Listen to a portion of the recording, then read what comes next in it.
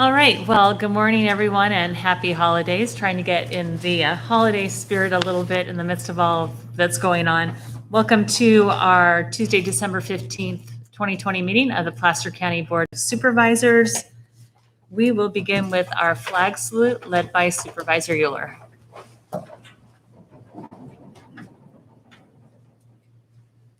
Allegiance to the flag of the United States of America and to the republic for which it stands, one nation, under God, indivisible, with liberty and justice for all.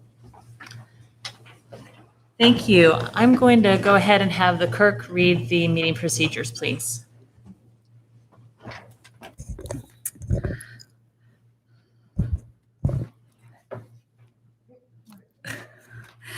The board chambers will be open to in-person attendance. To remain in compliance with the state's public health guidance, the county will limit in-person attendance to 25% of the room's capacity and will require 6-foot social distancing inside and outside of chambers. There will be no standing in the reduced capacity. We ask that citizens only be in chambers during the item they wish to participate on and then leave to allow others to participate in chambers. For those that are not in attendance, they may provide public comment to the board via Zoom. The link is on our website, and you will utilize the raise hand function. Thank you, Megan. All right, let's go ahead and start with our consent agenda. All items will be taken with one motion. They are routine in nature. And is there anyone who would like to remove any items from the agenda? I understand we are removing items 29A and 29B from my colleagues. We also had a member of the public ask us to remove 32A. I think, isn't our Placer Shares program on consent? I forgot to list my item. Yes, it is. I'd like to pull that one. What item is that? It is 28D. 28D. Thank you, Megan. What was the first one you? 29A, 29B. 29 Alpha Bravo. Yes. Anything else from my colleagues? All right, anyone from the public wish to remove an item from the agenda?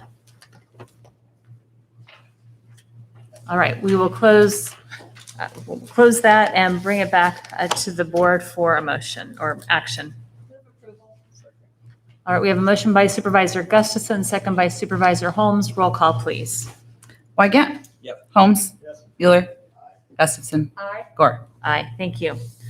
Let's do this. Let's start with 29A and then 29B since staff were prepped for those. And then we'll move to 28D and then 32A. So it looks like, do we have somebody on the line for 29A? Yes. Good morning, Chair Gore, members. This is Rob Oldham with HHS for 29A Whole Person Care Medical Respite Program. And here with me is Jeff Smith, who's the manager for Whole Person Care. The action requested this morning is for your board to approve a budget amendment in the amount of $159,630 for fiscal year 2020-2021 for the receipt of grant funds and the expense of these funds for the medical respite program. And also the second action to approve a contract with the Gathering Inn, an amount not to exceed $319,260 from January 1st, 2021 through December 31st, 2021, and authorize the Director of Health and Human Services to sign the amendment with Risk Management and County Council concurrence, and to sign subsequent amendments not to exceed $31,926 consistent with the subject matter and scope of work, again, with Risk Management and County Council concurrence. Just for background, HHS, we have Whole Person Care, which has been in operation now for over 4 years. Whole Person Care has contracted with the Gathering Inn to provide these medical respite services to people experiencing homelessness, chronically homeless. And this has been in operation since 2017. Medical respite provides a place for people to stay when they're well enough to leave the hospital, but too ill to stay at a homeless shelter or on the street. This program has been very effective at helping people leave the hospital more quickly, freeing up space for those that need hospital beds more, and it has helped reduce hospital recidivism by providing a safe place that has services 24/7, on-site monitors, case management, to help with permanent supportive housing placement and nursing visits from our team to provide health education. I'm aware of the correspondence of the clerk of the board related to this item and the underlying concerns about some of the newer permanent supportive housing projects in Placer County. However, this consent item is for renewal of the medical respite program that's located on county property at the Placer County Government Center in North Auburn. This program, again, has been in place for over 3 years, and I'm not sure that we've had any complaints from this location, certainly not in the last 3 months that I've been back with the county. So again, with me to answer any questions that you may have is Jeff Smith, our program manager for whole person care. Jeff, anything else you'd like to add to before we take questions?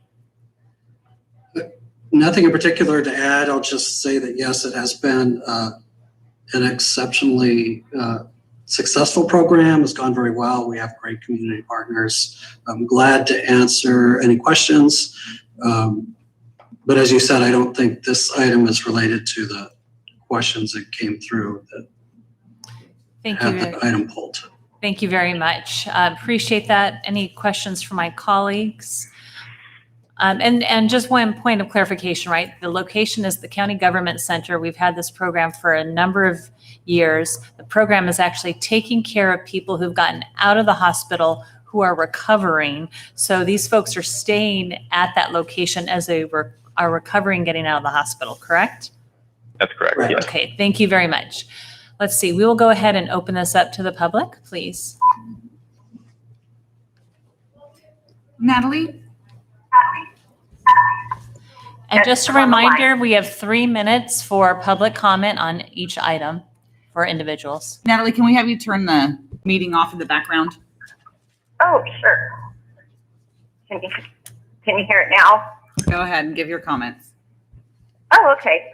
I had a question. This is in regards to item number 29B, and I had a question for Jim Holmes.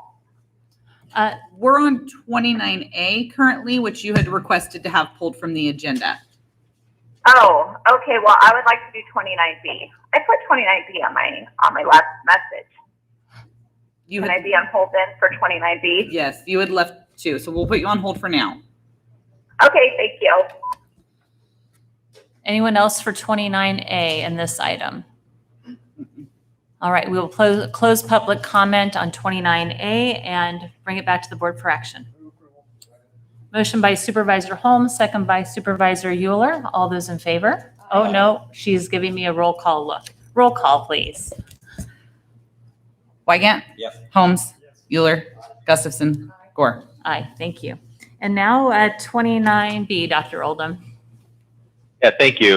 So the next 29B is permanent supportive housing with AMI housing. And so the action requested of your board this morning is to approve an agreement with Advocates for Mentally Ill Housing, also known as AMI housing, in an amount not to exceed $222,300 from January 1st, 2021 through December 31st, 2023, and authorize the director of HHS to sign the agreement with risk management and county council concurrence, and to sign subsequent agreements not to exceed $22,300 consistent with the subject matter and scope of work with risk management and county council concurrence. So this project, AMI Housing, has been providing permanent supportive housing at these 2 homes with a total of 14 bedrooms to formerly homeless Placer County residents. With AMI Housing support, whole person care has been able to house more than 20 people in these homes over the course of the past 3 years that the homes have been open. Residents pay a portion of their income towards rent. AMI Housing provides property management, resident support, while whole person care staff provide intensive case management to help these individuals be successful in their housing placement. Again, I'm aware of correspondence to the board of the clerk of the board related to this item and the underlying concerns about some of the newer permanent supported housing in Placer County. However, this consent item is for renewal of support for existing permanent supportive housing, 1 home in Mid-Placer and 1 in South Placer. Both of these homes have been in place, again, for 3 years with no significant problems that I've heard. Again, certainly not in the last 3 months with these 2 locations. As I believe you're all aware, Placer County has been encouraging permanent supportive housing for the past 2 decades or more. Many of those projects with AMI Housing have a great track record with AMI Housing, working with communities and neighborhoods to make these successful. We've had a consensus for quite some time that building a rich array of permanent supportive housing is a strategic priority for effectively addressing chronic homelessness, and that lack of adequate permanent supportive housing resources was identified as a major gap in the Marbut report several years back. So I think as a result, HHS has renewed focus on building our stock of permanent supportive housing options over the last 6 or 7 years.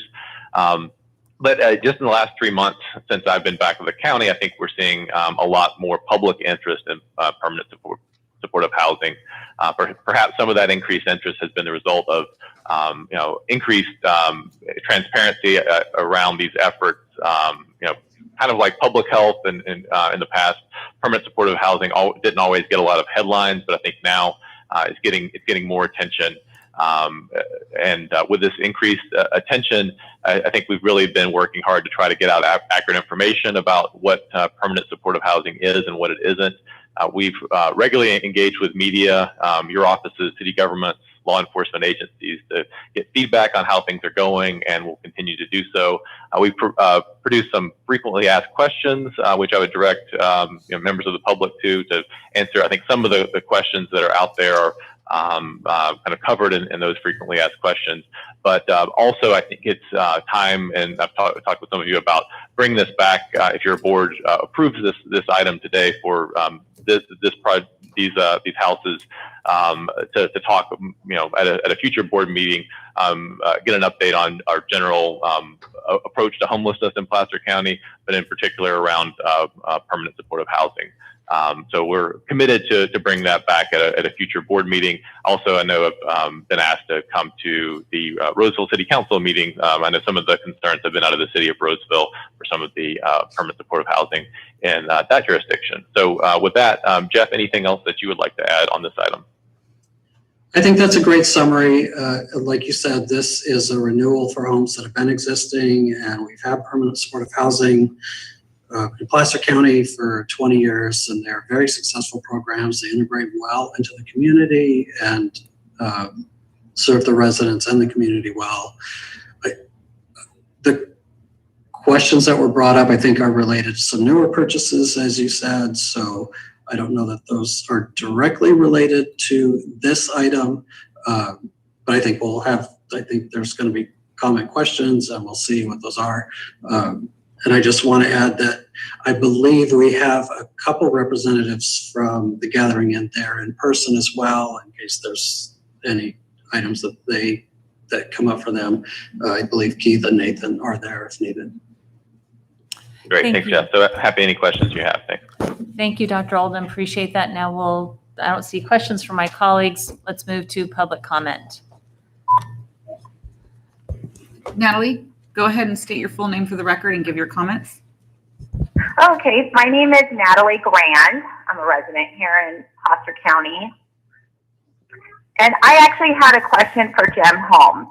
Is he listening? Yes. Okay. I wanted to ask Jim Holmes, what is his current involvement with the Gathering Inn?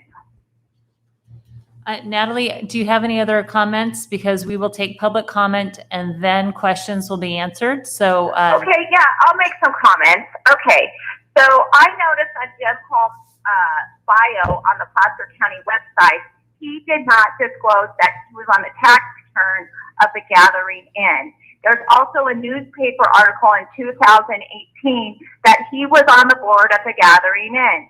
He is voting 5-0 to award money, millions of dollars, to the Gathering Inn. I also want to bring out that the Gathering Inn, many residents have pulled the Gathering Inn CEO tax transcript. There apparently is very large tax liens on his name, and we want to make sure that before you give him a dime, that you pull the tax liens and have him prove that he paid off those tax liens. It was pulled last week, and those funds are not showing reflective that they've been paid off. So he should show some public information that he is in upstanding condition with the IRS. Okay, my other points are, so And so with that, we want to have line item 29B removed, no money to the gathering in until he's able to prove that. And then we also want some transparency with Jim Holmes in his affiliation with the gathering in since he's on his tax return.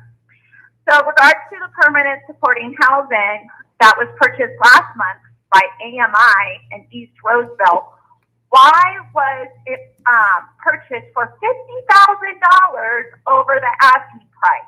The neighbors said that there did not appear to be any other bids. We want to make sure that these rental appraisals are also made publicly.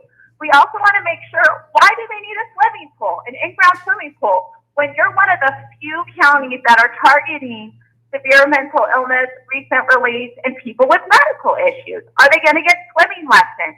Are you going to fence the pool? Who's going to pay for the liability if one of these tenants drowns? Because they're tenants. They have the same rights we do. They have locked doors. And a lot of these homes are unsupervised. They just have a monitor. The other thing is you're one of the only few counties targeting recent release from jail and prison. And none of the other counties are doing this. And the other counties that are participating in this controversial first house principles, they are doing rental pools. They're spending the money on existing mental services to actually help mental severe people. Natalie, can you wrap up your comments, please? Band-aids on it.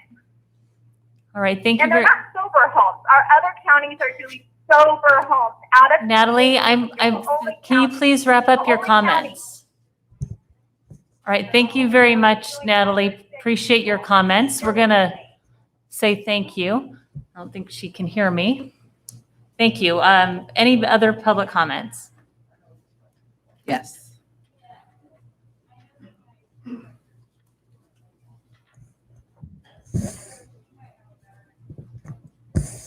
Anyone else? Cheryl Berkma, go ahead and unmute your mic and give your comments. Good morning, Cheryl Berkema, Placer County resident. As a principal program manager, I've launched releases around the world for Fortune 10 companies. You have a program manager. You approved a Board of Supervisor item for a pilot program. Saying something's been around for several years is not a credible defense. As a pilot program, there are goals, metrics, budgets, criteria, reporting involved with a pilot program. It's not just whenever we feel like launching something, we'll come back to the board and talk about it. You're taking money from other entities and reporting is required. I think that it's not a matter of the goodness of the programs.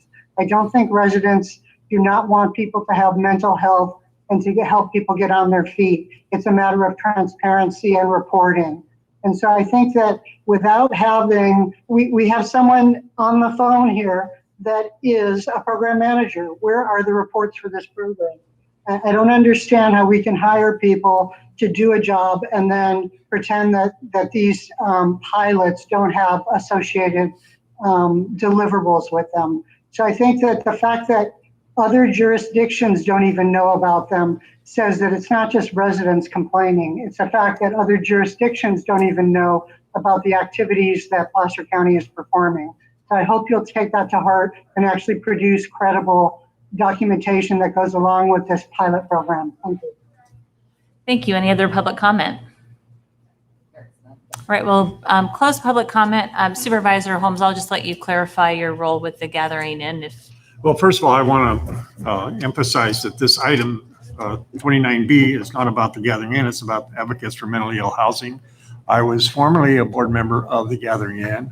I still am involved with the gathering in as I am with the advocates for mentally ill housing. And so that's my role in both of those organizations. I don't know what to say about the taxes. You don't get paid by the gathering in. No, I don't get paid I anybody. didn't think so. All right, just want to clarify. All right, any other comments from my colleagues about this item? All right, motion to approve by Supervisor Gustafson, second by Supervisor Holmes. All those in, can I take a roll? All those in favor? Aye. Opposed? Motion carries. Thank you. Next, Jane, let's go ahead and take 28 D, which is an update and a request about some action with plaster shares.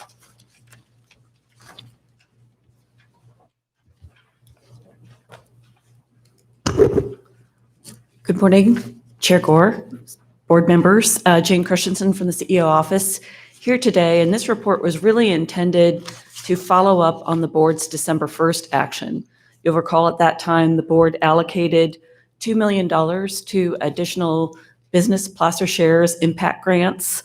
Since that time, and in fact 2 days after the board's action, the governor announced the new state framework subject to regional health metrics, which kicked in for Placer County as part of the Greater Sacramento region on December 8th when the stay-at-home order went into effect.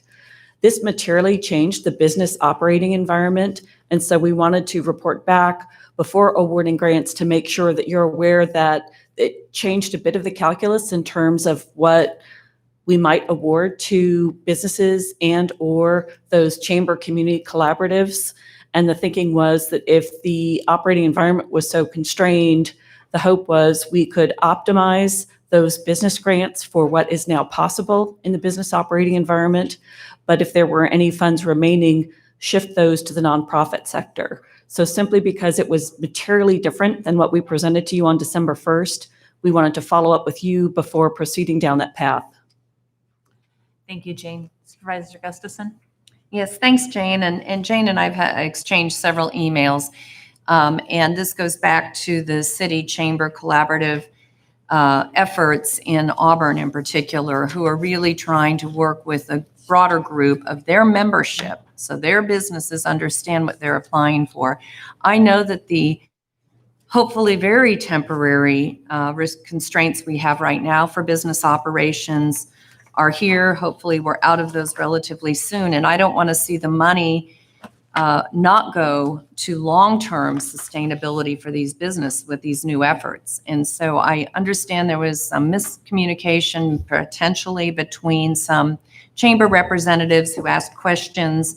And I want to reiterate my strong support for those collaborative efforts that are more long-term and long-ranging, despite the current 3-week, hopefully only, but if it's longer, that we will get back into tiers and we'll be living with those probably for some period of time, unfortunately. And that's when I think our businesses most need to get back on their feet and bring business back into their doors. And so any meaningful efforts on those collaborations, I strongly continue to support those and really think that is the best way to sustain our downtown communities, small business communities.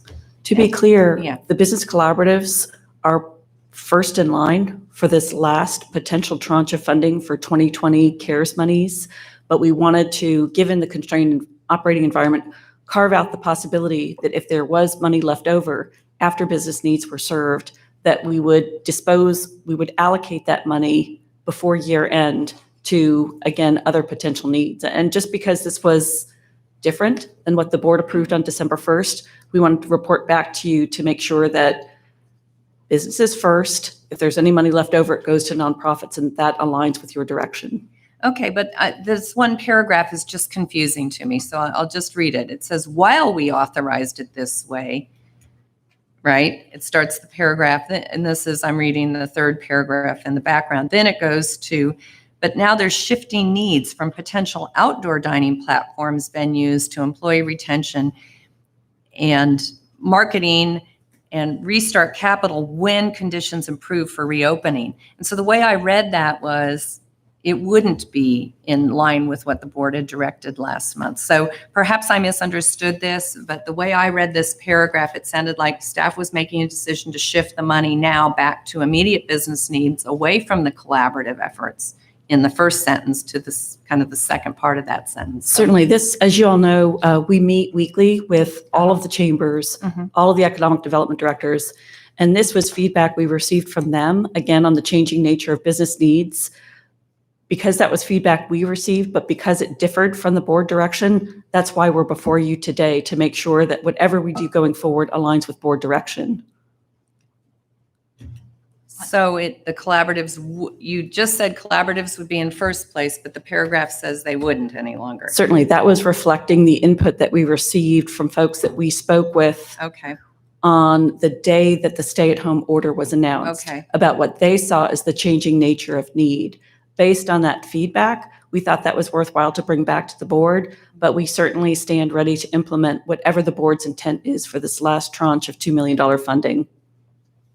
well, because it was on consent, I'm still not clear how you're allocating the funds. So I can trust you that you're saying the collaborative efforts are still high priority and you're not shifting that away. That is correct. Okay, All right. I'm satisfied then. Supervisor Holmes? Can you give me the status of the nonprofit allocations, the grants that have been allocated? Certainly, we actually meet with our Placer Shares team every Wednesday morning at 8, and we will get the report out on their grant allocation. A week or so ago, Supervisor Gore asked that we provide a list to the board of all of the business grants to date and all of the nonprofit grants to date, and we will get that information tomorrow morning and follow up with a list for all the board members, again, on all of the Placer Shares grants to date, but for this last tranche of funding approved by the board on December 1st and direction clarified this morning. Thank you. All right. Any other questions? Let's see. Well, I just, Yeah, my go ahead, only, Jane. my last comment is I understand and I'm very hopeful we're going to see more funding. If Congress just is slow in acting, else is new? They've had other things, I guess, on their mind. But if they do, I guess I would ask that we try as best we can to stretch this money as far as we can to the nonprofit needs, understanding that more is coming. This isn't going to be the last shot at this. And I think that's why there's so much anticipation. I'm receiving so many calls because businesses are really being hurt with this last closure. I get it. Nonprofits. So then we have the need at the nonprofit level. The more we can stretch this money and help everybody through this, hopefully we'll see some more funding, and hopefully by January, we'll be back here talking about more availability of funding. and Cindy, to clarify, stretch the money for the businesses, correct? The businesses, right. Yes, okay. And those nonprofits, because I understand there's more requests than we have funding for in the nonprofits. And I received a call yesterday suggesting we put more. I'm wondering if there's a way to get them through this month and keep them going so that when January comes around, we know we can find more money. Certainly, on the nonprofit side, our Placer Community Foundation and the Tahoe Truckee Community Foundation know their target markets well. And I have no doubt that they will do their level best to to stretch the funding that's been already approved, the $3 million the board approved back on October 27th, to make that money go as far as possible for their, again, target market of nonprofits, focusing on, as the board directed, rent relief, food insecurity, and mental health and counseling. So they have done their level best to earmark that funding for those very priority causes. And again, I'll have more information. There's no doubt we know that the need exceeded what they were granted because we heard from the results of their December 7th grant round that it certainly did, which is to be expected. But the specific recipients per Chair Gore's request will get to you on Wednesday. Okay. Thank you. And I just want to clarify one thing. The board approved $2 million on December 1st to be allocated towards, again, these chamber community business collaboratives. I want to be clear, $700,000 of that $2 million was to fully fund the last round of impact grants. So we actually have $1.3 million to allocate now. Right. Thank you. Let's go ahead and open this up to the public. Any comments from the public? All right, we'll bring it back to the board for action. Motion by Gustafson, second by Supervisor Holmes. All those in favor? Aye. Opposed? Motion carries. Thank you, Jane. Thank you. And one more consent item is item 32A, which is the preparation of environmental impact reports, various firms. And I don't know who's speaking to that. Good morning, Brett. Take it away. Good morning, supervisors. My name is Brett Wood. I'm your purchasing manager, and I am here today to request from you to establish a qualified list based on a competitive RFQ, request for qualifications number 20121, for the preparation of environmental impact reports for use by various county departments on an as-needed basis from January 1st of 2021 to December 31st of 2024. We're also requesting at this time the ability to renew that qualified list on a year-to-year basis for 2 additional 1-year terms and authorize the purchasing manager to sign all required documents. As a matter of background for your board, our Placer County Environmental Review Ordinance requires that environmental impact reports, EIRs, prepared for private and public projects must be prepared under a contract to Placer County. This provision is mandatory for all projects. The services are utilized on an as-needed basis. The county executes three-party contracts between the county, the consultant, and the applicant for the preparation of the EIRs for those private projects.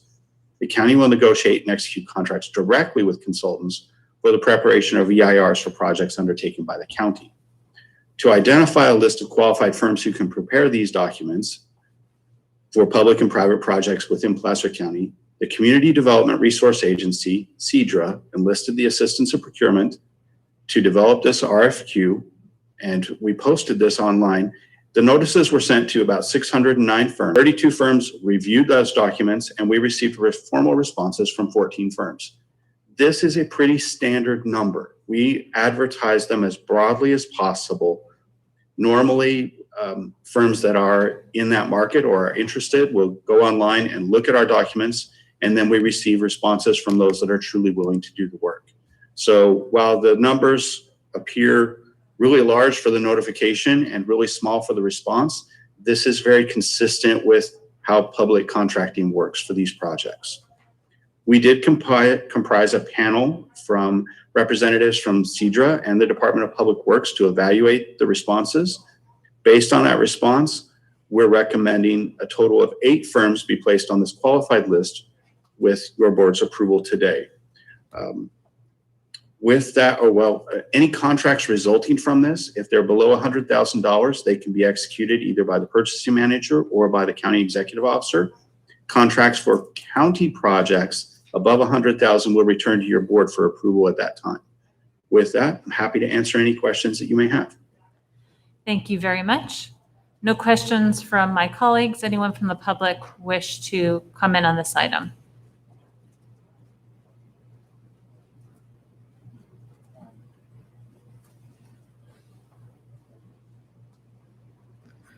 Cheryl, go ahead and state your name for the record and give your comments.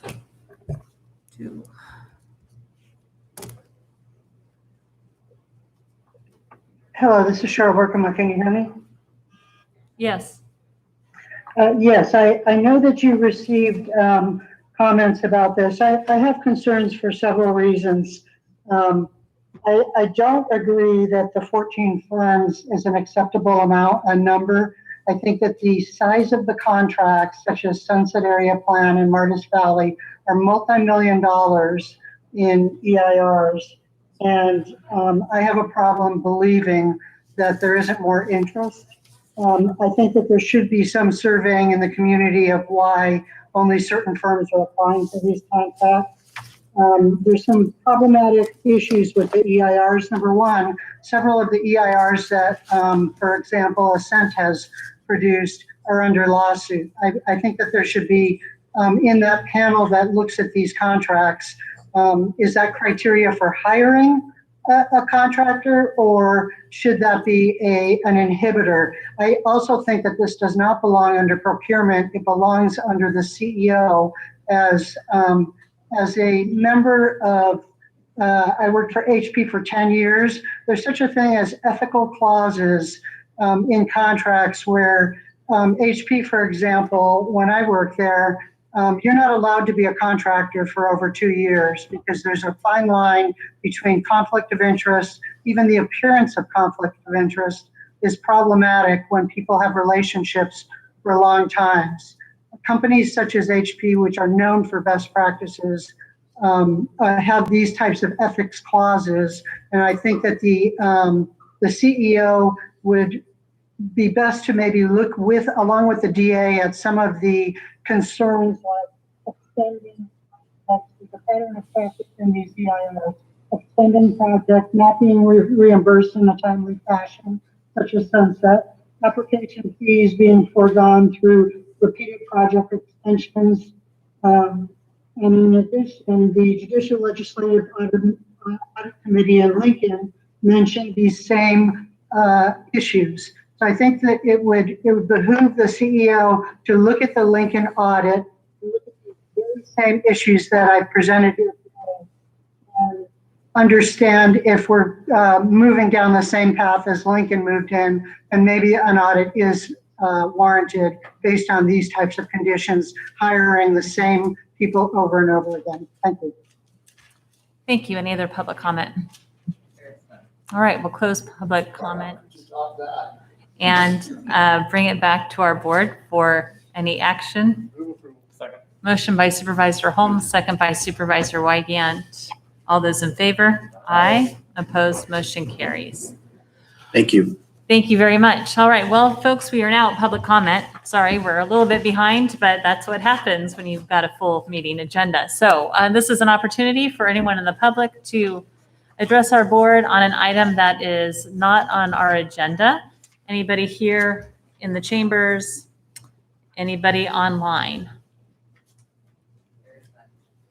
All right, let's close public comment quickly. And sorry, folks, got to make a little bit of levity with this day. Next is the opportunity for board member and county executive reports. Any updates from my colleagues? Todd, any updates? No items. All right, no, because they're all on our agenda. All right, so we will move to item 1A, which is the public hearing to consider participation in property assessed clean energy programs. Good morning, Mr. DeFonte. Good morning.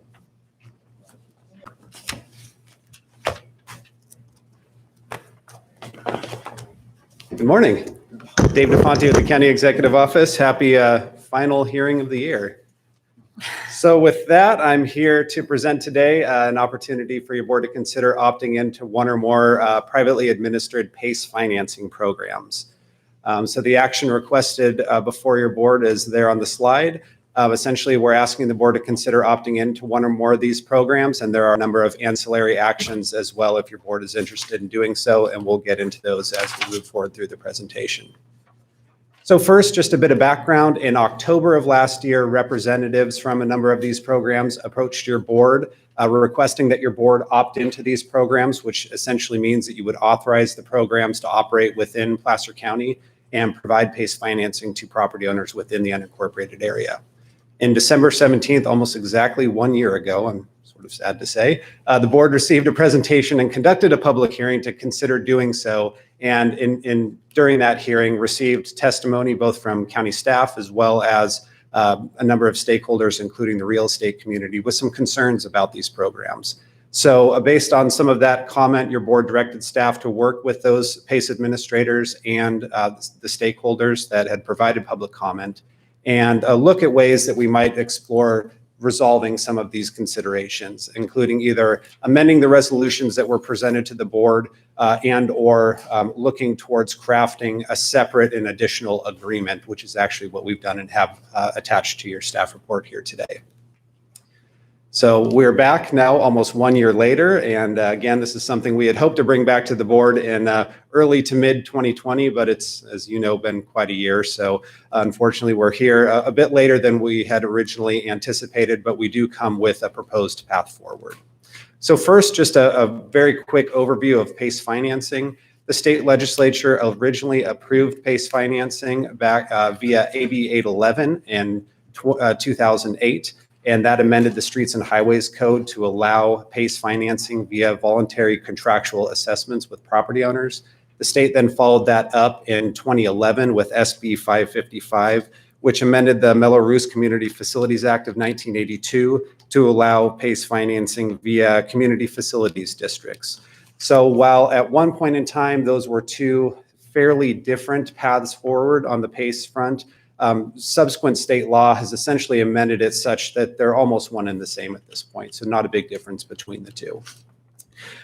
In both cases, essentially PACE financing is provided to a property owner and the property owner then agrees to either a voluntary contractual assessment or then agrees to annex their property into a CFD to pay back that financing on the property tax bill. So some example PACE financing terms include no upfront cost. So the full freight of the improvement is worked into the financing. Interest rates are generally between 6 and 8%. And the financing term is generally equal to or less than the life of the improvement. So if the life of the improvement, like a water heater, is 10 years, then the financing could be no longer than 10 years. If it's something like a solar PV system which has a useful life of maybe 20 or 25 years, the financing could be extended out that long.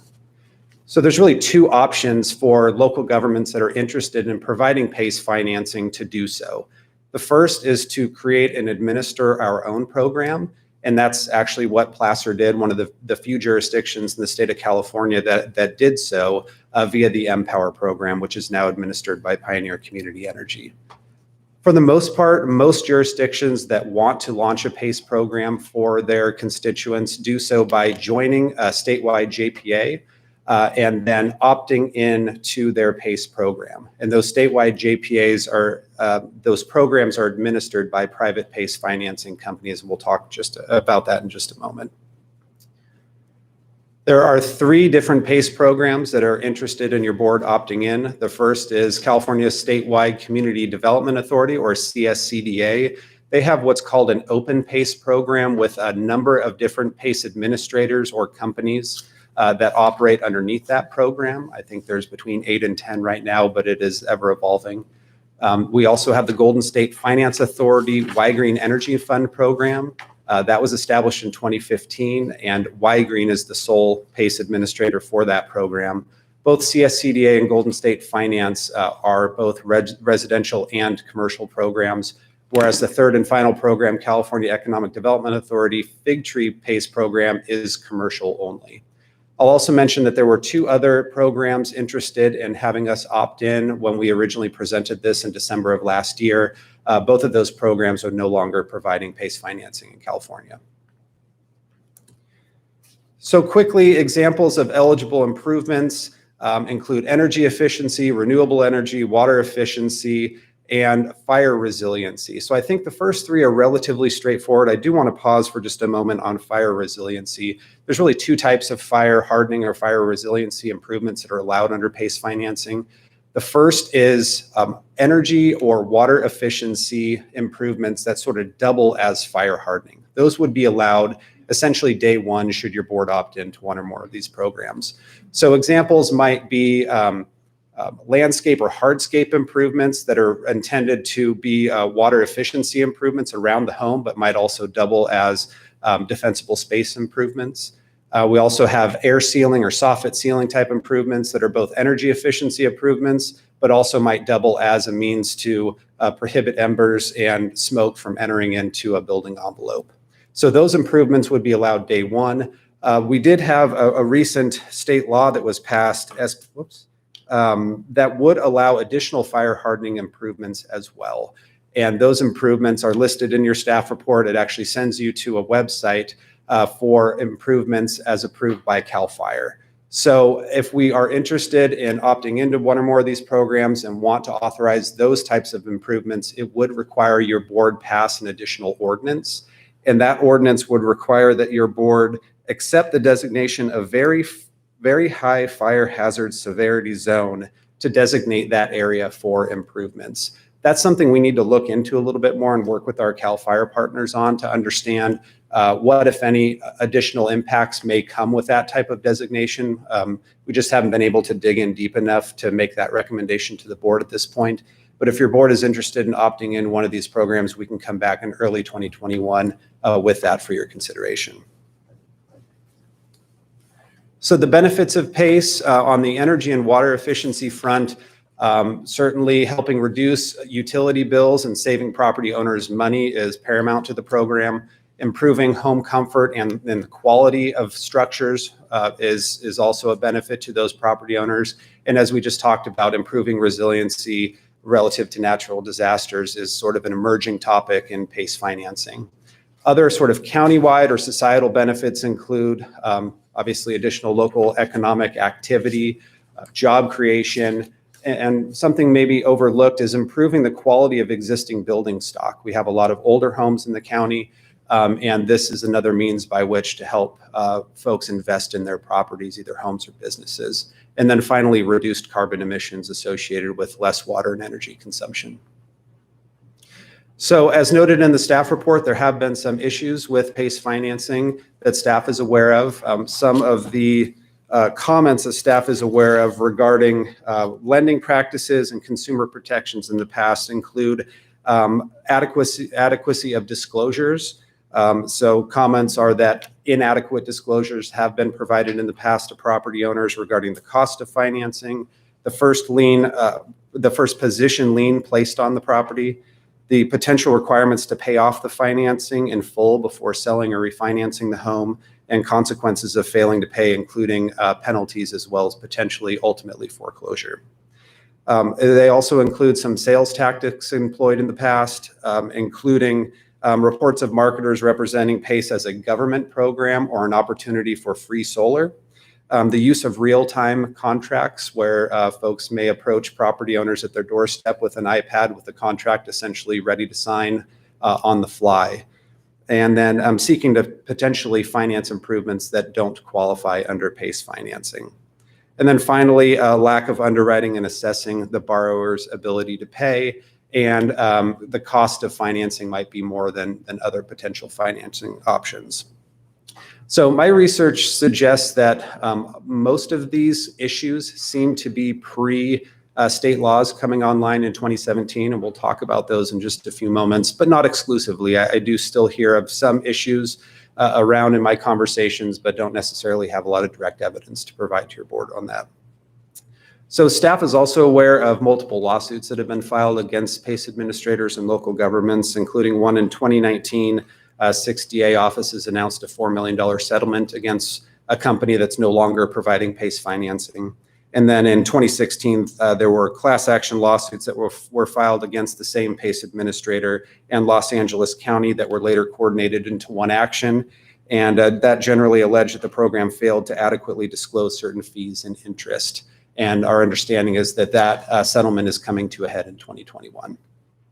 And then finally, because of some of these issues, there have been a number of local governments that have opted into a PACE program and then chose to opt back out. That includes Kern County and several San Joaquin cities. And then in May of this year, LA County also stopped accepting applications for their PACE program. And then I believe you received communication this morning about the Western Riverside Council of Governments also, as of just last week, decided to wind down their PACE program. So as we mentioned, because of a number of these issues that have come up in the past, the state launched a number of legislative inquiries that resulted in a slew of new bills that have come online since 2016. And these new laws place significant new requirements on PACE administrators and really require fundamental changes in the way that these programs do business in the state of California. So I'll quickly run through each of these. AB 2693 now requires a 3-day right to cancel be provided to each property owner, along with a financing estimate delivered to that property owner before the contract is executed. It generally prohibits representations of finance improvements effect on the property value. And it also requires property owners acknowledge they may be required to pay off the remaining balance of the PACE financing if they want to refinance or sell their home. That's now a required disclosure. AB 1284 requires PACE administrators to be licensed by the Department of Financial Protection and Innovation. And that is the new organization, or the same organization formerly known as the Department of Business Oversight. It authorizes that department to bring enforcement actions against PACE program administrators if need be, and requires program administrators to make reasonable good faith determination that the property owner has a reasonable ability to repay the PACE financing. Senate Bill 242 establishes additional consumer protections, including it requires an oral confirmation, essentially a telephone call from the PACE administrator to the property owner to confirm key terms of the contract, and requires that those documents and that call be translated in certain enumerated languages. It also restricts various acts from contractors in particular to protect consumers and requires reports to local agencies. Assembly Bill 2063 revises the factors used to determine a property owner's ability to pay the financing, including bankruptcies, late mortgages, etc. And Senate Bill 1087 makes various changes to provisions in California financing law related to oversight of administrators and contractors, and requires the DFPI to maintain on its website the identities of enrolled and barred PACE contractors. I think I may have included some of the notes under 242 and 1284, but suffice to say, a number of new state laws that are summarized in 2 different attachments in your staff report that provide a great level of detail as to what they require. And finally, the Department of Financial Protection and Innovation, again, formerly Department of Business Oversight, began licensing PACE administrators in 2019. In October of 2019, the DBO issued a notice of rulemaking that's still ongoing right now. So the DFPI is going through a regulatory rulemaking process, and there's been some question raised as to whether or not these new state laws are in effect while they go through that rulemaking process.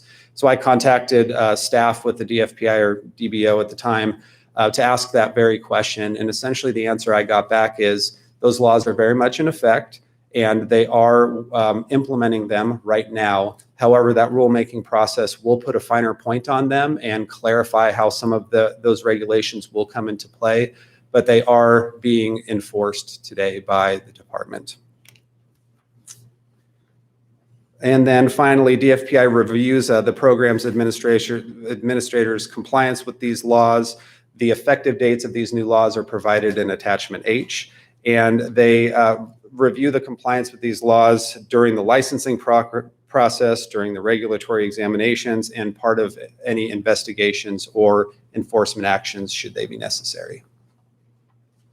On the federal front, in 2010, FHFA prohibited Fannie Mae and Freddie Mac from purchasing mortgages for home sales or refinancing encumbered with PACE liens. So that led to some of these disclosures, again, just making sure property owners understand that if they opt into PACE financing, that if they want to refinance or sell, they may have to pay that off in full before doing so. And then in 2019, the Consumer Financial Protection Bureau also issued a proposed rulemaking that's still ongoing right now. So there's rulemaking going on at the federal and state level today.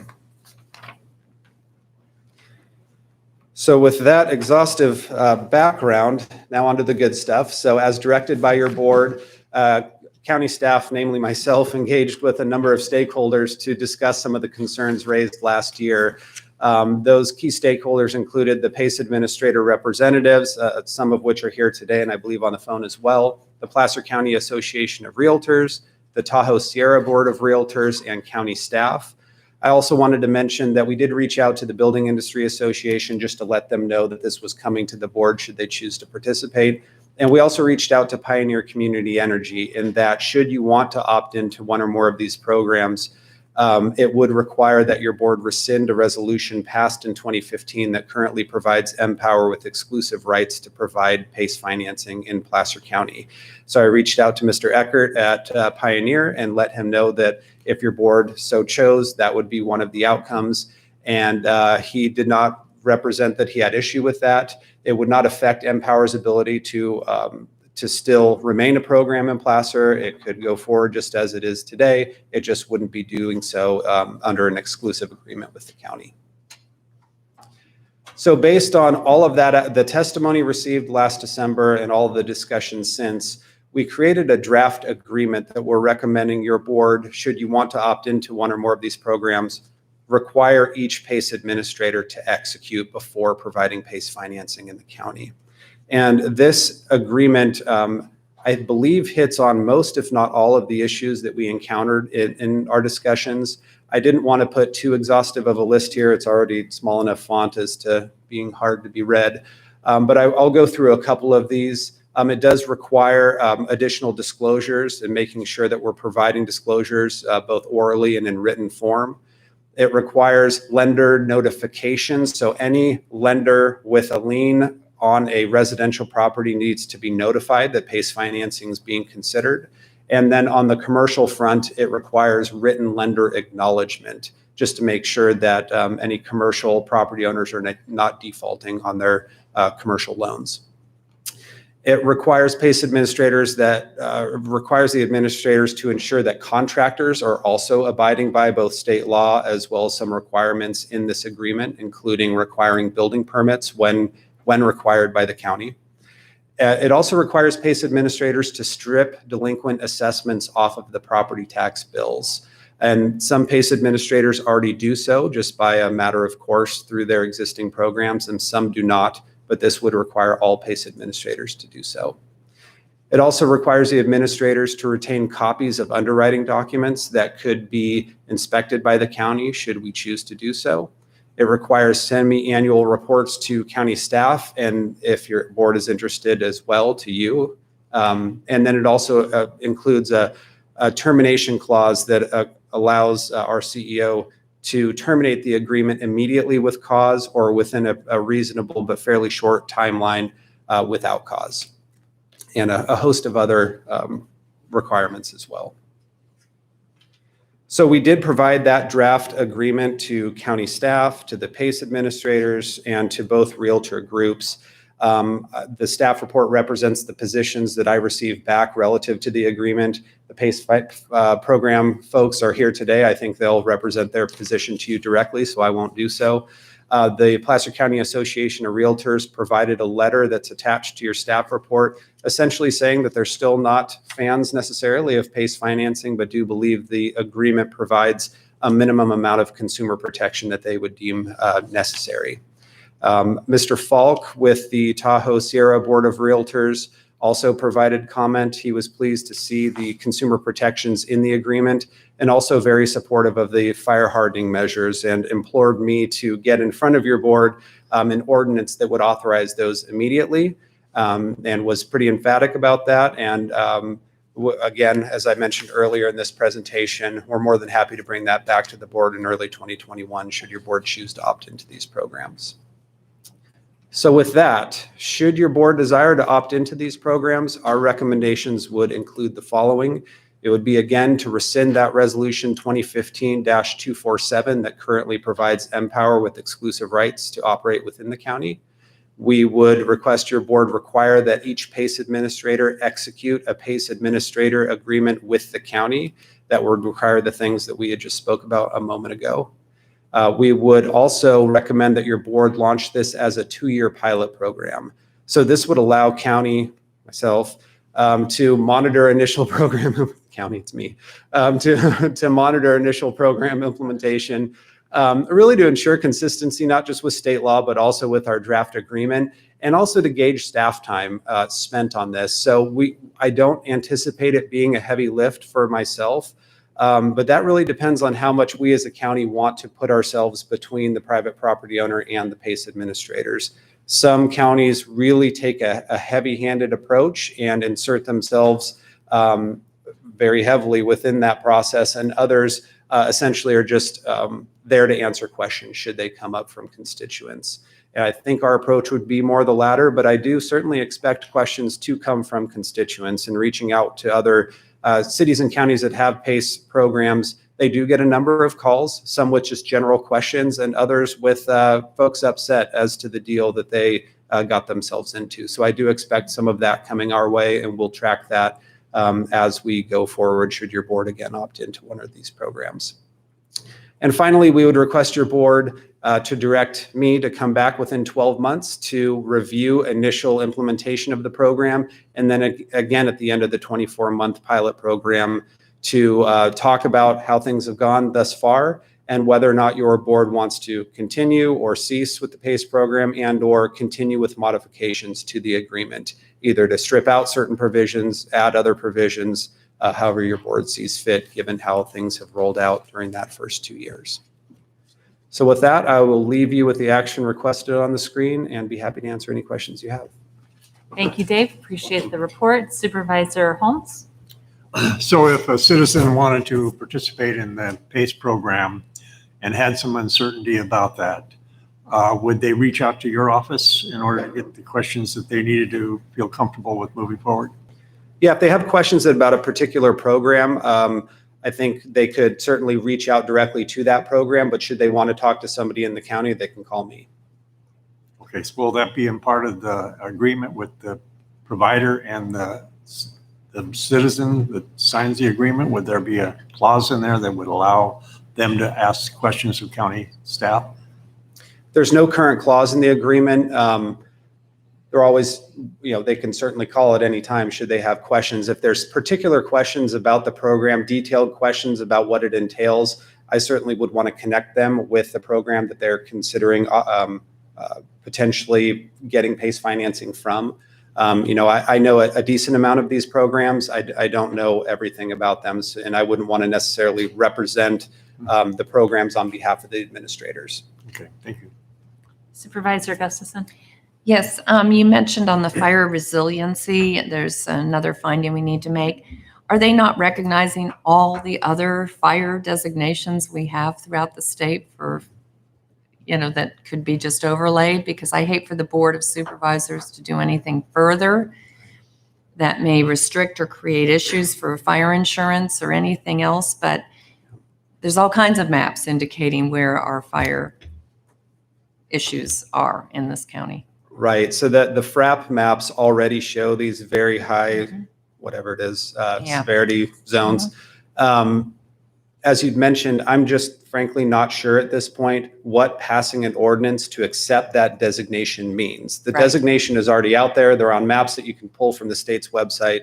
I'm not sure of the maybe unintended consequences of passing that ordinance. So that's what we need to dig into a little bit more. We only had a passing conversation with our CAL FIRE partners thus far, and we need to talk a little bit more about that before feeling comfortable to provide a recommendation. Right. Well, I appreciate you pursuing that because, replacing a roof is a very significant cost. And yet that is one of the issues that we really want to encourage and find opportunities for homeowners to be able to harden their homes.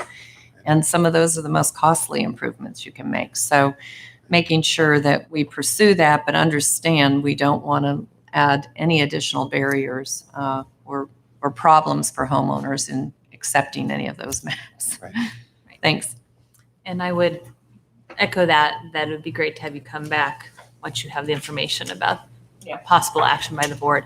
One question which you had mentioned inside the Riverside COG, I believe, and I didn't have a chance to read the letter that came through at the last moment. So could you just address the reason I think the Riverside COG pulled out, correct, based on a certain provider that it had issues with? I think that certain provider is no longer providing PACE programs. Could you just clarify for me, Dave? Yeah, I'm happy to clarify with the information I have, which is very, very little. But my understanding from being involved in PACE financing a decade ago, the Western Riverside Council of Governments were one of the original entities that created a statewide PACE program in California. And their main partner at the time and up until recently was Renovate America. And Renovate America just chose to stop providing PACE financing within the last few months. So I have to imagine that played into their decision, but frankly, I'm not sure if other things played into their decision as well. But I do know Renovate America, which was a very large PACE administrator in California, represented to me that they're focusing on other financing options that they have that they've found a lot of success with and are no longer providing PACE financing. Thank you. Supervisor Euler? Yeah, Dave was responding to Supervisor Holmes' question about if somebody asks a question, who are they calling and all the rest. And just to kind of remind my board of this process and what's actually going on, the PACE providers aren't selling financing. The contractors are selling improvements. And the financing is a tool to sell the improvement. And the last thing that the lender wants is to have deals unwind. When I ran the Electric and Gas Industries Association, we were one of very few Fannie Mae energy efficiency home improvement lenders. And all these controls that you're talking about that have since become state law, we were doing just by matter of practice back in 2004 in terms of the 3-day right to rescind, in terms of the call to the homeowner to verify all improvements were done prior to funding the loan, all those other things. And the last thing that we wanted was any kind of a deal to unwind, because then Fannie Mae put that back on us. And so those who have lived through the evolution of PACE financing and are still operating today are typically the ones who employed these kinds of best practices early on and have been living with the refinements of these as these things move forward. And so really what I just want to remind my colleagues is this isn't a PACE provider from the Bay Area who's just salivating to get into Placer County and sink their teeth into Placer County retirees and Lincoln Hills. This is the contractors who live and work in our area who are selling to people in our area. And this tool is simply one more tool for them to be able to help meet the needs of their customers. Thank you, Supervisor Euler. Looks like there are no other questions from my colleagues. We will open this item to the public, and we will start with people in the chambers. You're welcome to address our board, and we ask that you keep your comments to 3 minutes or less. None of you are getting up. Okay.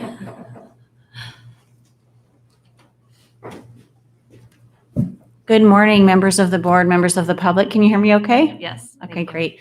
Happy holidays, everybody. Thanks for allowing us to meet in person. It's sort of refreshing to be here, in all honesty, even though we have to wear masks. My name's Emily Ramey. I represent Y Green Energy Fund. We are a leading PACE finance company, and we serve both residential and commercial properties throughout the state. I know many of you already have shared lots of correspondence and discussions in person, which I very much appreciate on this topic, so I won't reiterate what is already known.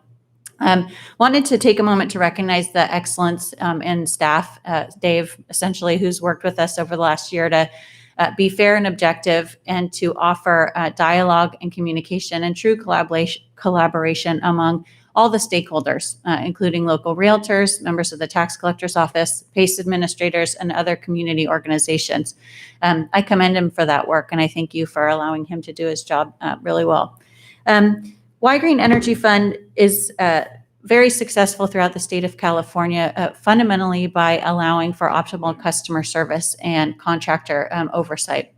A lot of the implementations that have been codified recently by state law were best practices, as mentioned earlier, in our program, among other providers throughout the state. And we've evolved to adapt to those new regulatory requirements, but we've been operating by most of them for many years already. And we really recognize and support them being codified into law.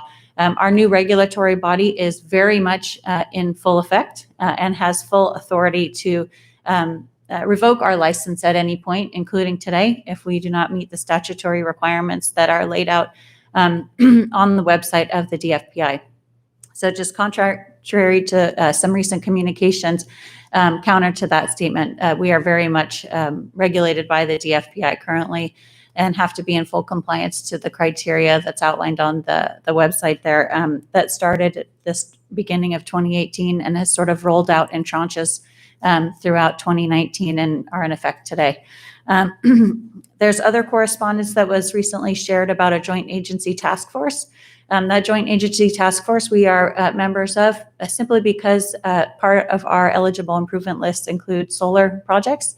That task force was created to address solar financing and solar projects, not specifically PACE financing. So just to clarify, we are a part of that agency task force. I'm very happy to be part of that task force that includes 3 regulatory bodies, but it is not solely created and in effect to focus on PACE financing.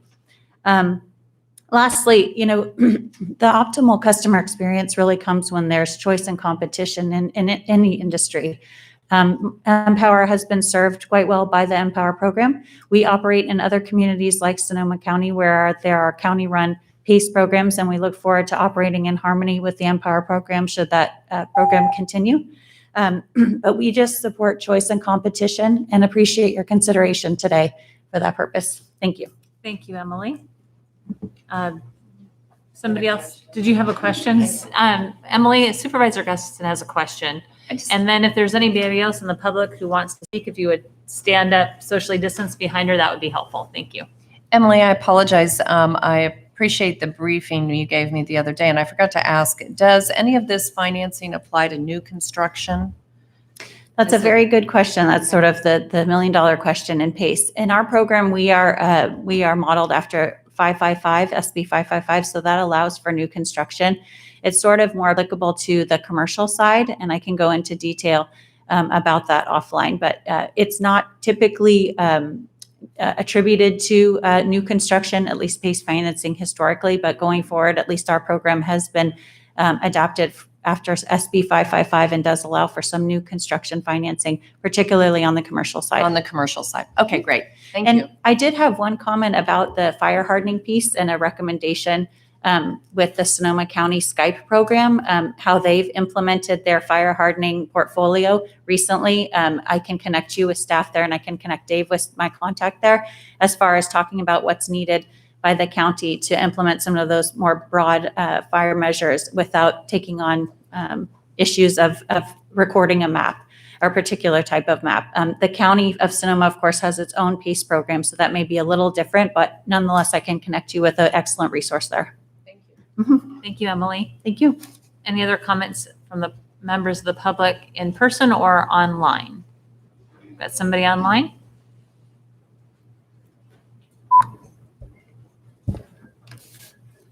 Rachel, go ahead and give your comments. Thank you. Good morning. My name is Rachel Hobbs, and I represent PACE Funding Group. We're one of the program administrators with the CSCDA's Open PACE program. CSCDA, as you probably know, is formed and sponsored by your county association, CSAC, and the League of Cities. And we are approved with them in over 350 other municipalities. Just wanted to let you know that there are 32 other counties that have approved our program already for the unincorporated region there. And I just wanted to touch then on your staff. Dave has done such a great job, and he answered your questions very well about the Western Riverside Council of Governments. So yes, the Western Riverside Council of Governments was partnered statewide with Renovate America, and they had their own staff and their own program who were working on those assessments. And when Renovate America decided to stop doing their PACE work, then the Western Riverside Council of Government program is not really economically viable to have staff and people processing assessments that are not going to be coming in. But please note, you know, the county, the Riverside County there has still approved CSCDA's Open PACE. So we're still approved by Riverside County to do PACE financings in the unincorporated area there and in 13 of the cities in Riverside County also. I wanted to also just mention, Emily had mentioned about the DFPI, formerly DBO, and their regulation of us. We have all been licensed since January 2019, so 2 years now that we've been licensed. We have to submit annual reports, and as all licensees of DFPI, we do have to go through examinations periodically, and I believe the other PACE providers have been through examinations. My company is currently going through our examinations. We do also have to submit daily lists of our contractors who are registered with us. So yes, the FPI and us, we're definitely working together already. And the rulemaking process that was mentioned, we're very much at the end of that. We expect that the additional regulations will be finalized very soon. The absolute deadline for DFPI to announce those regulations is February the 28th. So we just have a couple more months and those regulations will be ready.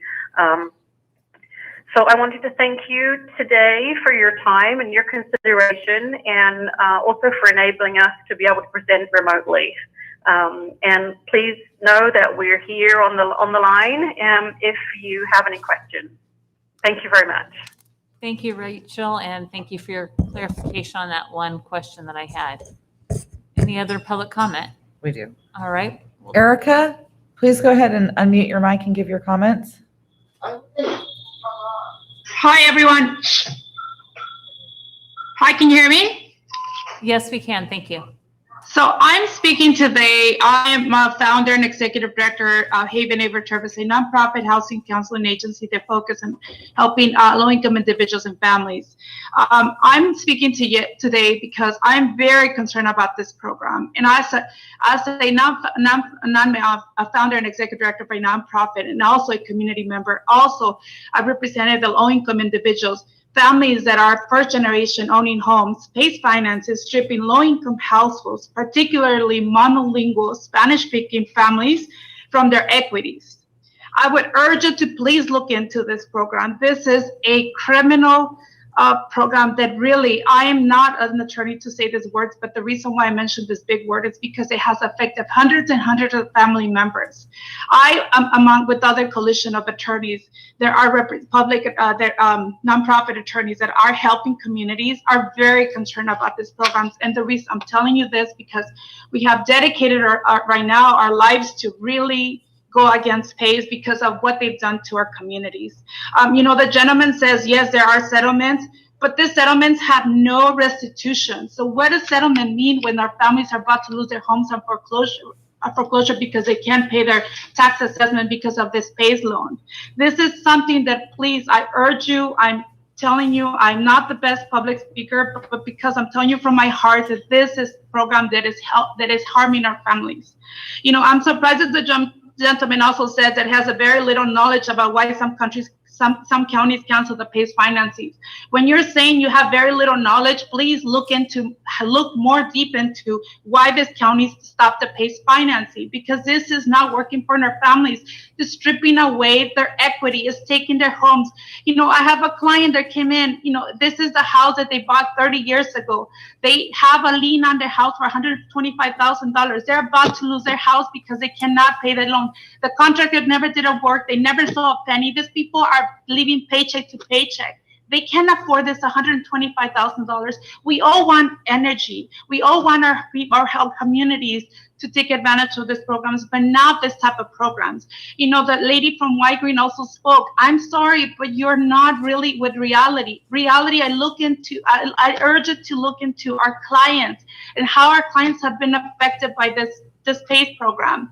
I'm dedicated. I don't get paid through my nonprofit. I do this pro bono to help my community because I'm worried I want our community to keep their homes. And this program is not working. We need clean energy funding that is actually working for this, not this PACE type of program that they're doing. Please, thank you so much. Thank you for your comments. Any other public comment, Megan? Stacy, go ahead and unmute your mic and start your video to give your comments. Hi, this is Don Krivasara. I am with Hooked on Solar. We are headquartered out of Rockland and employ 130 people.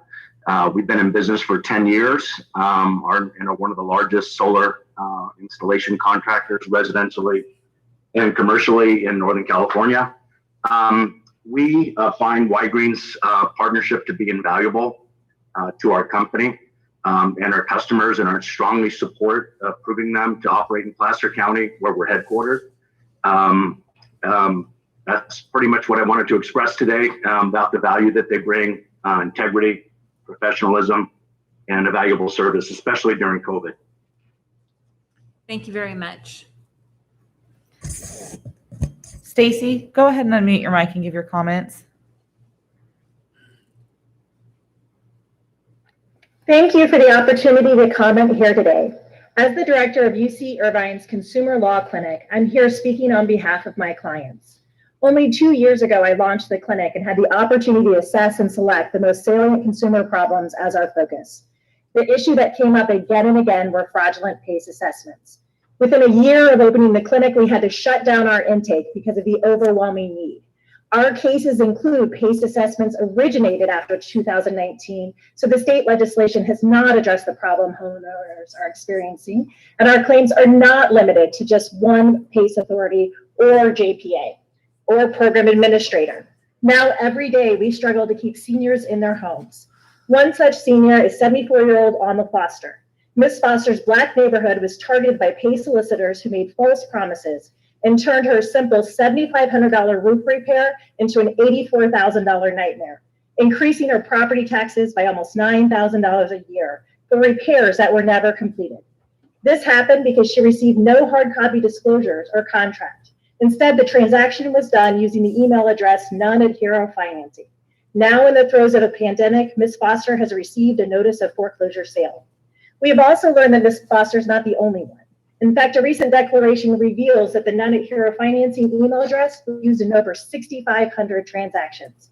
This came to light when Renovate America agreed to provide $2.5 million to settle the NRA Renovate financing class action.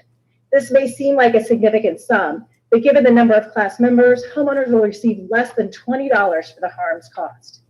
Though the proposal before you puts in place additional requirements, such as final permits, the proposed administration contract is still too similar to those used by other counties and JPAs and fails to address the breadth of fraud and unfair practices homeowners across the state have been subjected to, including price gouging, fraudulent electronic transactions, lack of language access, and preying upon vulnerable populations such as older adults and persons of color.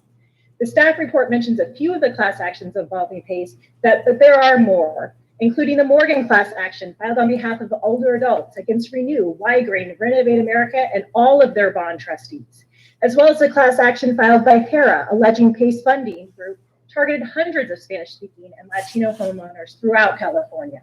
We also believe the staff report fails to take into account the significant risk of foreclosure this program poses. At this point in time, the DFPI has yet to issue its final PACE regulations, leaving the industry largely unregulated. PACE-induced foreclosures are happening, and many more homeowners are at imminent risk of their mortgage servicers paying their property taxes and then defaulting the homeowners due to inability to pay. We are very concerned that once the COVID mortgage foreclosure forbearances expire, a number of homeowners with PACE assessments will be foreclosed upon. With the high penalties and interest charged for delinquent taxes and PACE's use of equity in determining eligibility, we believe many homeowners will have insufficient equity to transition into alternative housing and will be at imminent risk of homelessness.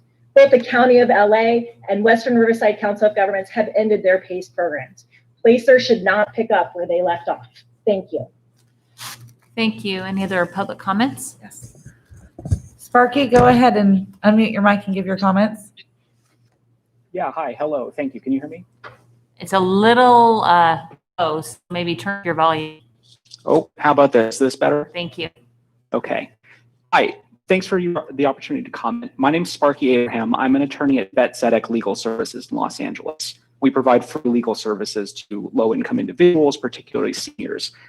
I wanted to comment today for a couple of reasons. First of all, in the county's presentation, I was a little bit surprised and concerned that among the stakeholders talked to, I didn't see legal aid or legal services on the list. I can tell you all that for Bet Zedek, we are overwhelmed and have been for years with PACE cases. Public counsel in Los Angeles is overwhelmed. Elder Law and Advocacy in San Diego is overwhelmed. Legal Aid Society of San Diego is overwhelmed. We have been deluged with homeowners who are in trouble due to PACE. This is pre-state law with consumer protections and post-state law with consumer protections. This includes people who are in trouble directly on their PACE assessment and with their mortgage as a result of the PACE assessment. And I would implore you all to please do a detailed study of the effects of PACE on mortgages and mortgage foreclosures before you jump into this program. One of the things that you often hear is that the default rate on PACE assessments is relatively low. That's likely very true because mortgage servicers are the ones who step in and pay taxes, and people end up in trouble on their mortgages, which is a very hard thing to sort out, but a very real problem. I also just want to note a couple of things. We've had a couple of comments about the relatively, about the incentives that the PACE administrators and lenders have with regard to consumer protection. This is not a normal lending program. The fact that it is a tax creates some difficulties and differences in terms of what a normal lending program would look like. You can't normally sell property secured loans door to door. And yet most of the PACE sales that we see, is particularly in Los Angeles County, are done door to door. It's not people who are going out looking for energy efficient improvements. It's people who are having their doors knocked on out of the blue to offer them something. Another thing is that most property secured loans require a notarized signature. PACE assessments generally do not require a notarized signature, and we've seen issues on issues on issues with electronic signature fraud, as Stacy mentioned, with fraudulent email addresses, and many similar things, again, both pre-consumer protection law and post-consumer protection law. So, I don't have much time here. I would be more than happy, one of the points I'd like to make is we don't have a financial interest in PACE. I would actually much rather be spending my time dealing with different issues other than PACE. But we've had to significantly ramp up our real estate services, our real estate fraud services as a direct result of the PACE program. And one more thing, there's been some discussion of the Western Riverside Council of Governments meeting and of their ending of the program. I would urge you all, please go watch and listen to the recorded meeting where they ended the program, which included testimony from several homeowners about what their experiences with the program have been. And of course, we at BetSedec, and I'm sure all the other legal aid providers here on the line are more than happy to talk to the county about what our experience has been and what our recommendations would be for an actually consumer protective program. Thank you.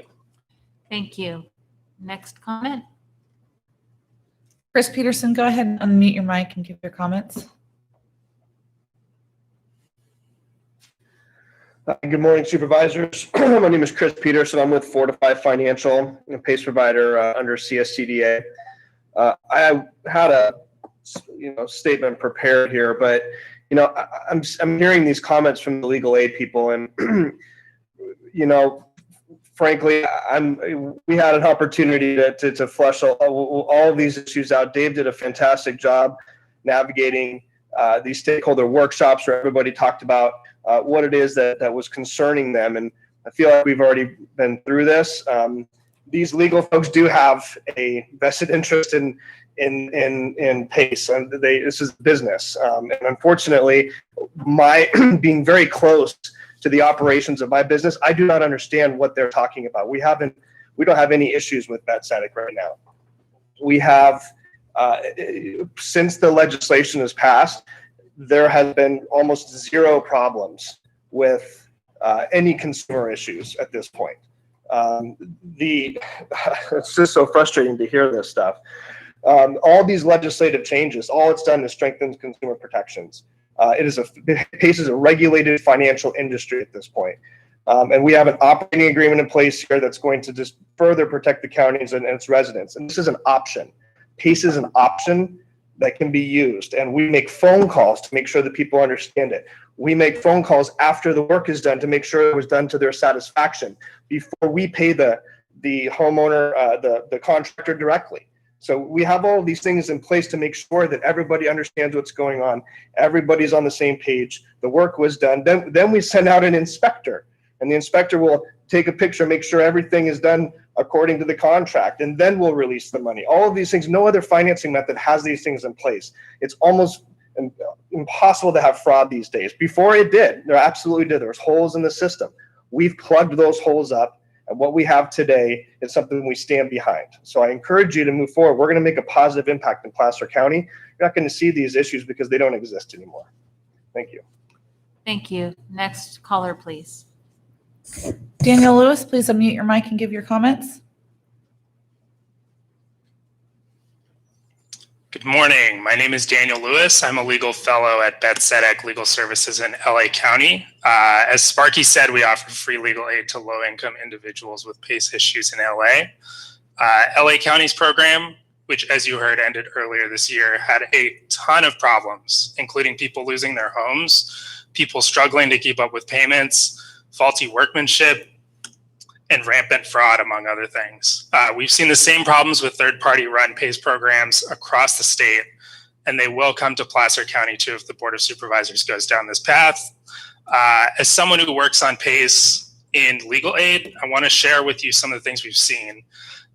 First, as Sparky said, I just wanted to echo, even though the LA PACE program has ended, we have been overrun with PACE cases. We've had to close our intake line multiple times because our attorneys just don't have the capacity to take on any more cases. It's happening in legal aid organizations across the state, and there simply aren't enough resources to help all the people who have been harmed by this program. Also, a particularly high percentage of people seeking help are either seniors or non-English speakers or both.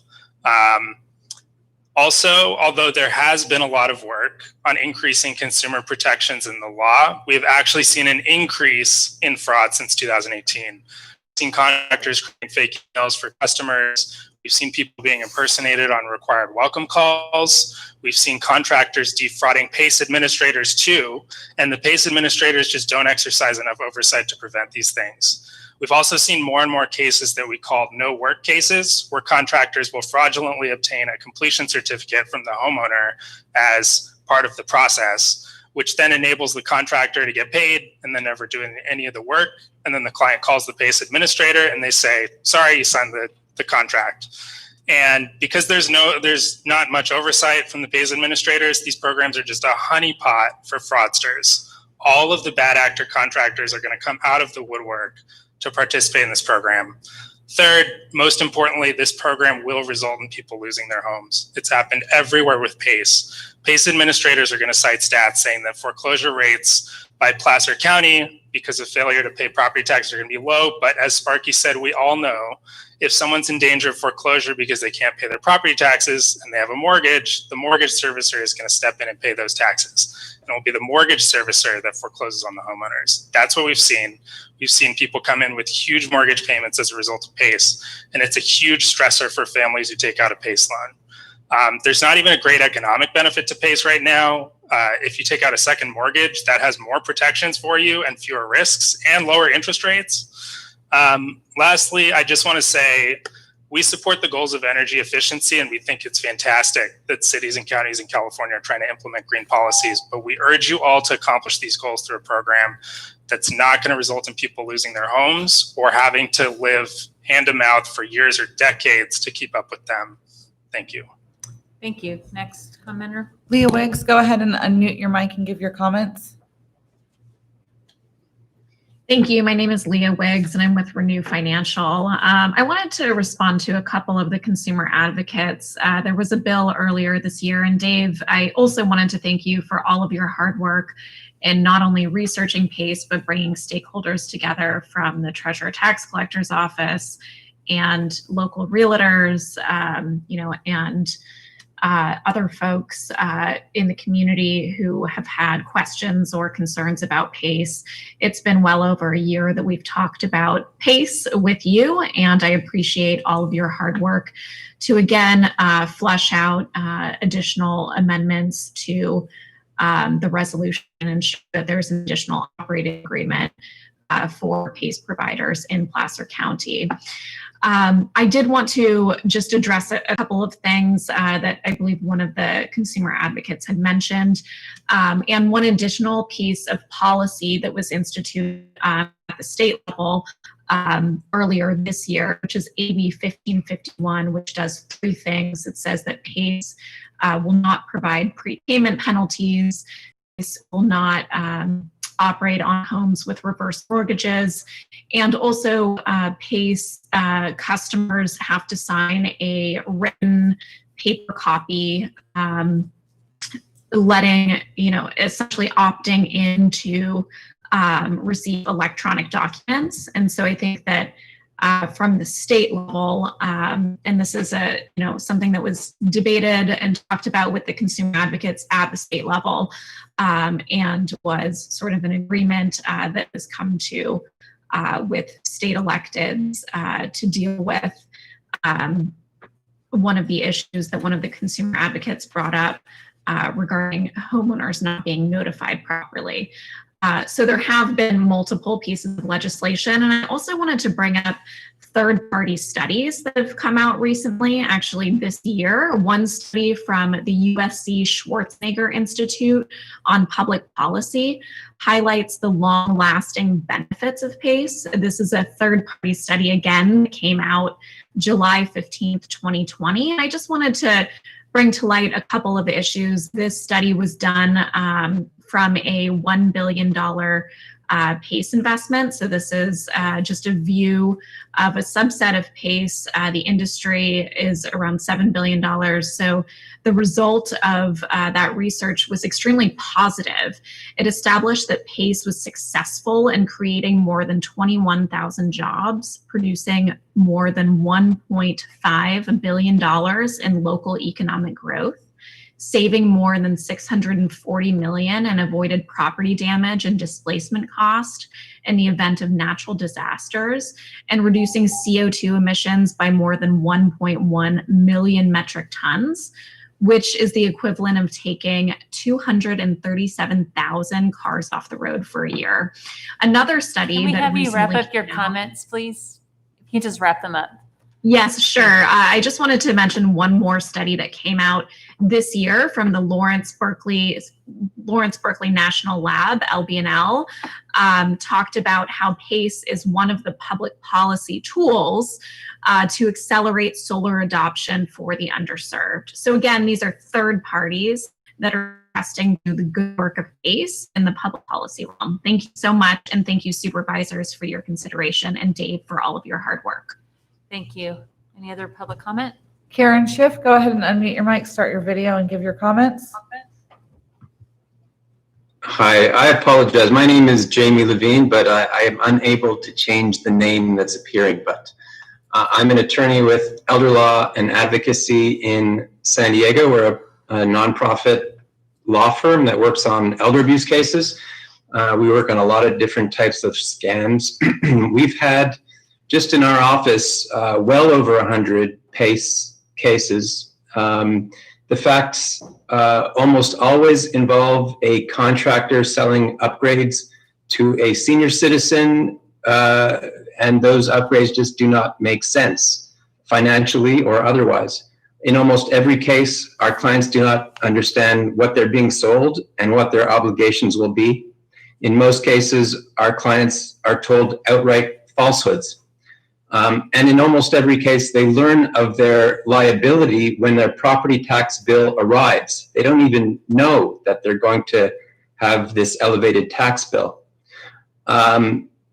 Sometimes it goes up by many thousands of dollars, and because our clients are elderly and because of Prop 13, sometimes they're just getting by paying $1,000 a year or $2,000 a year with their Prop 13 assessment, and sometimes it'll go up by many thousands of dollars, and they're just completely blindsided by that increase. A lot has been said, and we've seen all of the types of abuses that have already been mentioned. But I do want to express that this really has become a predatory lending situation. And it's very similar to what was happening with liar's loans in 2006, 2007. And the issue really is that contractors, once they sense that they're able to, once they find a mark essentially, and you get some contractors who are just not as honest as we would hope, they will upsell people as much as possible. And we've had individuals who have had over $100,000 of so-called property clean energy upgrades done to their home. And very often it can include solar, like huge arrays of solar that make no sense for our clients that use almost no electricity. Paint that's been tripled or quadrupled in terms of price, and then called an energy upgrade. I'm just saying this because we all understand what predatory lending is, and because of the fact that this subordinates all other liens and interests in a property, it really is a protected way for an individual to sell something with zero risk. And that's why it really is so dangerous and has been weaponized. Thank you. Mr. Garabedian, go ahead and unmute your mic and give your comments. Thank you. This is Mike Garabedian. You can hear me, I think. I am commenting on the fire hazard severity mapping. Am I being heard? Hello? Yes, you are. Sorry, I had my mic off. Okay, thank you. CAL FIRE has the responsibility to do the fire hazard mapping, and they do it periodically. I don't recall the length of the period with public involvement. And if someone was looking to find out, find that out, they certainly weren't looking very hard. Thank you. Thank you. Next caller, please. Mr. Lawrence, go ahead and unmute your mic and give your comments. Yeah, hi, my name is Mike St. Lawrence. I'm a VP of Sales for PACE Funding Group in Northern California area. But And you might want to turn up your microphone. We can't hear you very well. Got it. Can you hear me a little bit better now? Thank you. Yeah, so my name is Mike St. Lawrence. I work with PACE Funding Group. I apologize, I'm a little sick here, so I might be a little hoarse. But not only did I used to sell solar and work for contractors years ago, I got out of that industry and into the financing world. I think based on what we've heard today, it's pretty clear that not all PACE providers or contractors are created equal. I quit a very great job because I had integrity and didn't like what was going on, but PACE was not any reason for that. In fact, I think if you ask any contractor out there, PACE is probably one of the harder finance companies to work with. It's a great product, but it requires 6 hours of training just to get certified. And not only is my company that I work with, but I am flooded all day with compliance. Every day, my job is when I find an issue, a brand new email that was used or created recently, we red flag it and freeze the account. We will not move forward with that job until our team has called and confirmed again with the homeowner on a second verbal call to make sure that they indeed created the email, and likely we will still want wet documents signed anyway with front and back pictures of every driver's license. Contractors don't like us because we're easy to use and easy to push on homeowners. They like us because we can generally help the people that need it, that don't often get the opportunities. But I know we're not comparing ourselves to everybody else. This is just about PACE. Anyone can get a loan anywhere, and PACE has really just provided a lot of opportunities for people. But I just wanted to stress that a lot of what I do is complying with our compliance team. We even have fraud protection alerts that we look through FICO and confirm the income, because we do have to prove income, and we verify it on multiple levels. And if anything doesn't look right, it immediately holds every application up. And we record every phone call with every homeowner, and we have everything printed in Spanish and English. I don't know any other finance company that has half as many consumer protection rules as PACE. And that's why I'm still here and still working with it, because I really do believe it is often the right thing for homeowners. And I myself have used PACE for my own property. All it comes down to is educating contractors properly on when to use it and when not to use it. And I think it's very clear that some PACE providers that aren't even here anymore definitely abuse and maybe even market it in the wrong way in a sense, but we don't actually go out and find homeowners. They come to us naturally and looking for opportunities because they need something. That's all I really have to say, but thank you for your time. Thank you. Next caller, please. No further public comment. All right, we're going to go ahead and close public comment, bring it back to our board for further discussion. Supervisor Euler. Yeah, Dave, a couple questions.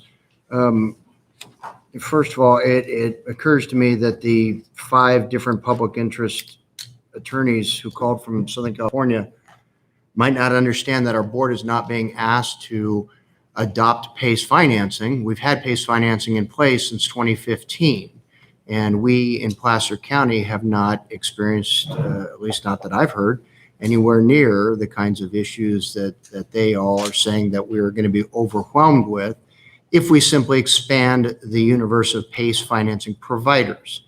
So my question is, are the PACE financing providers that we are being asked to consider expanding to, leaving Empower in place should they choose to, are they subject to the same kind of evaluation, measurement, verification prior to funding that Empower currently does? My understanding is actually the new state laws are only applicable to the private PACE financing providers that are interested in having you opt into their programs. The more homegrown programs, Empower in particular, my understanding is they're not subject to the same regulations. So that they're actually now subject to more rigorous requirements than we've had for the last 5 years under our current PACE financing, which we've been providing for 5 years.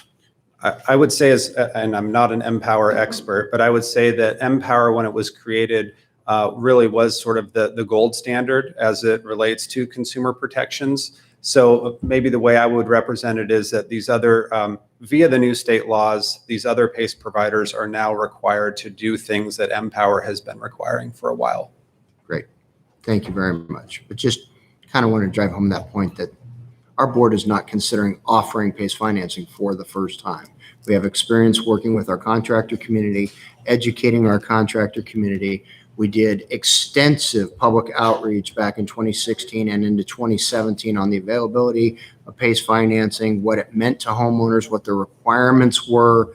So we as a county acted very aggressively to make sure that folks understood that if they were signing up for a PACE finance tool at the time, Empower, that they knew what the obligations were on the homeowner. Thank you, Supervisor Euler. Supervisor Holmes? Yeah, I just want to thank you for your question, Supervisor Euler.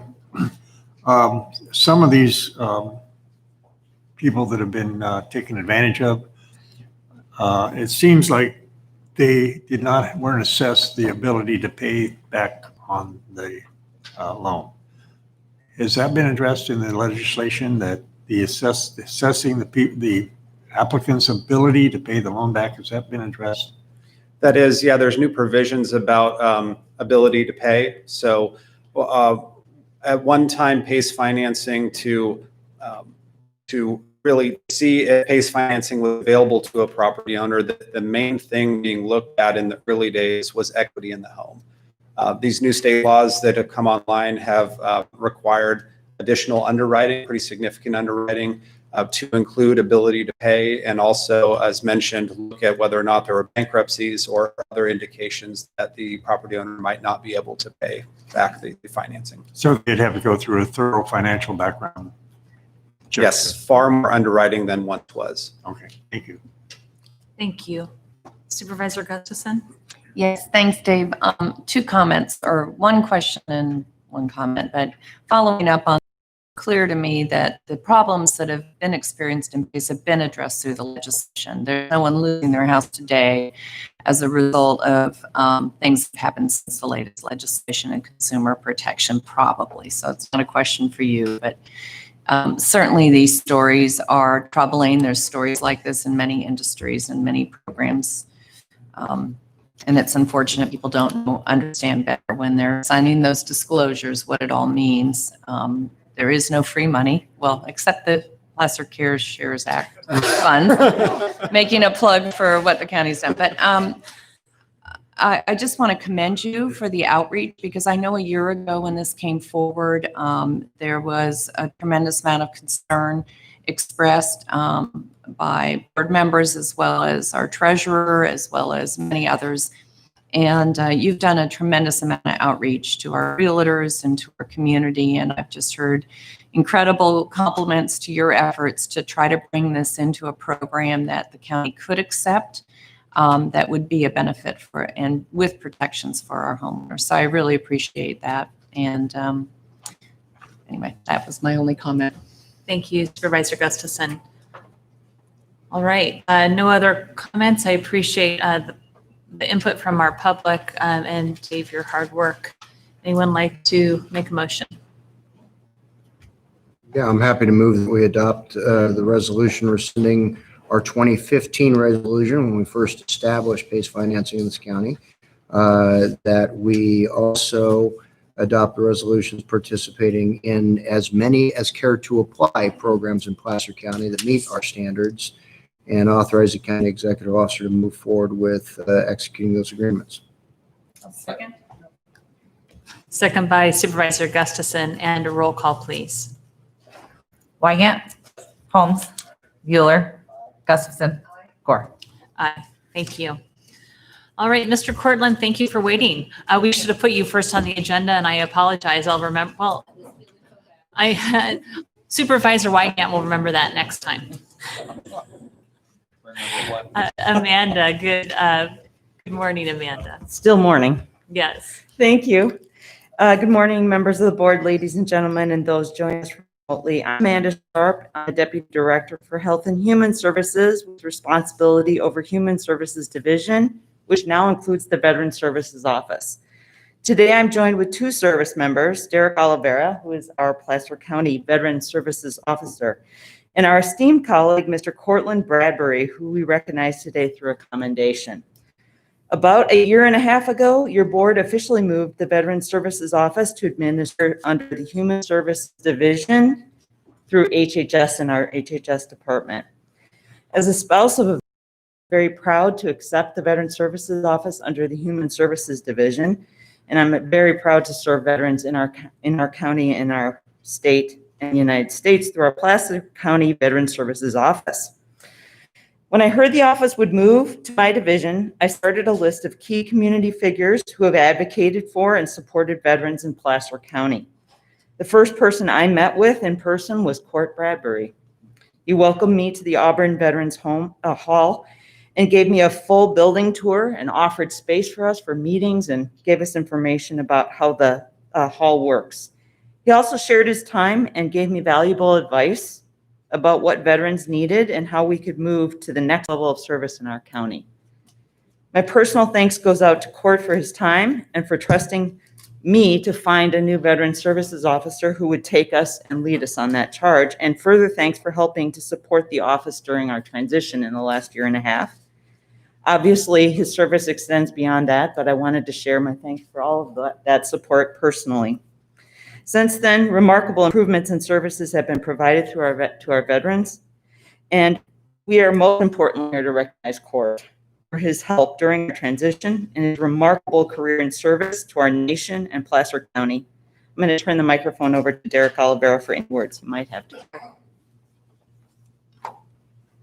Well, good morning. It really is an honor to recognize Court this morning. When I arrived as a Placer County Veteran Service Officer just over a year ago, Court was essential in helping me with my own transition in my service to the veterans of Placer County. So as part of the Veteran Service Officer, I have the luxury of having a Veterans Advisory Council, and Court has been the chairperson of that council, president, for 15 years. And that council is crucial in delivering veteran services to our vets here in Placer County. I just want to touch on some highlights of Court.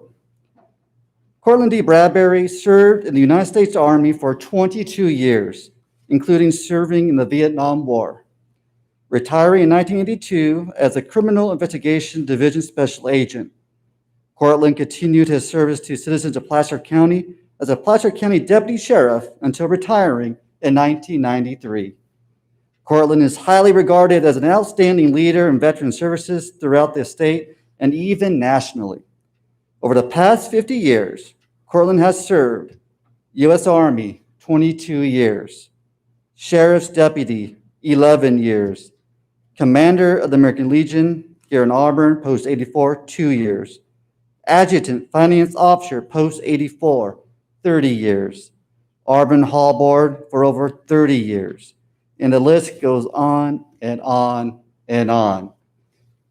And recently, Congressman Tom McClintock recognized Court, saying he presents Mr. Cortland Bradbury in recognition of 50 years of distinguished service to the United States of America and the citizens of Placer County. So at all levels, we're grateful for Court's service. Court, thank you for your service in the Army, to our nation, and thank you especially for our service to the veterans of Placer County. Absolutely. Thank you very much, sir.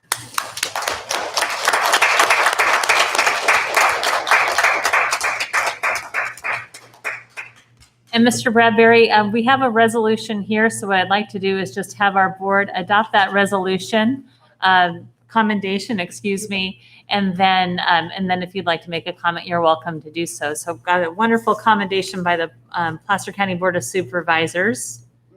Second. We have a motion and a second. All those in favor? Aye. All right. Motion carries. Mr. Bradbury, would you like to make a comment, and then I'll bring this back down to you?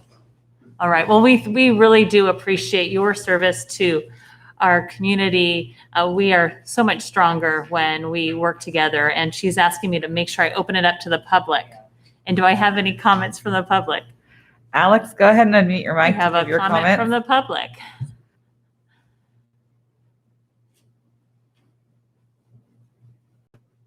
Did she hear us? Alex, go ahead and unmute your mic to give your comments.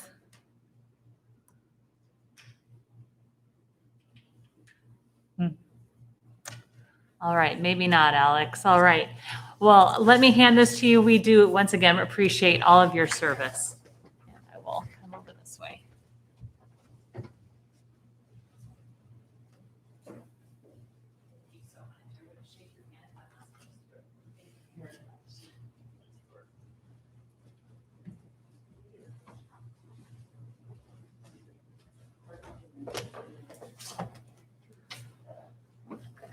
And Derek, why don't you stand there along with them? That makes a nicer photograph. There you go.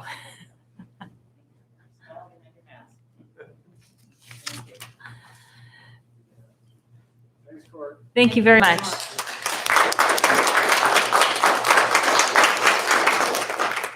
It is always nice to recognize people in our community, and I appreciate our staff for bringing that forward to us so we could do so. We will move to item 3A, which is the establishment of a new agricultural preserve and Williamson Act contract. And Bennett Smithart, I believe, then is online. Good morning. Good morning. Can you hear me? Yes. I am Bennett Smithart with Planning Services Division. The next item today is a request for an agriculture preserve and Williamson Act contract for a property located on Superior Town Road in the rural Lincoln area. The parcel was purchased by Patricia Beard in 2020 and was previously farmed in conjunction with several other adjacent properties, totaling 1,000 acres. Next slide. The 80-acre parcel is located at 7190 Superior Town Road. The property has been vacant for several years, but it was previously irrigated with water from the Nevada Irrigation District's Camp Far West Canal. The property contains an existing irrigation system that gives it the ability to irrigate up to 40 acres, approximately half the parcel. There is one NID box on the property with an additional box scheduled to be installed in December of 2020, this month. The property is allocated 2 inches of water through NID, but the property owner plans to expand it to 12 inches of water in the coming years. Once complete, the property owner anticipates the acreage breakdown will be 40 acres irrigated pasture, 32 acres dry land, and 8 acres home sites, barn, and corrals. The ranch will be used to supplement the property's owner's existing cow-calf operation in Auburn and will provide space for additional cattle. The irrigated ground should carry 15 to 20 pair for 5 months out of the year, backing off to 15 head for 3 months out of the year and down to 10 head for 4 months out of the year. The lower count changes with supplemental feeding throughout the fall and winter. The 32 acres of dry land should support 15 head during the first 4 months of the spring. There is an existing road on the site that is in acceptable condition that can be used during winter. The perimeter fencing on the ranch was existing but in very rough shape. The owner has recently constructed new perimeter fencing at a cost of about $45,000 and has plans to construct cross fencing early in 2021.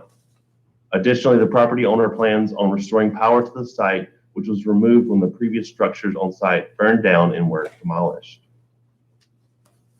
An economic analysis prepared by the Placer County Farm Advisor determined the sale of cattle, the minimum gross production value would be $12,000, which exceeds a minimum of $4,500 annually in gross agriculture income. Next slide. Even though the parcel is less than 100 acres, the board may establish preserves as small as 40 acres for non-prime use upon finding the establishment of the preserve less than 100 acres necessary to preserve unique characteristics of the agriculture enterprises in the area, and that the establishment of the preserve less than 100 acres is consistent with the general plan. In this instance, the proposed 80-acre agriculture preserve would be located adjacent to preserves totaling over 568 acres and is in close proximity to approximately 4,300 acres of enrolled properties. Additionally, the annual income generated from the parcel is expected to exceed the minimum annual income requirement of $4,500. Next slide. Here are a few photographs of the site showing the perimeter fencing that was constructed this year. Next slide. Therefore, staff recommends your board take the following 3 actions. First, determine the establishment of the Agriculture Preserve PLN 20-00252 is categorically exempt from environmental review pursuant to Section 15317 of the California Environmental Quality Act guidelines and Section 1836-190 of the Placer County Code. 2, adopt a resolution to establish Agriculture Preserve based on the findings contained in the staff report. And 3, approve and authorize the chair to execute the Williamson Act Land Conservation Agreement. The applicant is here today if you have any additional questions. Action. Second. Motion by Supervisor Holmes, second by Supervisor Wygant. All those in favor? Aye. Opposed? Motion carries. Thank you. Next is item 4A, which is Placer Vineyards Specific Plan Property 1A, Small Lot Vesting Tentative Subdivision Map Modification Condition of Approval 106. Good morning, Nick. Good morning, Chair Gore, members of the And board. we cannot hear you very well. Okay, I'll try here. Good morning. Could you hear me now? That's a little bit better. Thank you. Okay. Nick Trefero with the Planning Services Division, here to present a small lot subdivision map modification for Placer Vineyards Specific Plan Property 1A. The modification is being requested to modify Condition 106 to change the timing of the Park District formation to conform to the requirements of Section 3.13.1 of Property 1 Development Agreement. Property 1A small lot tentative subdivision map was originally approved by your board in February 2019 to create 1,181 lots consisting of 1,117 active adult low-density residential lots, 1 active adult high-density residential lot, 168 dwelling units, 4 private neighborhood parks, 1 private recreational park, and 6 open space lots. With the original approval, Condition 106 required the Park District to be formed prior to recording the initial small lot final map. The condition currently states, prior to recordation of the initial small lot final map, the Park District shall be formed and shall obtain all necessary approvals with all terms and conditions acceptable to the county as set forth in a development agreement. The proposed modification would remove the timing requirement, eliminating the phrase prior to the recordation of the initial small lot final map from the condition. The development agreement does not require the district to be formed by any certain date, but instead indicates the parties will work cooperatively to form a park district. Note that the Placer Vineyards board item that follows today is a request to approve recordation of the final map. Although there is no specific date required, staff has been working with internal teams and the developer to have the Park District formation become effective in July 2021. The 1A map modification is considered exempt from CEQA since the project would not result in new or more severe environmental impacts than already analyzed in the specific plan final EIR and addendums, and the modification is consistent with the specific plan and county general plan. With that, I'm happy to answer any questions. Thank you, Nick. Looks like there are no questions from my colleagues. Any questions from the public? No questions? I'll bring it back for our board for action. Second. Motion by Supervisor Holmes, second by Supervisor Wygant. All those in favor? Aye. Opposed? Motion carries. Thank you, Nick. Thank you. Next is item 5A, Placer Vineyards Specific Plan Property 1A, Phase 1, Village 1A Small Lot Final Map, tract number, lots of letters and numbers, Village 1B Small Lot Final Map. Is this Leslie? Hi, Leslie. Yes. Yes. Can you hear me? Yes. Good. Good morning. My name is Leslie Amsbury, and I'm with Engineering and Surveying. And for your consideration this morning are the first 2 small lot final maps within the Placer Vineyards specific plan. Village 1A and Village 1B are both located within Property 1A, And property 1A is on the very eastern side of the specific plan, south of Baseline Road and about a half mile west of Willerga Road. Property 1A was approved to create up to 1,117 single-family residential lots with additional lots for private parks, private streets, common areas, landscaping corridors, and open space. Property 1A is a phased project in 5 phases, and these 2 villages are in the first phase. The Village 1A map will create 184 single-family residential lots, and Village 1B will create 140 single-family residential lots. These are active senior gated communities, so the streets within these villages are private, with the maintenance provided by the homeowners association. We have additional infrastructure improvements that are also required for the development of this first phase, and they include the construction of Town Center Avenue, which runs east-west through property 1A to its intersection with Willerga Road. We have widening and the signalization of that intersection.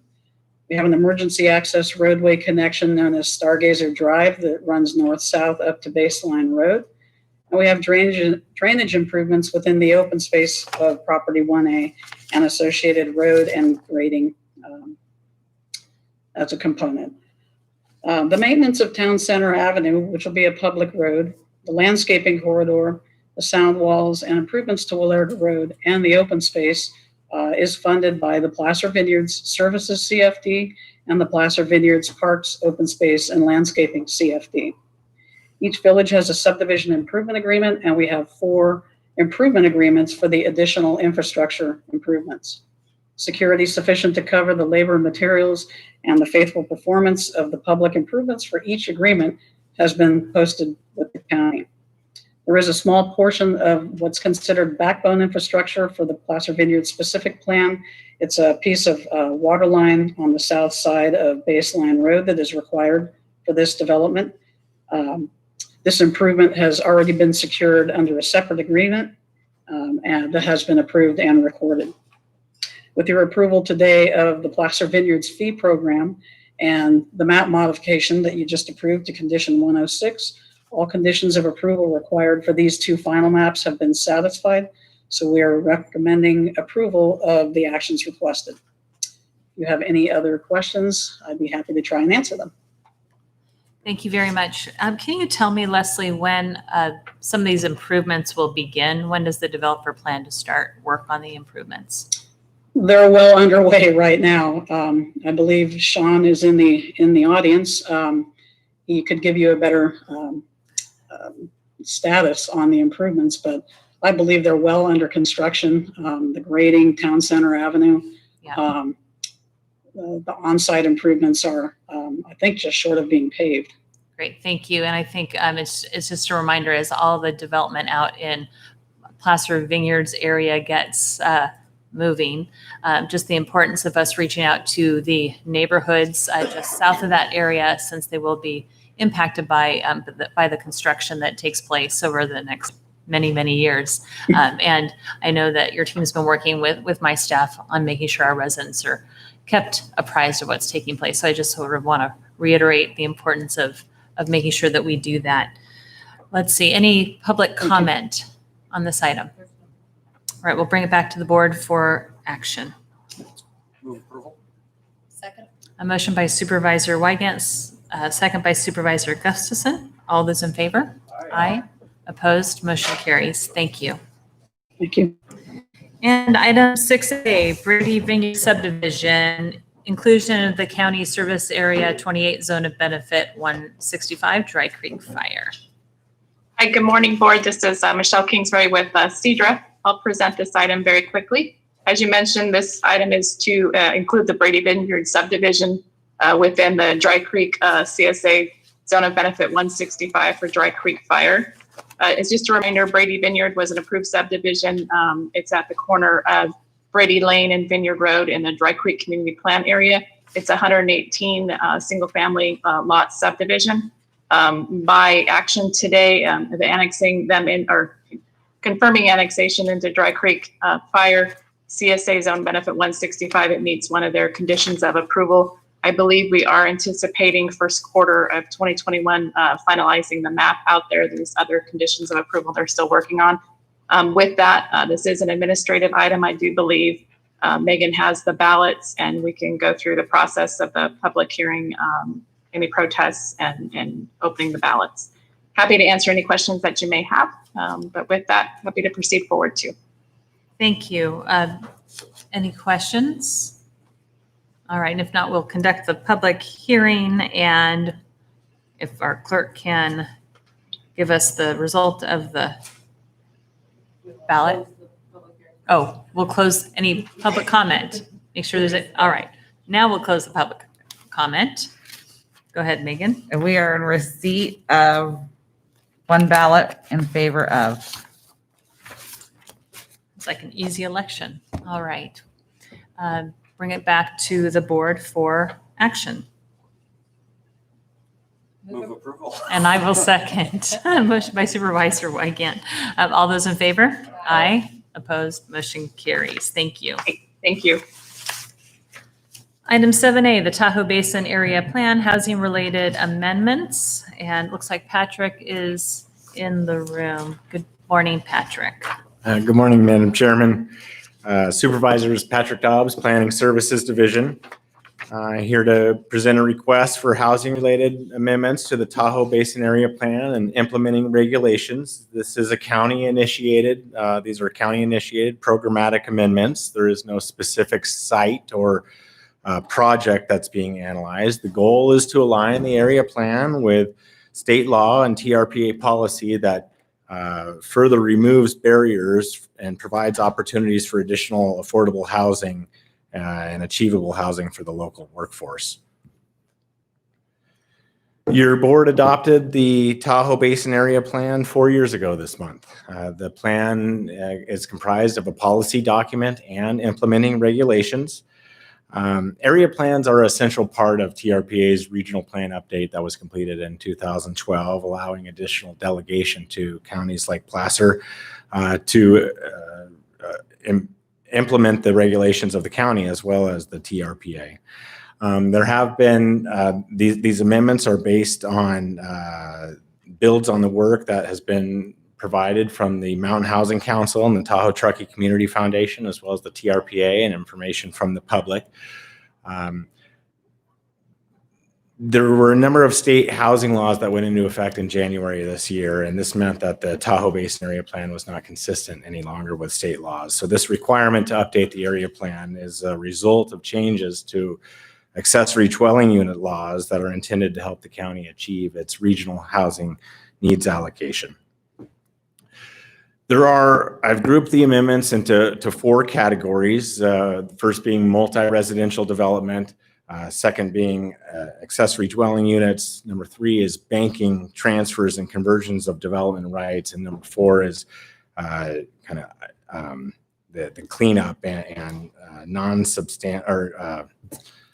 non-controversial items, et cetera. Sorry. So this first group of amendments is related to multi-residential land uses. I skipped a slide. So in the area plan zoning districts, there are a number of zone districts where maybe one type of multi-residential use is allowed. And when I'm talking about multi-residential uses, I'm talking about really 3 different types. Multifamily is a use that we're all, I think, familiar with in terms of apartments, townhouses, et cetera.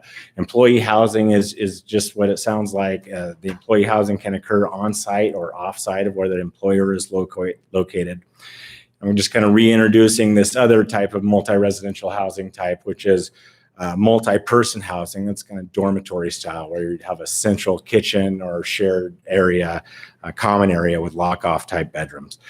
So there are a number of zoning districts in the area plan where maybe multifamily is allowed, but not these other multi-residential uses.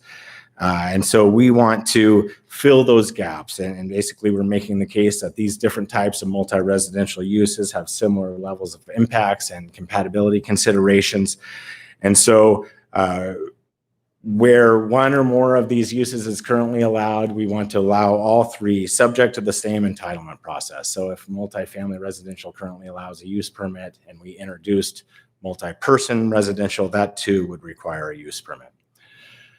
The second bullet there is regarding density, and I don't think I need to go into this in much detail, but some of the uses measure density in people per acre, some of them measure density in units per acre. TRPA does have an equivalency factor or multiplier, and so we are working within the established framework and have apples to apples comparisons that relates to the density between these different multi-residential uses. The third bullet here, there's one exception to what I just mentioned regarding these districts where multi-residential uses are currently allowed, and that's in the Kings Beach Industrial Zone District. There are no multi-residential uses allowed there currently. As this project has evolved and through discussions with the California Tahoe Conservancy, they've identified some properties that they own in the industrial zone district that are well suited for future development. So this would add multi-residential uses as a permissible discretionary use within the industrial zone district and would be limited to only affordable and achievable income levels only. So this is the second slide, continuing along with multi-residential land uses. The proposal would add special planning designations and policies that support the construction of affordable housing. This would allow transfers of development rights into these various zone districts where multi-residential uses are permissible to allow maximum flexibility that are designated for multi-residential development. The second bullet is involved for senior housing limitations. There are 4 zone districts currently that have some restriction in terms of affordability and limiting it to seniors. One of those zone districts, the mixed use neighborhood, Dollar Hill, is where the Nahas property is located, Dollar Creek Crossing. So we want to remove that limitation for affordable housing for seniors, and we want to provide opportunities for affordable housing for all. And so that second point would remove references to senior housing limitations.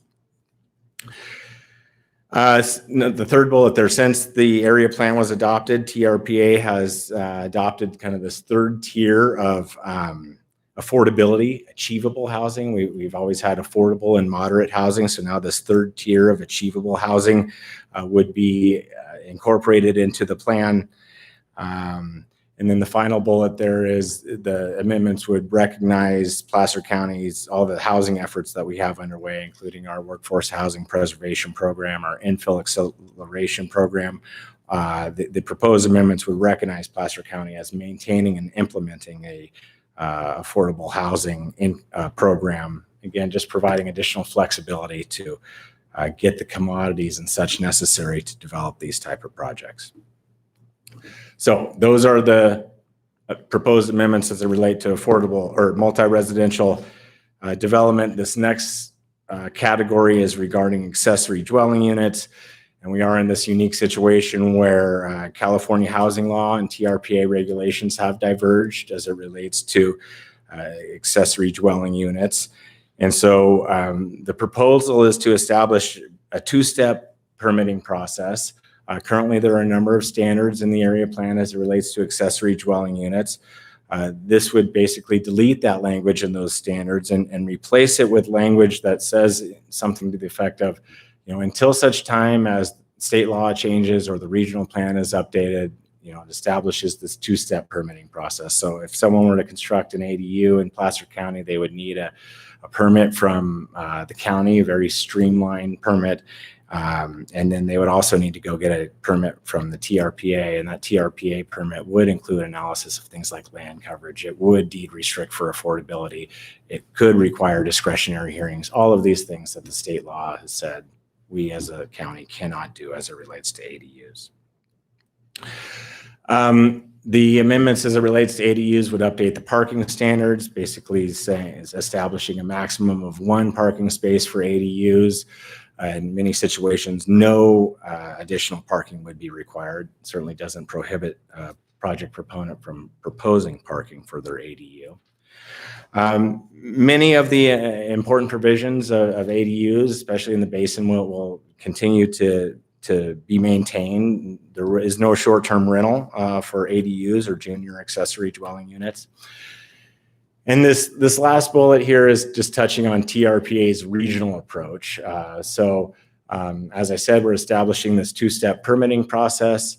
TRPA is looking to do something more region-wide. They're not just adopting the ADU changes that came down from California law. So they're certainly looking to us as kind of pushing this issue. But at this point, we're talking about a two-step process. There is a regional effort underway to come up with something that's acceptable for the entire region, and hopefully we can get back to a single permit with one set of rules as it relates to ADUs going forward. The third component is banking, conversion, and transfer of development rights. In 2018, TRPA updated their development rights strategic initiative. Fundamentally, TRPA operates a cap and trade program when it comes to development potential. That potential was analyzed and established in 1987. And so our area plan did include a pilot program for certain exchange ratios and such for converting things like tourist accommodation units and commercial floor area. The update that TRPA did in 2018 is more favorable in terms of the exchange rates and flexibility that the program provides. And when there is a conflict in the provisions between the area plan and the regional plan, the more restrictive applies. So this is basically an update to catch up to the changes that TRPA made. Just for example, in the area plan currently, it would require 450 square feet of commercial floor area to be converted to a tourist accommodation unit. TRPA is now 300 square feet. We want to take advantage of those more favorable exchange rates.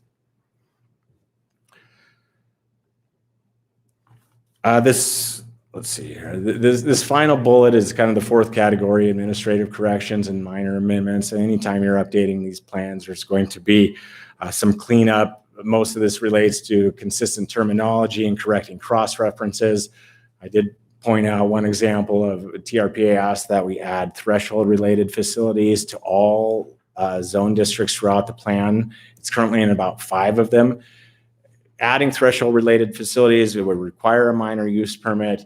But the idea is that they want opportunities to put air quality monitoring stations or those sort of environmental information gathering devices throughout the basin. So these are things that would be subject to discretionary public hearings and such.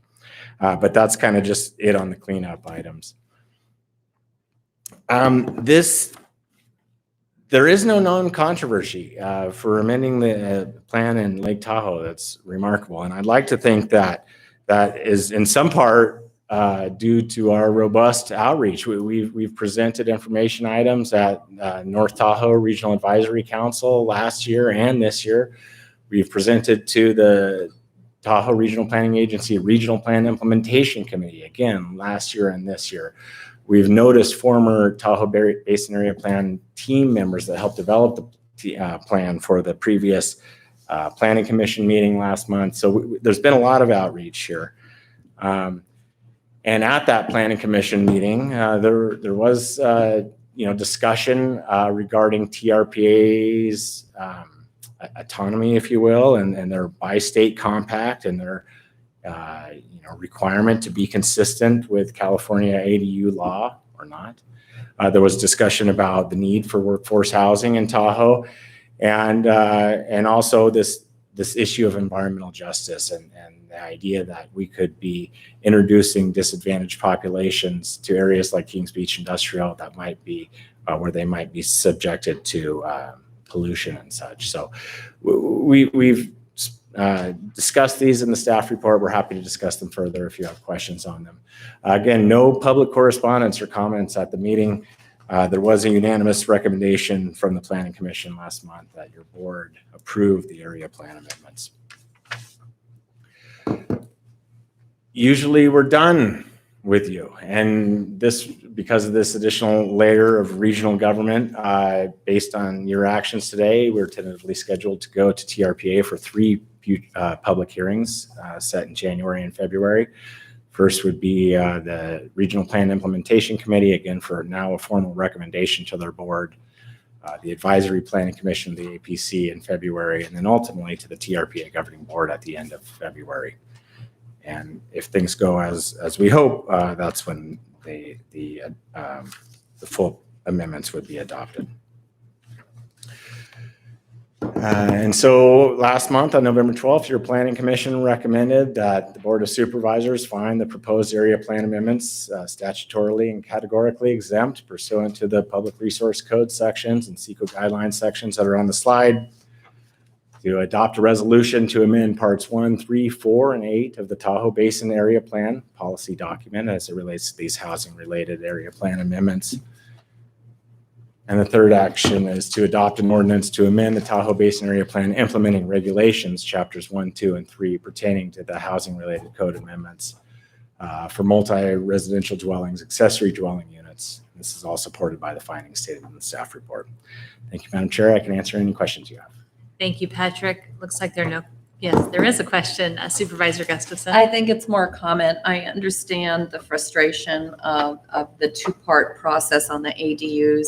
I can tell you my counterparts in Nevada on the governing board do not appreciate California, all of California's laws, and don't necessarily want to be subjected to those. So that's the debate at TRPA. It's certainly challenging because anything they do on one side of the basin, they need to look at for the entire basin. So I have learned a lot through serving on that board now, and I appreciate all the work staff has done, but I want to make it clear to the rest of the board members here that I don't think it's TRPA staff that are standing in the way. It's really the Nevada board members that are concerned about ADUs and by right versus Certainly. Yeah. And I would thank you, Supervisor. I would just add to that, all of this has kind of bubbled up at a time when short-term rentals are very controversial. And so they are working on it. We're working more quickly. Yeah. They're definitely not allowed under this, but that doesn't mean they wouldn't somehow slip under the radar. So thank you. Thank you. Any questions from the public? All right, you didn't jinx yourself, Patrick. Thank you. We will bring it back to the board for action. So that was the public hearing, right? We conducted a public hearing and we have closed the public hearing. Thank you for keeping me honest. No, that's okay. And I'd like to move the rest of the actions as already read into the record. all right, we have a motion and I'll second. And roll call, please. Wygant. Yes. Holmes. Yes. Euler. Gustafson. Gore. Aye, thank you. Item 6A, which is price index adjusted agricultural commissioner, sealer of weights and measures, and community development resource agency fee for fiscal year 2021. And we have Greg on the line. Good morning, Greg. Good morning, Madam Chair, members of the board. My name is Greg Bills. I'm the management analyst in the County Executive Office. I'm joined by Vanessa Lieberman from the County Executive Office, Claudia Wade from the Community Development Resource Agency, Josh Hutzinger from the Department of Agriculture, and Fire Chief Estes. The item before you today is to adopt a resolution establishing the current fee schedules and sliding fee scales for services provided by various divisions and programs of the Agricultural Commissioners, Sealers and Weights Measures, and the Community Development Resource Agency by 1.8% for the Consumer Price Index CPI adjusted fees and 3.93% for the Construction Cost Index CCI fees. The fire planner fees have not been adjusted by the Construction Cost Index since 2017. Therefore, the fire protection planner fees will increase by a total of 8.64%. In July of 2020, your board approved an urgency ordinance to delay the adjustment to the fees for services for the Community Development Resource Agency and the Agricultural Commissioner Tiller and Waits measures until December of 2020 in response to the COVID-19 emergency.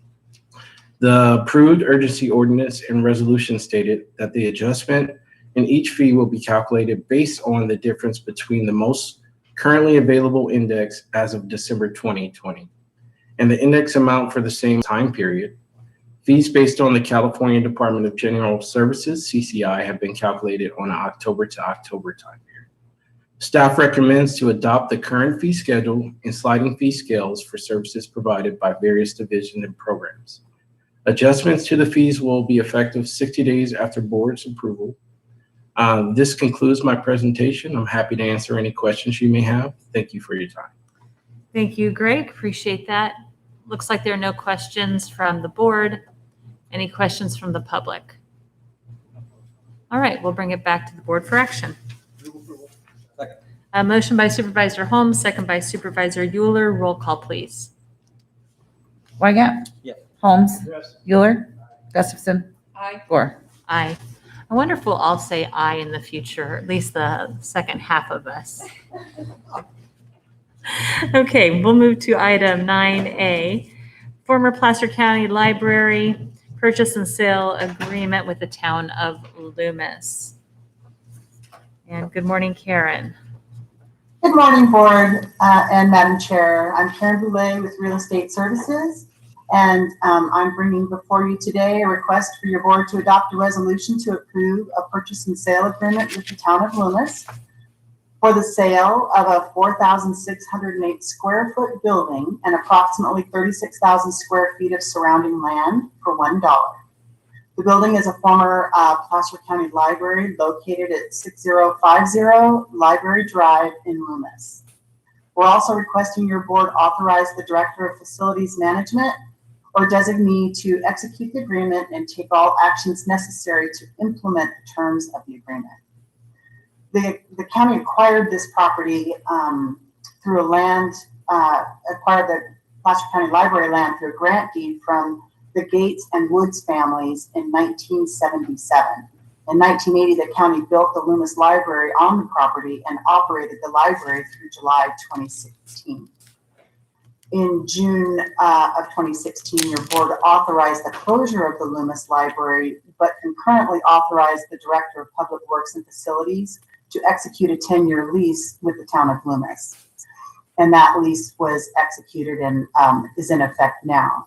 The lease provides for shared use and maintenance obligations of the parking lot, sidewalks, landscaping, outside lighting, and other improvements serving both the Loomis Library and the adjoining Veterans Memorial Hall. After the town of Loomis entered into the lease, they secured $700,000 in funding through a sales tax measure passed in November 2016 to operate the library as a community learning center. The sales tax measure sunsets in 2026. And to continue the operation of the community learning center, the town will pursue a longer-term sales tax measure and has requested the county transfer ownership of the property to the town.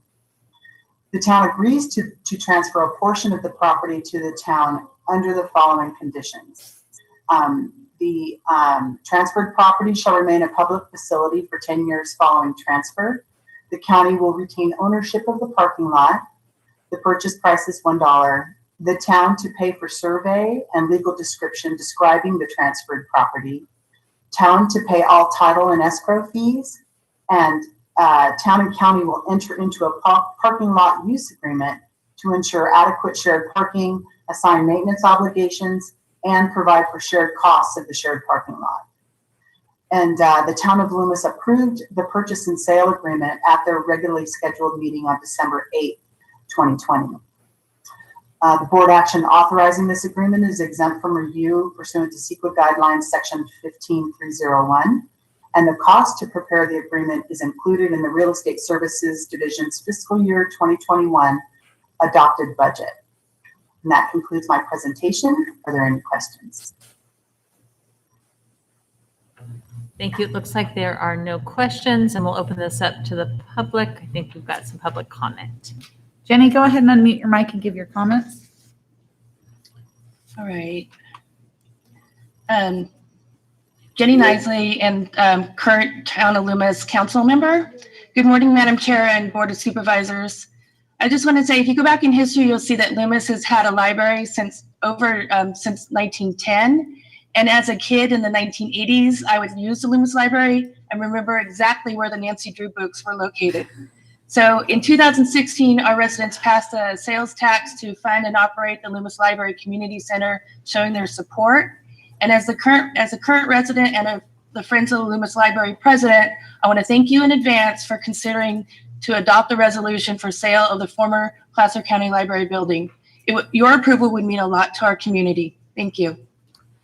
Thank you very much, Jenny, and congratulations. Nice to have you representing the town of Loomis. Any other public comments? Yes. Duncan, go ahead and unmute your mic and give your comments.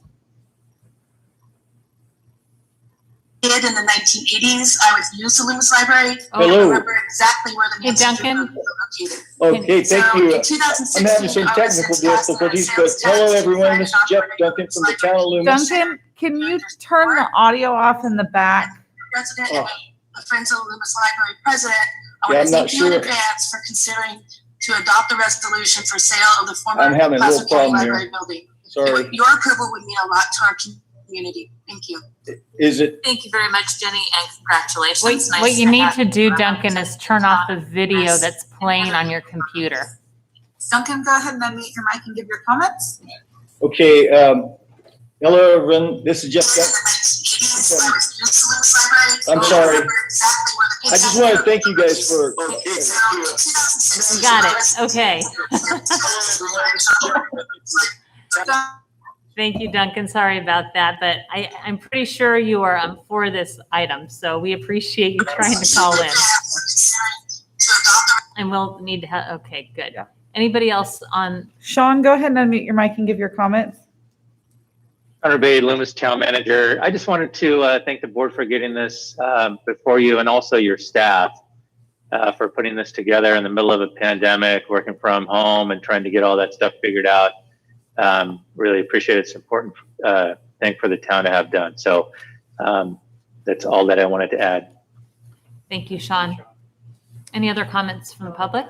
All right, we'll close public comment, bring it back to the board. Any Supervisor Holmes? Yes. Yeah, first of all, I want to thank the board for allowing this to happen for the town of Loomis. And particularly, I want to thank the town of Loomis. When we did vote to close that Loomis library, I took a lot of hits. But the nice thing about that was the community came together. The community of Loomis came together. They figured out a way to save that library, and they've done an exemplary job. And I'm just pleased that we're able to do this action for the benefit of the town of Loomis and the surrounding areas. And I move approval. All right, motion by Supervisor Holmes, second by Supervisor Gustafson. All those in favor? Aye. Opposed, motion carries. Thank you, Town of Loomis and staff. Item 10A, which is the North Lake Tahoe Tourism Business Improvement District Resolution of Intention. And Casey is here in the audience. Good morning, Casey. Aaron That's Casey. okay. That's what happens when you have two first names. Aaron Casey. I get it. Sorry, Aaron, I know your name, but I know you do. I'm trying to bring it light, bring levity to the day. Nice work. Good morning, Madam Chair, members of the board. Aaron Casey here with the County Executive Office, here to present this item to you this morning. I'm really excited and quite pleased to be here in front of you today to present the North Lake Tahoe Tourism Business Improvement District for the North Lake Tahoe community, and on behalf of the North Lake Tahoe Resort Association. I have here this folder of signed petitions, which Jeffrey Hens from the Resort Association brought in this morning. So it's a very nice, thick folder filled with yes signatures in here in support of the TBID. So I just had to show you visually what we have here. Very exciting, particularly during these challenging times. I also have John Lambeth with Civitas. They are a consultant the Resort Association has been working with very closely, will co-present with me today. So I'll invite him to present when we get to that section of the slides. We also have the management district plan that was just handed out to you from the clerk of the board. John or myself may reference that document during the presentation, so I wanted to make sure that you had copies of it in front of you today.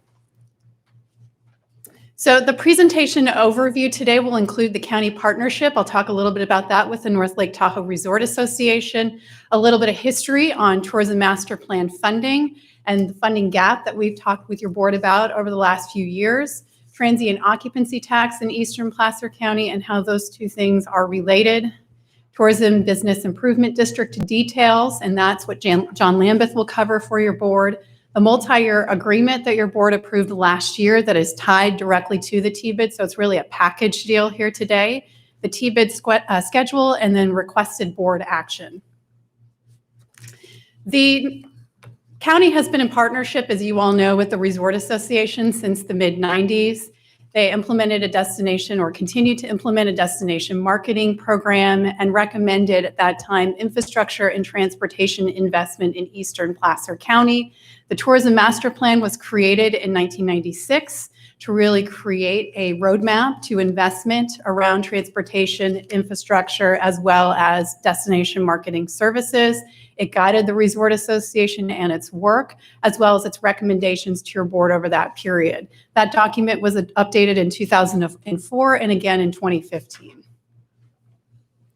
A little bit on the TOT funding history. The countywide rate is at 8%. There is an additional 2% rate for the North Lake Tahoe area or the Eastern Placer County section of the county, which is essentially from Donner Summit all the way to the basin, the Placer County portion of the Lake Tahoe Basin. That was reauthorized in 2002 and again in 2012 and will sunset in 2022. We expect to move forward with renewal and extension of that next year.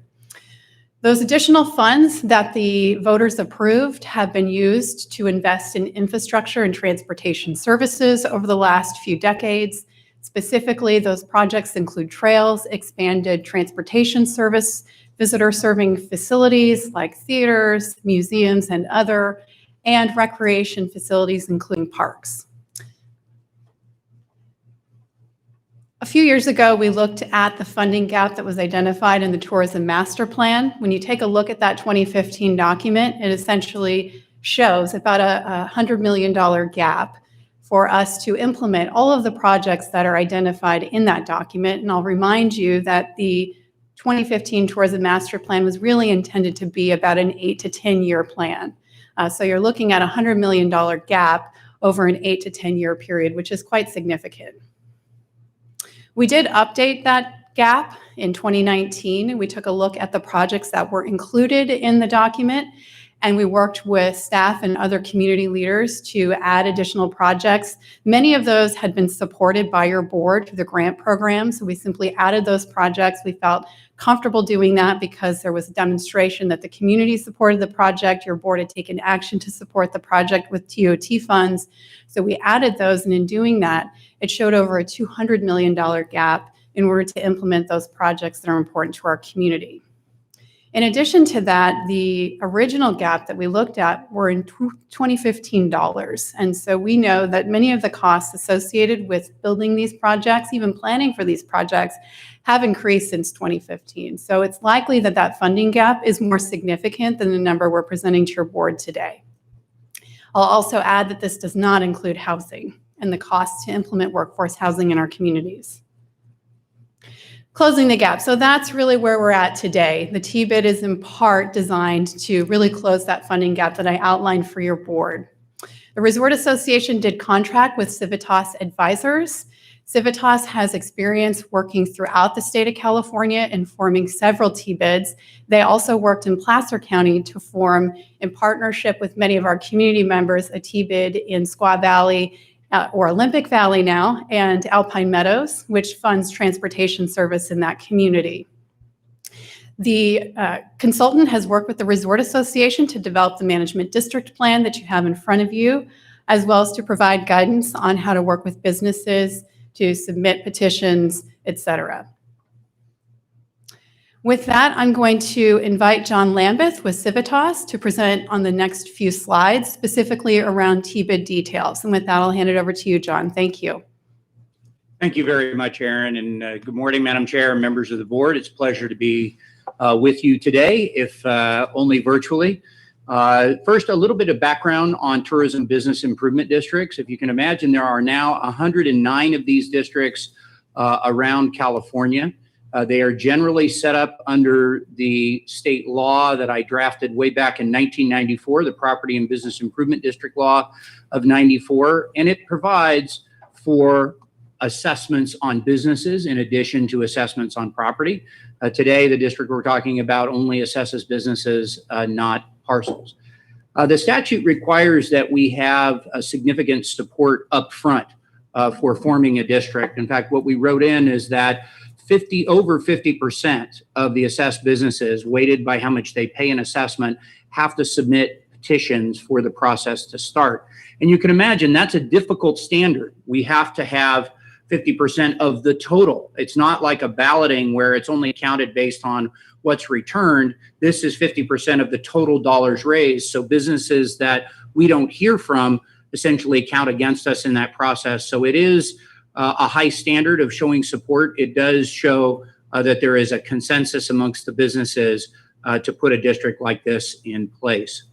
And finally, the process is a front-loaded process in that we spend a great deal of time working with the businesses, working with NLTRA and others, community leaders, to put together all the details of the program. So the boundaries, the assessments, the budgets, the governance, the term, all of that goes into a plan that is the constitution of the district. It's called the Management District Plan, and it lays out all the details.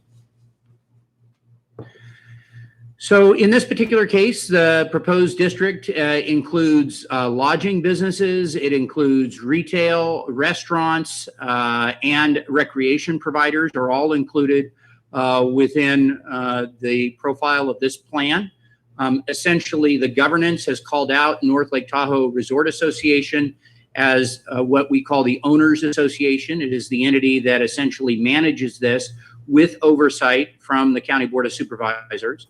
And essentially, even within the document itself, we've added some additional detail about the governance in that there will be some committees that are going to be set up. We talk about the membership of those committees. The idea here was to make it representative, both on a geographic basis and size basis, to make sure that businesses had a strong voice in how this district gets governed and how it's operated. This mentions that the boundaries are coterminous with the TOT collection area. They are almost. Sugar Bowl was removed because of its outlying nature in terms of where it's situated. But other than that, those are the boundaries of the district. We've estimated a revenue of about $6.5 million. You can imagine in COVID times, estimating business revenue is no easy task, but we've done our best based on previous collections to come up with what we think is a reasonable estimate. The district itself, the state statute provides that it's going to have a defined term. These don't go on forever without checking back with all of you. In this case, the statute says that we can set it up for 5 years and then on renewal go up to 10.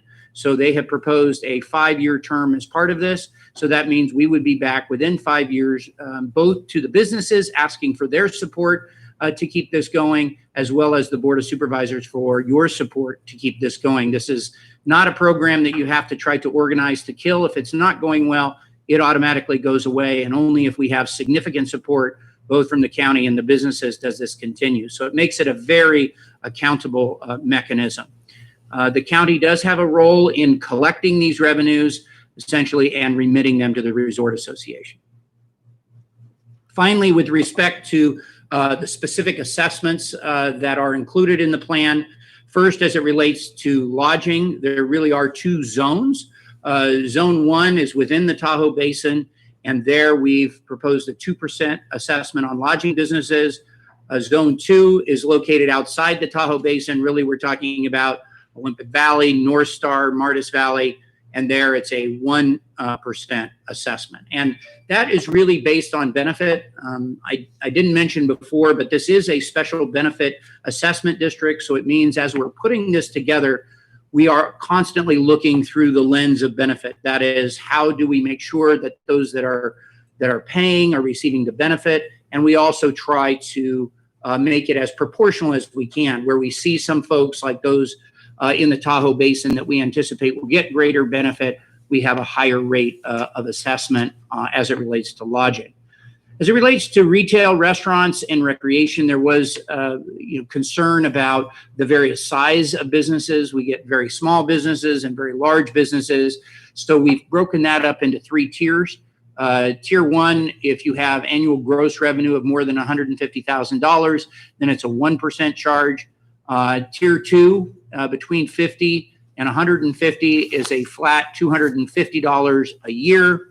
And Tier 3, those with less than $50,000 pay a fixed amount, and it's not on my screen or on my sheet here. I think you guys have it on your screen. The lowest rate is $50 per year for the lowest rate. And that concludes my summary of the district and the details. And Aaron, I'll turn it back over to you.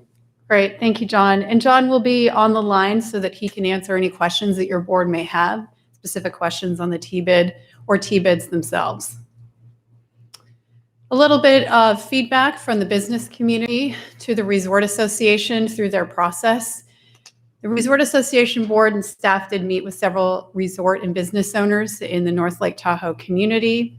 Feedback from those meetings did shape the management district plan and the TBID as proposed today. The feedback that was received also shaped the multi-year agreement that your board approved in January of this year, which I'll provide just a bit of detail as a reminder, and for the public who may not be tracking all of the details of the TBID, I want to make sure the community is aware of all the benefits of what's being proposed today. The agreement was presented to your board in September of 2019, and as I mentioned, approved in January of 2020. The agreement points within that document included that all TOT to the Resort Association contract that's no longer needed because TBID revenues are replacing those dollars would continue to be invested in Eastern Placer County. That was a very important point for many of the businesses when they were talking with the Resort Association about their support for the TBID.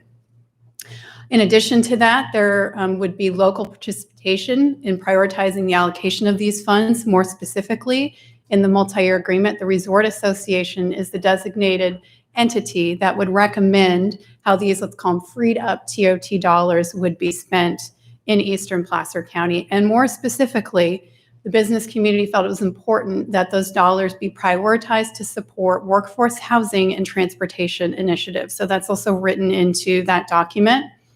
And then the agreement also addressed any TOT increase, which your board committed not to do to allow the TBID to move forward. And that's where we're at today. So I do think it's important to highlight this. Not only are we looking at additional revenues from the TBID, about $6.5 million, which is more revenue than what the Resort Association currently receives in contract with the county. So it's more funding for our region, but it frees up those TOT dollars that then can be spent to support workforce housing and transportation initiatives, which are very important, I'd say globally, but certainly a high priority for our communities as well. That agreement, your board did approve it, but it was contingent upon the formation of the TBID. It will commence on the day the TBID is formed. There are a few steps that have to be taken from this point forward for that TBID to be formed. I'll talk about that here with you shortly. And the agreement may be extended if the TBID is renewed and the agreement approved by your board. There will be an annual follow-on contract with the Resort Association for services. So we have this multi-year agreement that specifies their role with the freed up TOT, but we will continue to work with the Resort Association under contract specifically for CAP committee and other services. That said, the vast majority of their operations will be funded with TBID revenues moving forward.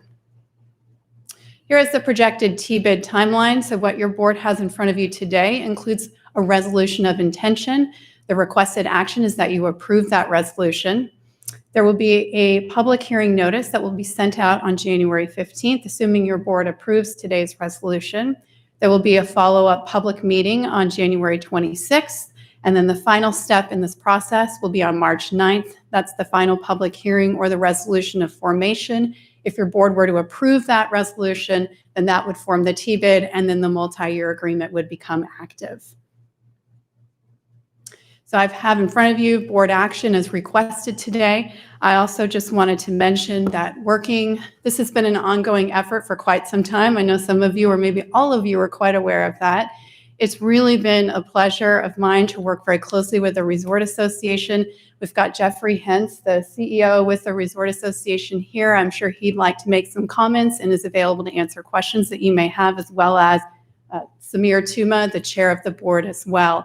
Working very closely with them and John Lambeth and his team over the last 2 years to really do what we can to engage the business community on this item, look at alternative or additional revenue sources to really close that gap. So it's really been a great opportunity and partnership, and look forward to any questions that your board may have and any comments that Jeff or Samir may also have. Thank you. Thank you very much. Let's start with questions from board members. Supervisor Gustafson. Thanks, Erin. And I have many comments to make, but I'll save it to a question right now.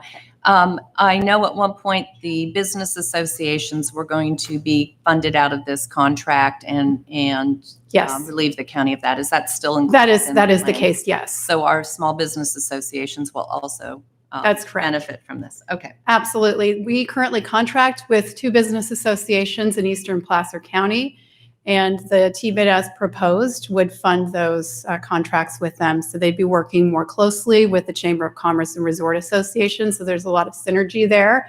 So it seemed to make a lot of sense, and both organizations were very interested in that model moving forward. Thank you. Thank you. Looks like there are no other questions right now from our board. We'll open it up to the public. And so Jeffrey, come on up.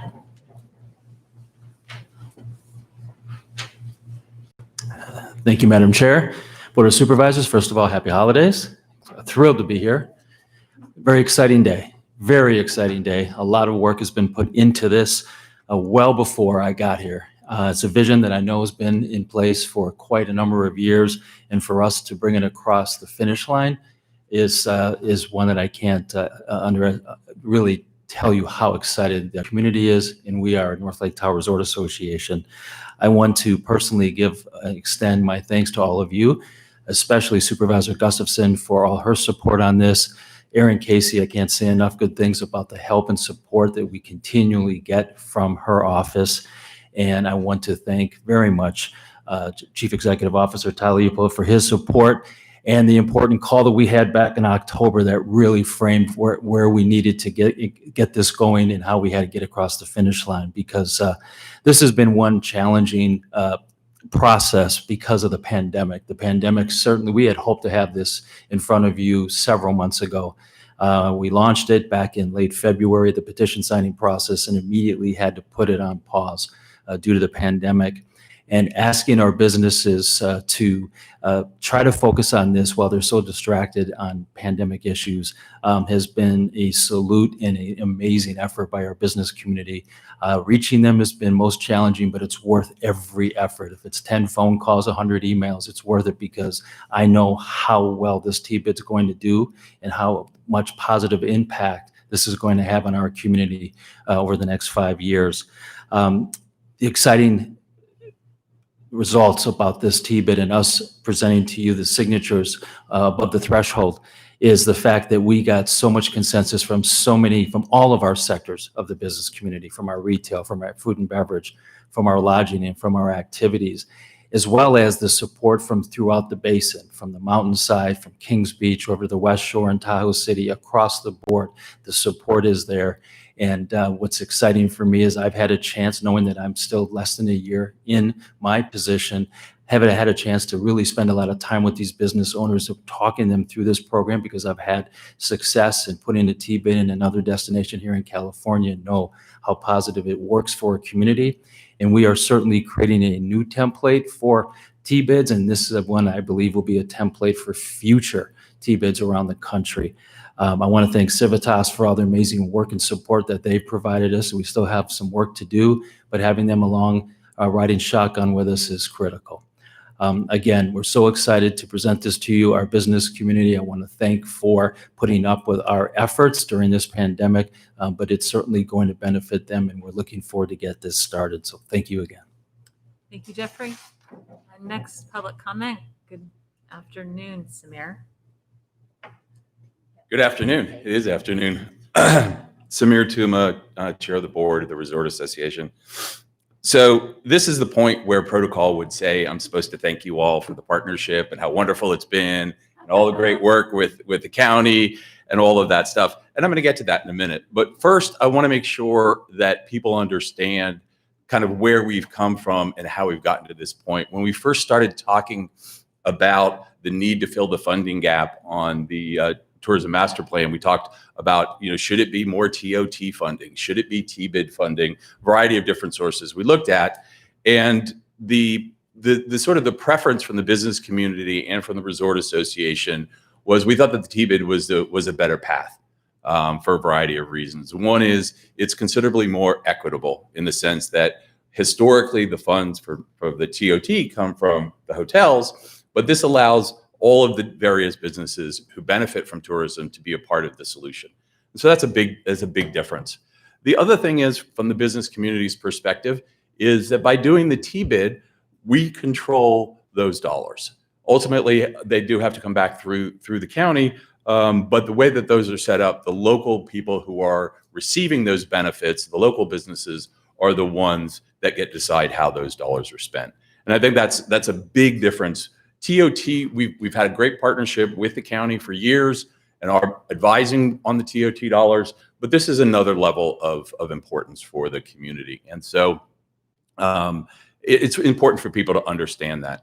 The other thing that was touched on a little bit, but was extremely important when we first started this process, several of the businesses said, well, if we're going to give up all these TOT funds, where's it going to go? And is it going to continue to come back to the community? And the earnestness with which you all engaged in that process and those discussions really is, and I know it's, trite to say these days, public-private partnerships and all the rest of that, but this really is a shining example of a partnership that is mutually beneficial, that does benefit the county. It also benefits it's not so much the Resort Association as it is our community members, both the businesses as well as people who are not involved directly in business because of the mitigation impacts and various different things that we can do. So this is really, I can't say that I'm terribly comfortable being here in this environment with COVID, but it was important, really, really important to me to come here today to make these comments and to thank you all for your continued support and really, honestly, all of you, but certainly Supervisor Gustafson has been involved day and night, in a variety of different ways, helping us educate the community regarding moving forward. And, people say these things, but Erin Casey is a superstar. And you all, I'm sure you recognize that, but her effort night and day, weekends, all sorts of things has really been instrumental in us being successful. So thank you so much. It's a really, really important day for North Lake Tahoe and Placer County, and I couldn't be more excited. Thank you, Samir. All right, any public online? Megan, I think we have Alex. Me too. Alex, go ahead and unmute your mic and give your comments. Hi, everyone. Madam Chair, members of the board, this is Alex Muralatos, the General Manager of the Muralatos Lakeshore Resort. Family-run business here in Tahoe Vista for over 43 years. I had the pleasure of serving on the North Lake Tahoe Resort Association board for 9 years, 2 of those years as its chair. I also spent a considerable amount of time and effort on helping the region trying to address workforce housing solutions as well as the transportation challenges that we face. We are at the end of a journey, a long journey that so many people have contributed to. And I applaud, as others have just done, the efforts. But I think Supervisor Euler, Supervisor Wygant, Supervisor Holmes, and now Supervisor Gustafson, you have been sitting there watching us collaborate. You gave the Resort Association the challenge of cleaning our house and vetting our issues and coming up with priorities and making solid recommendations. You've given us solid staff to evolve. We as a board had been so challenged every year trying to achieve one of the key goals of the tourism master plan, and that was to diversify the source of funding to achieve mitigation of the impact of the visitor in North Lake Tahoe. We are now finally at a place where, as Samir said, the autonomy, the equitable distribution of the burden, and our demonstrated ability to collaborate are all being shown and being delivered. And I think the future is going to be bright. Our ability to free up TOT for workforce housing and improve transportation solutions is critical. And I think you're going to see a lot of solidarity and consolidation of the business community as we move forward. And I just, again, will echo, you've got rock stars in your staff, and you've got an engaged, diversified, collaborative business community. It's not trite, it's a reality.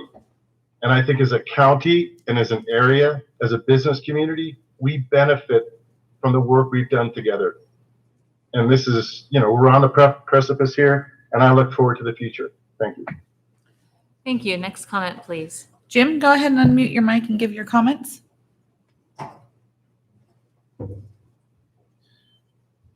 Thank you.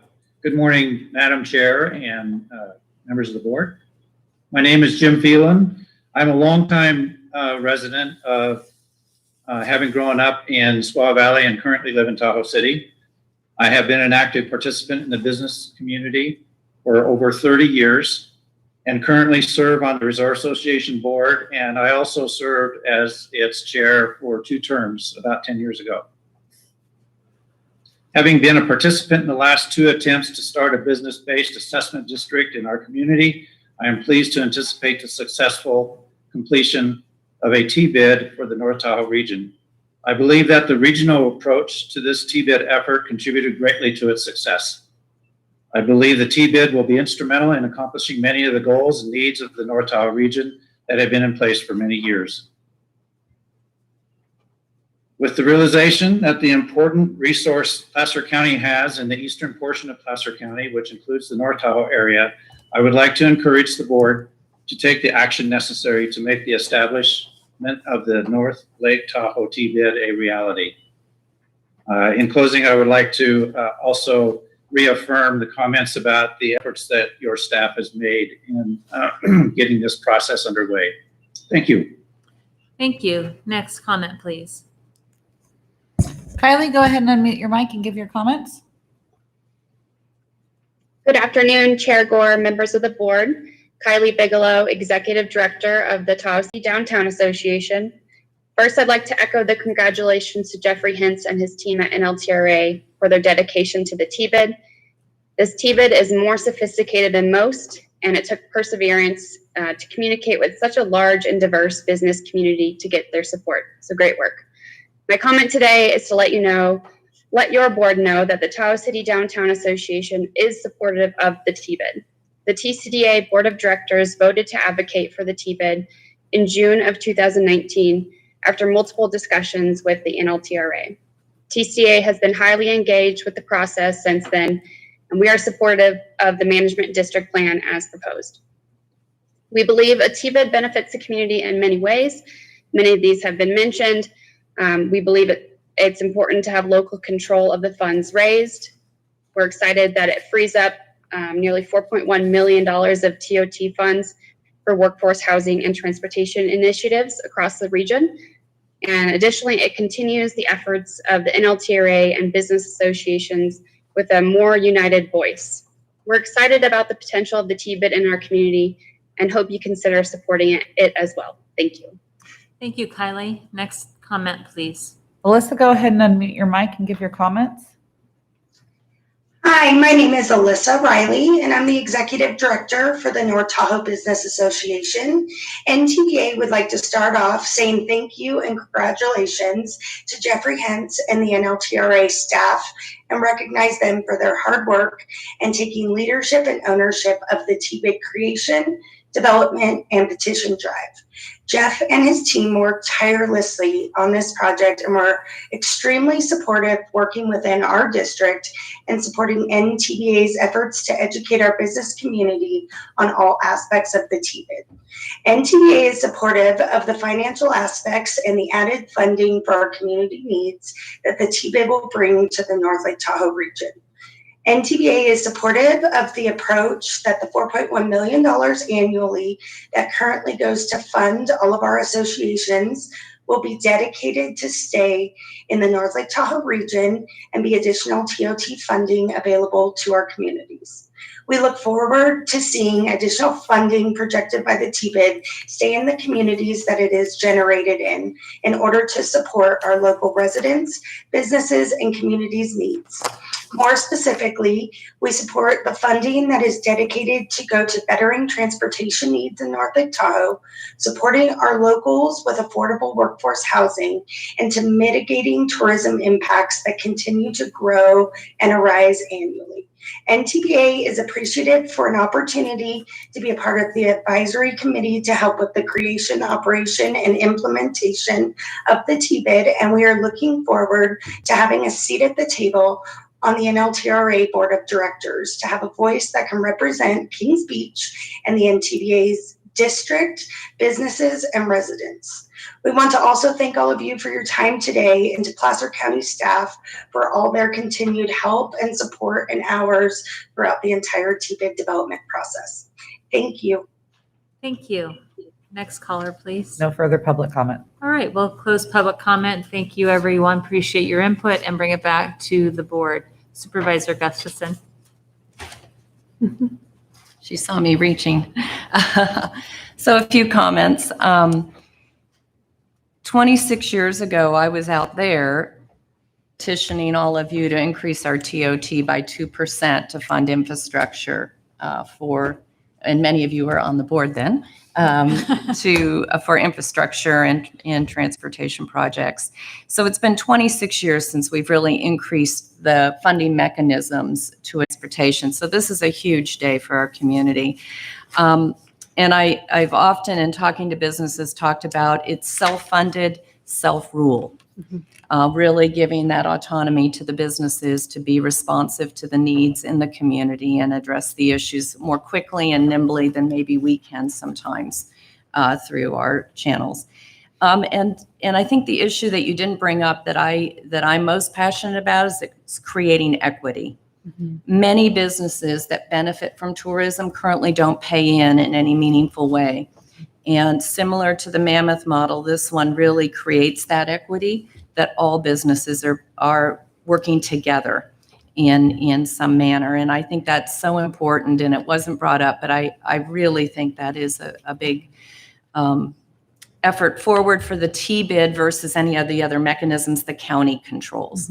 We don't have that opportunity for those who don't pay sales tax and don't pay TOT for recreational activities. And yet it's such a major driver in the economy of North Lake Tahoe, recreation services.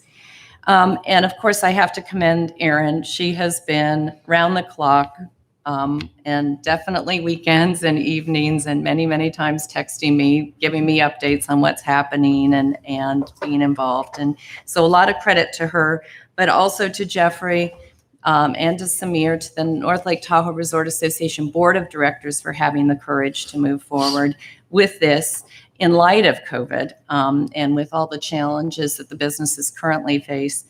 Also, North Tahoe Business Association and Tahoe City Downtown Association and all of their members, and of course, all the business leaders. I'm really thrilled to have some of our West Shore businesses, especially stepping up with JMA and the Homewood Project being involved. That meant a lot to me to see their leadership step up and support this as well. And I know that these are challenging times, but this is probably, we'll look back at this as such a landmark day for the future and the efforts that we can invest both from the county side with the TOT that's freed up and from the business side in a partnership with you. So it really is a landmark day, much as it was 26 years ago. And I really commend all the efforts and I'm so pleased that we're here today before Supervisor Euler leaves, who's been a huge supporter of this effort as well. Thank you. Absolutely. Thank you, Thank you. Supervisor Euler. Yeah, I just wanted to say thank you to our businesses up there, but to Cindy's point, it was 1995 that our board formed a very unique partnership, one that not many counties had engaged, when we decided to work with our businesses that generated the bulk of the TOT dollars on the eastern slope and hear from them what their priorities were. Most jurisdictions simply collect the TOT and say thank you very much. But our board made the decision back then to reinvest those tax dollars back into the community that was generating the revenue. And I think we've seen the success of that. And prior to Supervisor Gustafson's arrival, there was a brief time where I was very concerned that our board was going to go back on that commitment to our businesses up there. There were pressures being brought to bear on this board and on our business community up there that were calling into question the integrity of that relationship going forward. And our board persevered, and I want to thank my colleagues for that, because without that partnership, without that continued commitment to those businesses up in Tahoe, this never would have been possible. And it's this entire board's commitment to directing those TOT dollars to the much needed, as we all know, transportation and housing improvements for the basin that gave, I believe, the business community the fortitude to move forward with this. And so I know this board will continue to keep faith with our business community up in Tahoe. And I encourage you, wherever you see opportunities in the future to engage in partnership with the business community, just please continue to do so, because this has proven to be a tremendous success. And thank you for those of you that made it happen. Thank you, Supervisor Euler. Supervisor Wygant. Just want to add my thanks to everyone. Been a real pleasure actually being a part of all of this and seeing the huge improvements over all the years that I've been on the board, and before that, the Planning Commission. So I really don't have anything to add other than that. It is historic. I'm sure we'll look back and see some huge benefits from all of this, and it's always reminding myself that the east side is so dramatically different than the west side, but both of us together are so important to work together and realize that there is that connection. So thanks again to everyone, and echoing what everybody else already said. Thank you, Supervisor Holmes.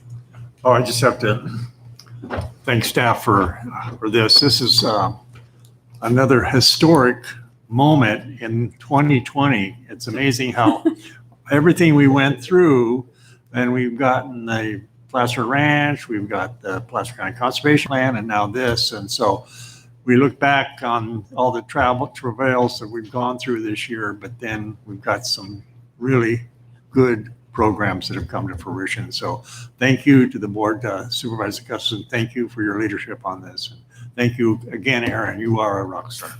Thank you, Supervisor Holmes.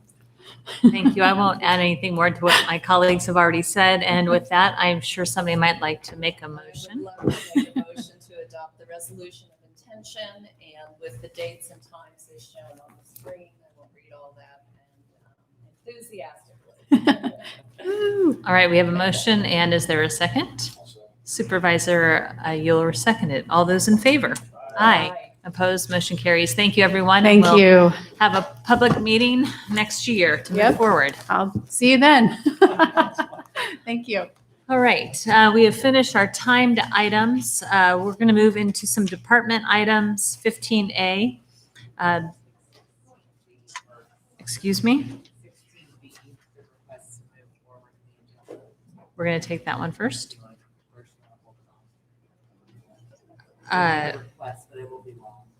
It will be long, and I think we should.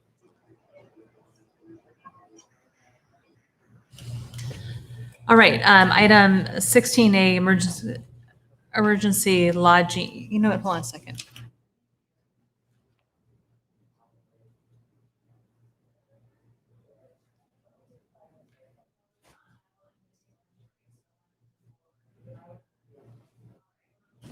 Okay, we're going to take, sorry folks, but we're going to take 16B.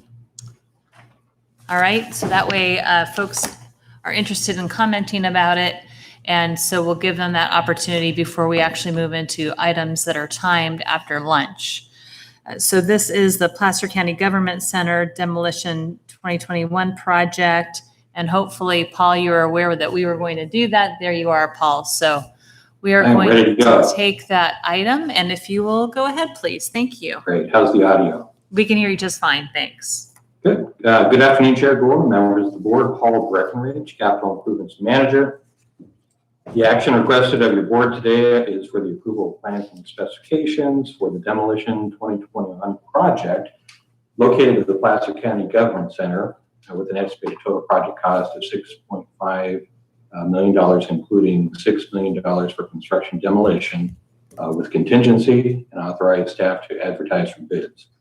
Additionally, authorize the Director of Facilities Management or designee to award and execute construction contract not to exceed $6 million, including authority to approve any necessary change orders in an amount not to exceed $210,000, consistent with the Public Contract Code.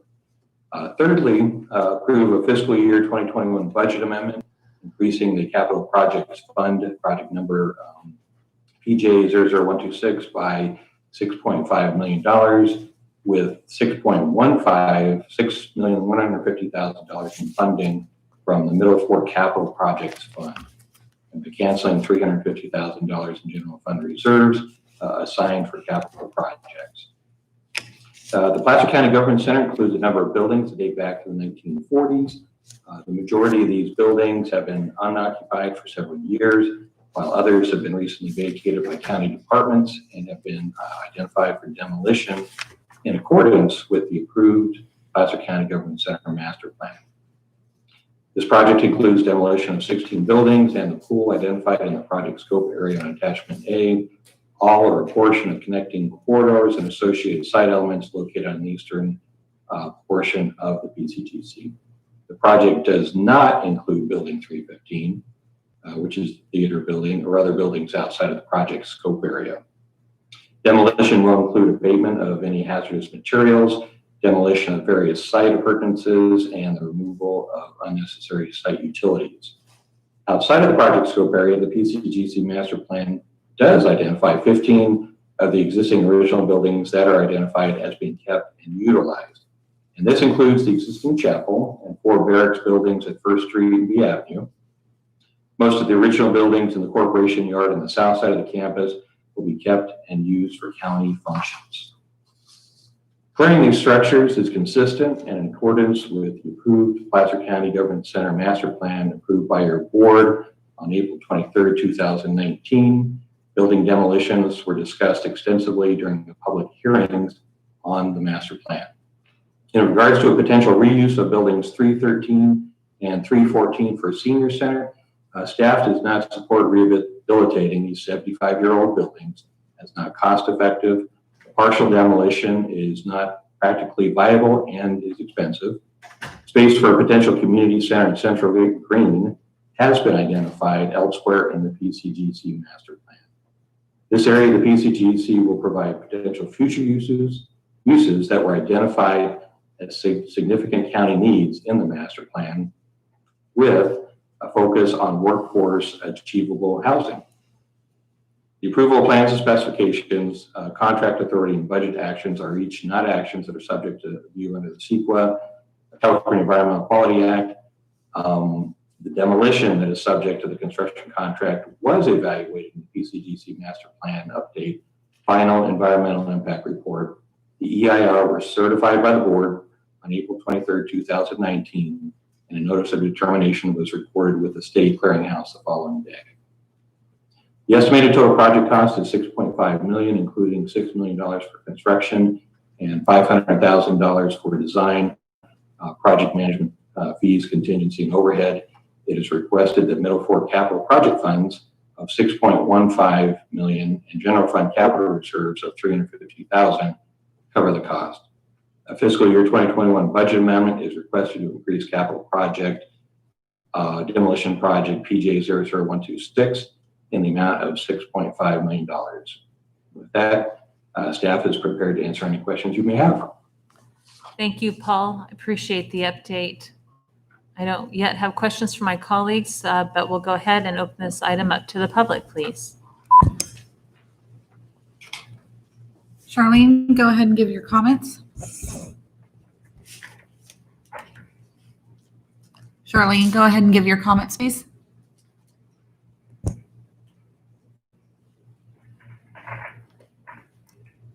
Charlene. Go ahead and give your comment. I'm not sure if that's who you're. Say it one more time. Oh, hold on one moment. She queued up wrong colors. All right, folks, hold on just a moment. I think we're making sure we have the right callers in the queue. And so this item is about the Placer County Government Center, and it is 16B. So just hold tight, folks. Sorry about that.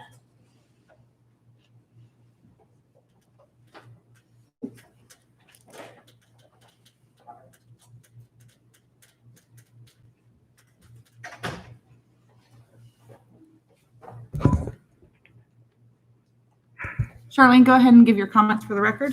Oh, okay.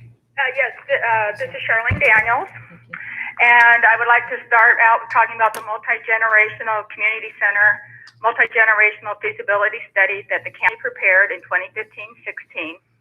It cost $160,000 to evaluate a new community center, theater, and aquatic center in North Auburn. The proposed sites evaluated DeWitt and Parkside Church. There were several workshops and stakeholder groups that were held. It was clear at these meetings that the majority of citizens wanted these amenities at DeWitt, and the county seemed to want the Parkside Church location. The study determined the cost of a new community center was $18 million. The county never evaluated the cost to restore existing buildings. Due to the overflight zone restrictions, Parkside Church was not a viable option. Therefore, the only logical place to have community uses is at DeWitt.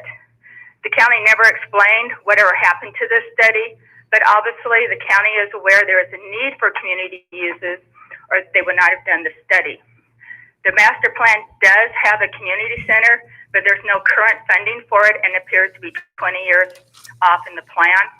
It's important to note that the main senior building has been rated in good to excellent conditions based on the county building condition study. And now I'm a part of the DeWitt Community Complex, and we have a board member that has worked on similar community complexes in West Sacramento that have been very successful and could be a model used for DeWitt. And the fact that we have historic buildings is a great marketing tool. We also had offers to help with grant writing, but this only works if we get solid backing from the board. Again, the county is working on a visioning study, and this community needs to be involved in the preparation of this study before they're finalized. It's public land, and if we can get a response to this comment, that would be great. Finally, we recommend that this item be continued until all the studies are done. If not, we recommend you remove the former senior buildings from the demolition plan and allow for several nonprofits to work together to develop a community complex. The list of stakeholders in the county's own feasibility study would be a great start. And you may be wondering why the senior center board members are not there. I was able to contact one this morning, and they feel that it may be frivolous for them to attend meetings because apparently there's a history of asking to go back to those old former senior buildings and have met with difficulty. So if we can get something moving forward, that would be great. Again, there's a lot of people out there that want to work hard. There's a lot of experience out there. We were aware that in Placer County, if you want a community use, the community has to do it. Are there any questions? Thank you very much for your comments. Appreciate it. Next caller, please. Ramona, go ahead and give your comments. Okay, yes, now? Yes, please. Okay, yeah, my name is Ramona Brockman. I'm a Placer County resident. And I do want to emphasize a lot of the things that Charlene has said. I am a member of the DeWitt Community Complex as well. and really just emphasize that the proposed demolition is completely premature. The new marketing and visioning studies that were mentioned are not complete. We don't even really know what they're going to say, and the public has not been involved in the visioning study at all. The last marketing study that was done for the EIR and master plan showed that retail space in Auburn was already saturated and advised that retail and office development at DeWitt would prove to be difficult to finance and have marginal income generation. But the last market study also did state that meeting spaces in Auburn were in short supply with high demand. So, you know, if the new visioning study, who knows? Those designers might want to highlight that there's a historic chapel with some four connected buildings and a theater, a historic theater, with the connected senior center buildings to be a community center, and then maybe a town green space in between. I mean, that sounds like a pretty cool, unique focal point that I couldn't imagine any developer wouldn't want to capitalize off of. So, you know, here the DeWitt Community Complex is willing to do the work and meet with other stakeholders to make this a reality. We have already come a long way in forming the DeWitt Community Complex and getting a lot of endorsements and fundraising. So it's really just too early to tell. The public really needs to be involved in this, and there is plenty of interest. So what we do hear and see today that we do know is certain, because the future of other building is uncertain, like Costco never materialized, is that the community doesn't want the opportunity to save these buildings. And we've said the DCC has received a lot of support. The community complex has received a lot of support as an organization and endorsements and fundraising. It would be to do a community center here would be a win-win. It's a place where people can come and recreate and kind of do the vision that the master plan saw of live, work, and play in one area. So it is a win-win at a very affordable price compared to new construction that was estimated at $18 million. So I'm asking that the board delay this decision to allow the community and the DeWitt Community Complex, senior center groups, and other stakeholders have the time, sufficient time, and an unfettered opportunity to get together to formulate plans to renovate the theater as well as the other buildings, a few of the other buildings attached to form a community center. Again, you know, my perspective is that it's a win-win. You know, bright, new, shiny objects, well, they lose their luster over time, but history is what communities are built upon and keeps them relevant. Thank you very much for your comments. Appreciate that. Thank you. Next caller, please. David, go ahead and give your comments for the record. Okay, hi, my name is David Allen. I'm a past Grand President of the Native Sons of the Golden West, and I'm the treasurer for the DeWitt Community Complex. I haven't heard exactly what everybody else has said because of the environment we're in right now, but I'd like to switch this a little bit to the point that I think Charlene was speaking earlier concerning about the reports and a few of the things that had not been finalized yet. My thoughts on this are there's no rush to get this done. Is there a plan in place to start working like right away? We have been progressing quite a bit through the DeWitt Community Complex. We have made numerous inroads in terms of community support, et cetera, et cetera, et cetera. And we think that this thing should be delayed. It doesn't cost anything to do the right thing. And I think the right thing is to delay this process for a while. You're not going to gain anything one way or the other. So I would ask you to delay this vote on this until a few things can be a little ironed out on your side also. And I think that's probably the best way to go. So I'm asking for you to delay this vote. Thank you very much. Thank you for your comment. Next caller, please. No further public comment. All right, we will go ahead and close public comment on this item and bring it back to the board. Any questions? Supervisor Gustafson? Sure, I had a question, Paul. Sure. There was discussion, I've received quite a bit of public comment on this item, as you can imagine.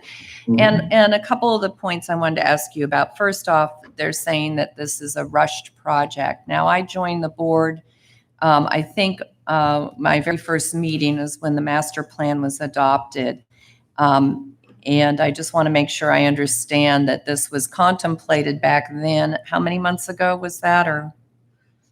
2019, April 2019 was when the certification of EIR occurred. So, and that was fully contemplated. And it was fully contemplated at that time. And then we were held up during the litigation from taking these actions. But that was part of the public process that kind of predates me being on the board. So I just want to make sure that's on the record. Karen, did you want to?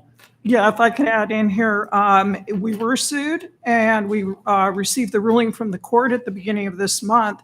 And I would point out that the court actually cited the EIR on the issue of the buildings, noting that they're over 75 years old, hard to renovate, and concluded that the rejection by the board of alternatives 2 and 3, which would have resulted in preservation of more buildings, that was justified and consistent with the law.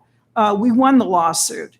The demolition of the buildings was analyzed within that EIR, which is now, according to the court, a fully certified and adequate EIR.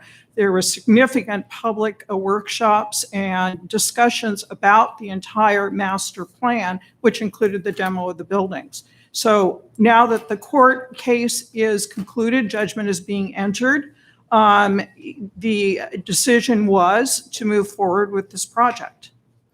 And this project excludes the theater because we made That's other correct. commitments since I've been on the board to assisting the community with the theater. Yes, by during preserving the last hearing on the project, the board added an additional condition into the master plan that any contemplation of demolition of the theater had to come for a public hearing. That condition sunsets in July of next year. I don't have the exact date, but it's within the master plan document. Okay. And then just for the board's understanding, last year when I was approached, especially by the senior center, because they've been looking for a place, they knew their time was running out and their funding. And so we did facilitate some meetings with Auburn Recreation District to look at shared space. In my previous career, obviously, I did a lot with parks and recreation and community buildings. They're often a drain on resources for all of us, require subsidies of general tax dollars in order to keep them up and operating. And so I was proposing to the group that they look at shared uses. I talked yesterday with ARD briefly, and apparently the last offer that was made, the seniors center felt that they couldn't afford that rate, but they're still open to talking to the folks. They couldn't dedicate full amount of space, but some space. And I think there was also some discussion with churches, but I don't know where that led in those discussions. But just wanted to make sure the board was aware. I'm also sensitive to probably every community in the county would like to have their own senior center. And if we do one for one, I would ask that we be consistent for all in what we invest in these types of community buildings, because we often do have park and rec districts that are overlapping and providing services there as well. Cindy, or Supervisor Gusset, I just wanted to add to that, yeah, we spent quite a bit of time with, say, Parkside Church at Regional Park with the seniors to see if they could be accommodated there.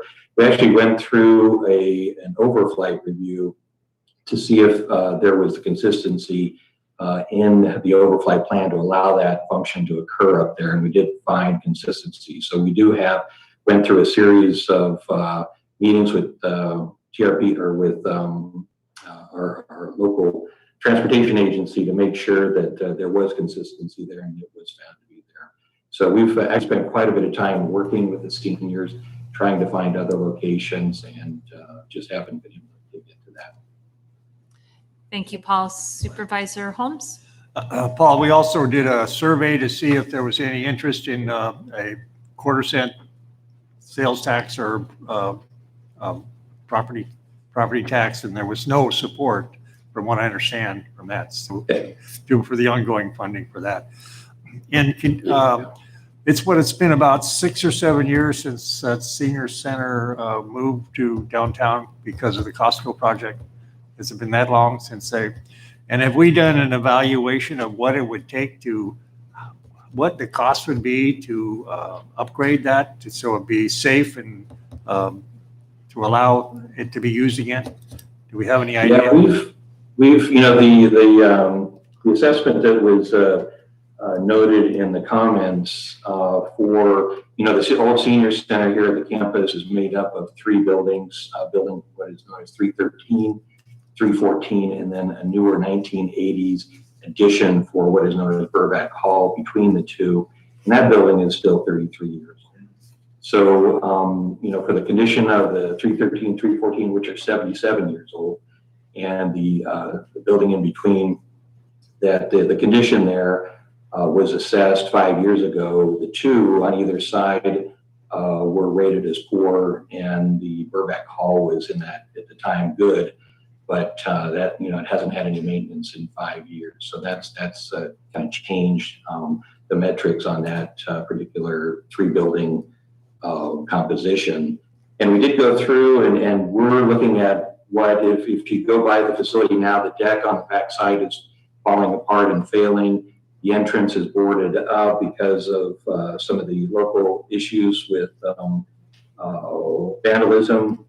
The mechanical systems are going to need to be looked at. Roofing, the exterior enclosure, stucco, the plaster, if you will. Roofing is potentially an issue. So we're thinking the kitchen was completely dismantled as well. Yeah. So as they moved out, all the equipment disappeared or moved outside. So, to get them back in there, it's going to be a considerable amount of money, and we're looking at upwards of $1 million to get back to where they can reoccupy that space. And we still end up with World War II infrastructure. So we do all the renovations, and we still have all the issues associated with having World War II buildings. So the ongoing maintenance over the years would be very not cost effective. Yeah, the maintenance we've had in the last 5 years has been very minimal, just because of where the master plan had put those buildings. So other than maintaining our fire alarm and water suppression systems in those buildings, it's been pretty minimal as far as our looking at those. So there is quite a bit of work to do there. Thank you, Paul. And thank you, everyone, for the questions. Appreciate the public's input. I appreciate the interest, and fortunately we are preserving, I think you said, Paul, 15 buildings. We're still preserving the theater if the community does put together funds to help do some work on that. And I know there's always often a desire to keep history, but we are keeping a number of these buildings, and I think this is the time to move forward on this item. With that, anyone want to make a motion? Second. Motion by Supervisor Euler, second by Supervisor Wygant. May we do a roll call, please, Megan? Wygant. Yes. Holmes. Euler. Gustafson. Gore. Aye, thank you. All right, we need to take a lunch break before our 1 o'clock timed item. So we will probably get back here at about 1:05, give us a little bit of time to have some lunch, and then we'll move from there. Thank you, everyone.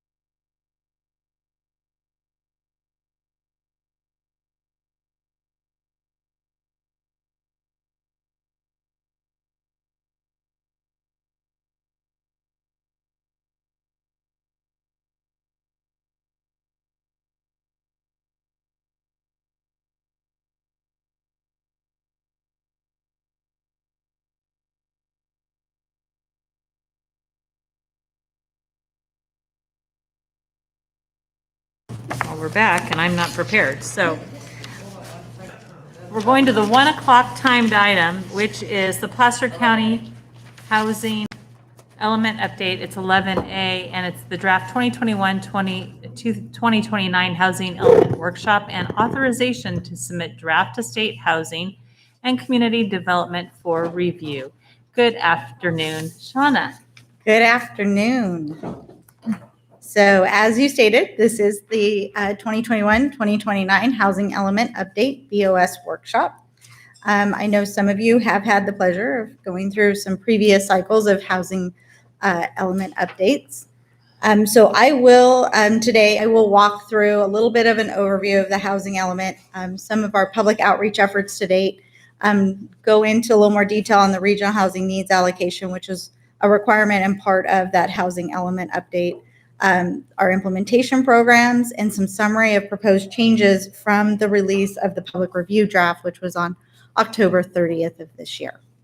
And then we'll wrap it up with the project schedule and next steps for this project.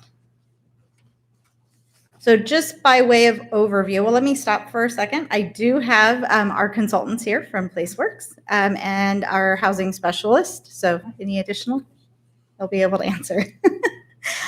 So by quick way of overview, housing elements are a required part of the general plan, one of the 8 required elements of the general plan. It does and is the only element in a general plan that requires, it has a state mandated update schedule. More recently, we are seeing as part of that update requirements and other elements to be updated, like through the safety element. So we are concurrently running a safety element update, and you will hear more about that as that goes forward. The housing element is the only element that is required to be certified by the State Housing and Community Development Agency for compliance with state law. It does plan for accommodating the county's fair share of the regional housing needs, and I'll explain that in more detail. And then it plans to meet existing and projected housing needs of all economic segments of our community. So the next housing element planning cycle or period begins on May 15th, 2021 and runs through May 15th of 2029. Our current cycle was 2013 through 2021. So we are still in that housing element. The board adoption deadline is May 15th, 2021. However, we do have about 120 days past that if we still need to work with the state to final that. And then the public review draft was released on October 30th. The contents in that review draft includes an overview of the county's existing and future housing needs, a performance evaluation of how we're doing on the 2013-2021 housing element, a review of government and non-government constraints to housing production, identification of vacant lands that can accommodate the state mandated regional housing needs allocation, and then a set of goals, policies, and programs that would apply through 2021 through 2029. So to go through a little bit about the outreach, we actually have been working on the outreach for a couple of years now. As we were developing the housing strategy and development plan, we did a series of flash votes that have helped to inform the current draft of the housing element. But more specifically to the housing element recently, we have held 2 virtual workshops, both really well attended, probably more attended than any previous workshops for housing elements that I have worked on in the past, and this is my 6th cycle in housing elements. So 100 plus participants at our first workshop, 55 plus participants at our second workshop. We also did some focused stakeholder group workshops, and then we worked with the Mountain Housing Council of Tahoe Truckee to do a survey of the 28 partners there to also learn a little bit about what their needs or requests would be as part of that housing element update. And then just additional public outreach through the preparation of the housing strategy and development plan included some focused outreach to, say, our builders and architects and others that participate in the construction of housing at the county to learn more about, maybe where our policies or ordinances provide hurdles to actually getting housing constructed. So at the stakeholder workshop, some of the concerns that were voiced, one was the feasibility of building dense housing at affordable rates, meaning the more dense it is, does it really get cheaper? And they were asking for some cost out information about that. Concerns about permitting costs and other development costs, which I think we all have concerns with, particularly as we see some of the new regulations that come down through the state. Interest in a wider range of housing options, housing needs and special needs for homeless population, and then just the overall high land and construction costs are primary barriers to development. From our virtual community workshops, we had quite a few topics that were raised there. Really great input that we had as part of developing our policies and our programs. One was just, some ideas and being creative in how we could actually achieve our RHNA development.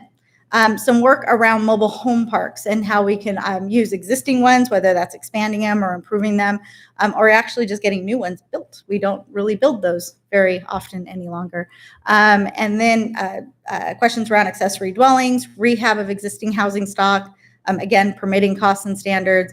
A lot of interest in infill and redevelopment, also adaptation or reuse of existing buildings. We're really seeing the economy change right now.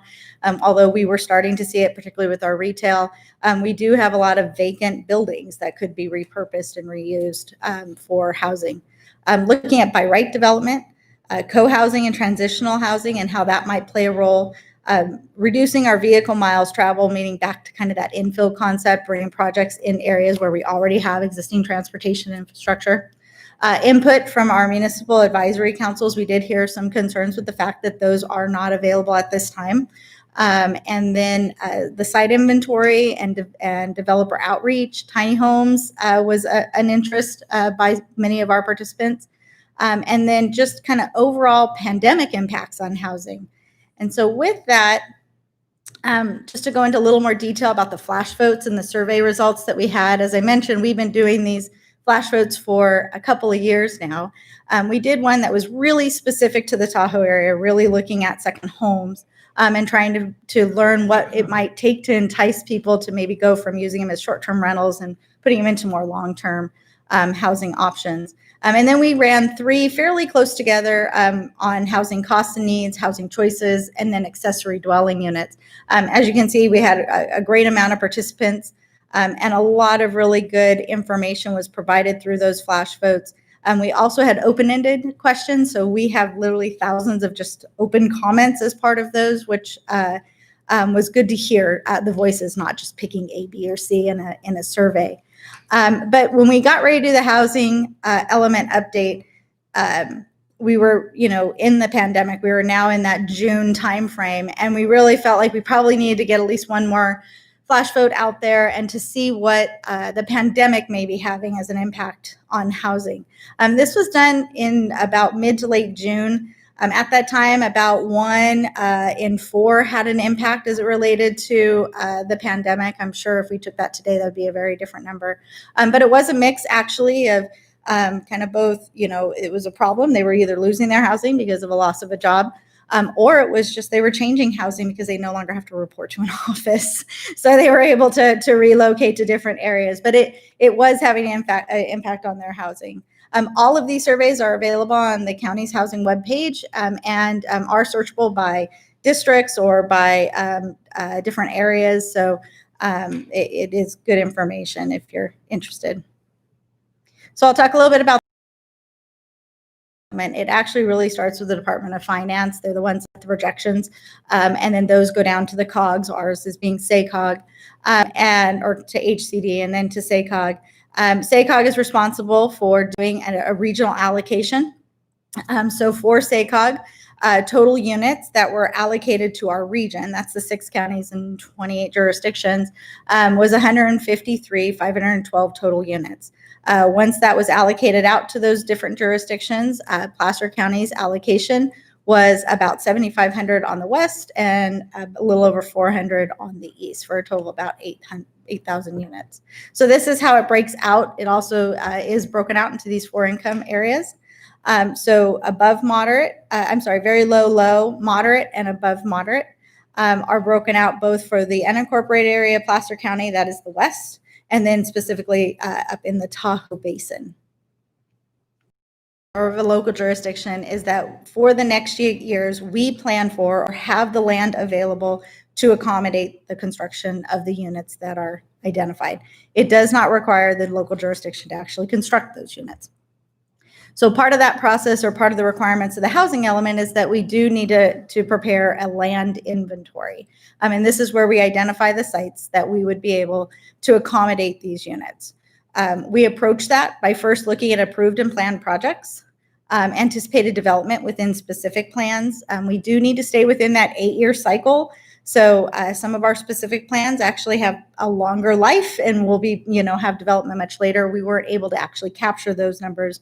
We needed to look realistically what we could expect in the next 8 years. Capacity on vacant and non-vacant sites, projected new accessory dwelling units, and projected new manufacturing homes. So based on our inventory, for our moderate income and our above moderate income, we have plenty of sites available to accommodate those units. For our lower and income units, we're running about 1,000 units short of meeting those.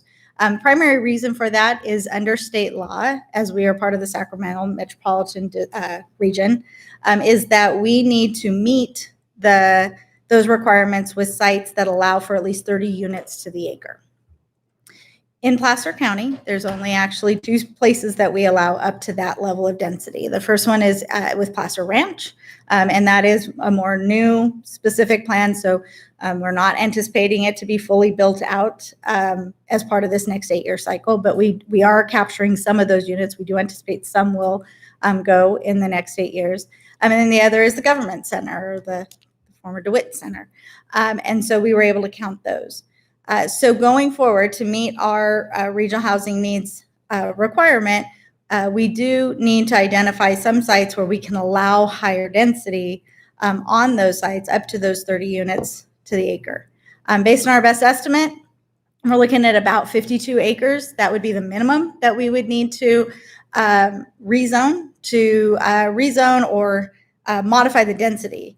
So if they're already planned for multifamily, but maybe at 15 units the acre, look at where we can just increase, where it makes sense on those parcels to increase that density to accommodate our arena in areas that are, have those services and sewer and water and transit and those types of services. We do want to provide a buffer to address this, because under state law, there is a no net loss provision, meaning if one of the sites that we've identified, we find a higher and better use, then that means it comes off of that RENA inventory. We need to be able to show that we can still accommodate or replace that. So by building in a little bit of a buffer, meaning we'd probably go a little beyond that 52 acres, is something we would look at. We would also look at selecting sites, prioritizing our infill, or considering where infrastructure is already available. So we will look for places where we think this is a good fit to go those densities. We actually have up to 3 years to identify and approve these sites after the housing element has been approved and certified by the state. So it has been included as one of our programs as part of the housing element implementation over the next 8 years. So you've heard me talk a lot about changes in state law. Seems like we were definitely on a run there for a little while. Actually, this past year with COVID gave us a little bit of a break, but we're expecting it to pick right back up next year. But we are required to accommodate some of the new changes in state law in our next cycle of the housing element, or this one that's coming up, 2021 through 2029. So I'm just going to highlight some of the big ones for you. One is SB 35, which requires local governments to streamline approval processes for affordable housing projects. This is based on how much housing we have developed. So they come in and they look at if we are actually building housing, but maybe not enough affordable housing, then certain projects can come in if they're, say, 50% affordable. For jurisdictions that are just not building housing at all, or very low, or not meeting their overall housing numbers, then projects can come in and go through a streamlined by right ministerial approval with only 10% affordable.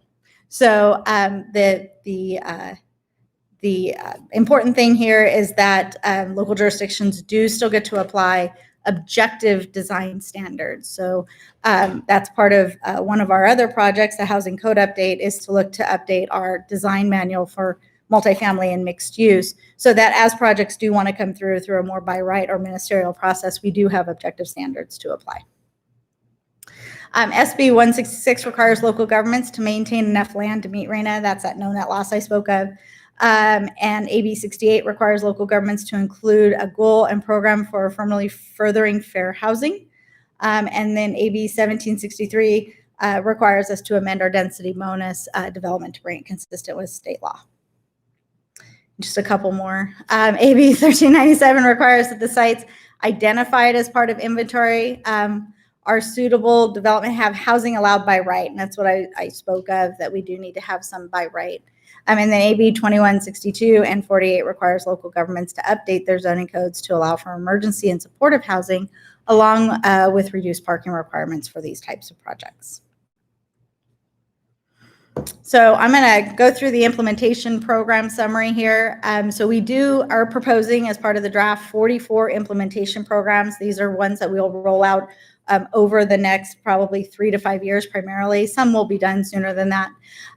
For this set of programs, 12 programs are just continuing forward. They're ones we already had as part of the current housing element. We'll be taking those forward. 8 are slightly modified, but we have 24 new programs, and that is a result of some of that public input and then changes in state law that we needed to accommodate.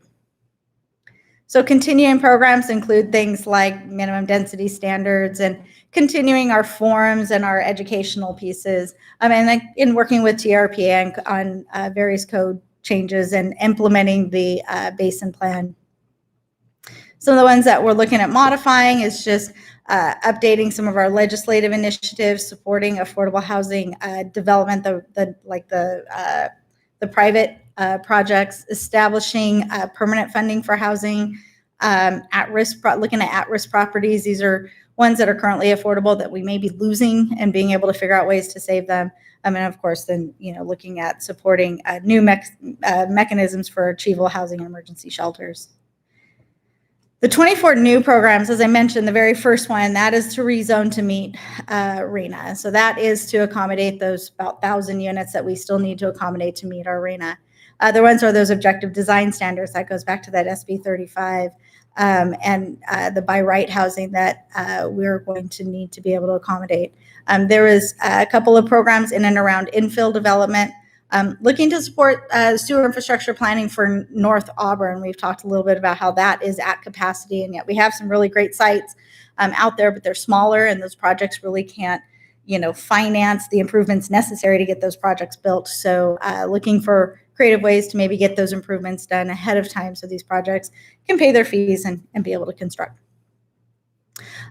Supporting labor force, construction labor force, the county fee structure, and this is one where we were looking at, and I spoke about it as part of the housing annual work program, looking to where we can maybe start to merge fees to more by square footage as opposed to just by type. Currently right now you pay the same fee if it's a 3,000 square foot home or if it's a 1,600 square foot home. So where we can update some of our fee programs to maybe be more commensurate with the size of the unit. And then affordable housing and employee accommodation, that is part of the ordinance that you adopted in October. Of course, density bonus law, affordable housing surplus land. We already had a really great example of that with Sabre City. And so we're wanting to further and complete move on that program. Adaptive reuse and conversion. We talked about that with the offices and our commercial that is currently vacant, supporting our Dollar Creek Crossing site and the ADU promotional program. As I said, there's 24, so there's just a few more. The ADU loan program, monitoring our ADU affordability, removing modular housing constraints and getting a little more creative with the types of housing that we are supporting.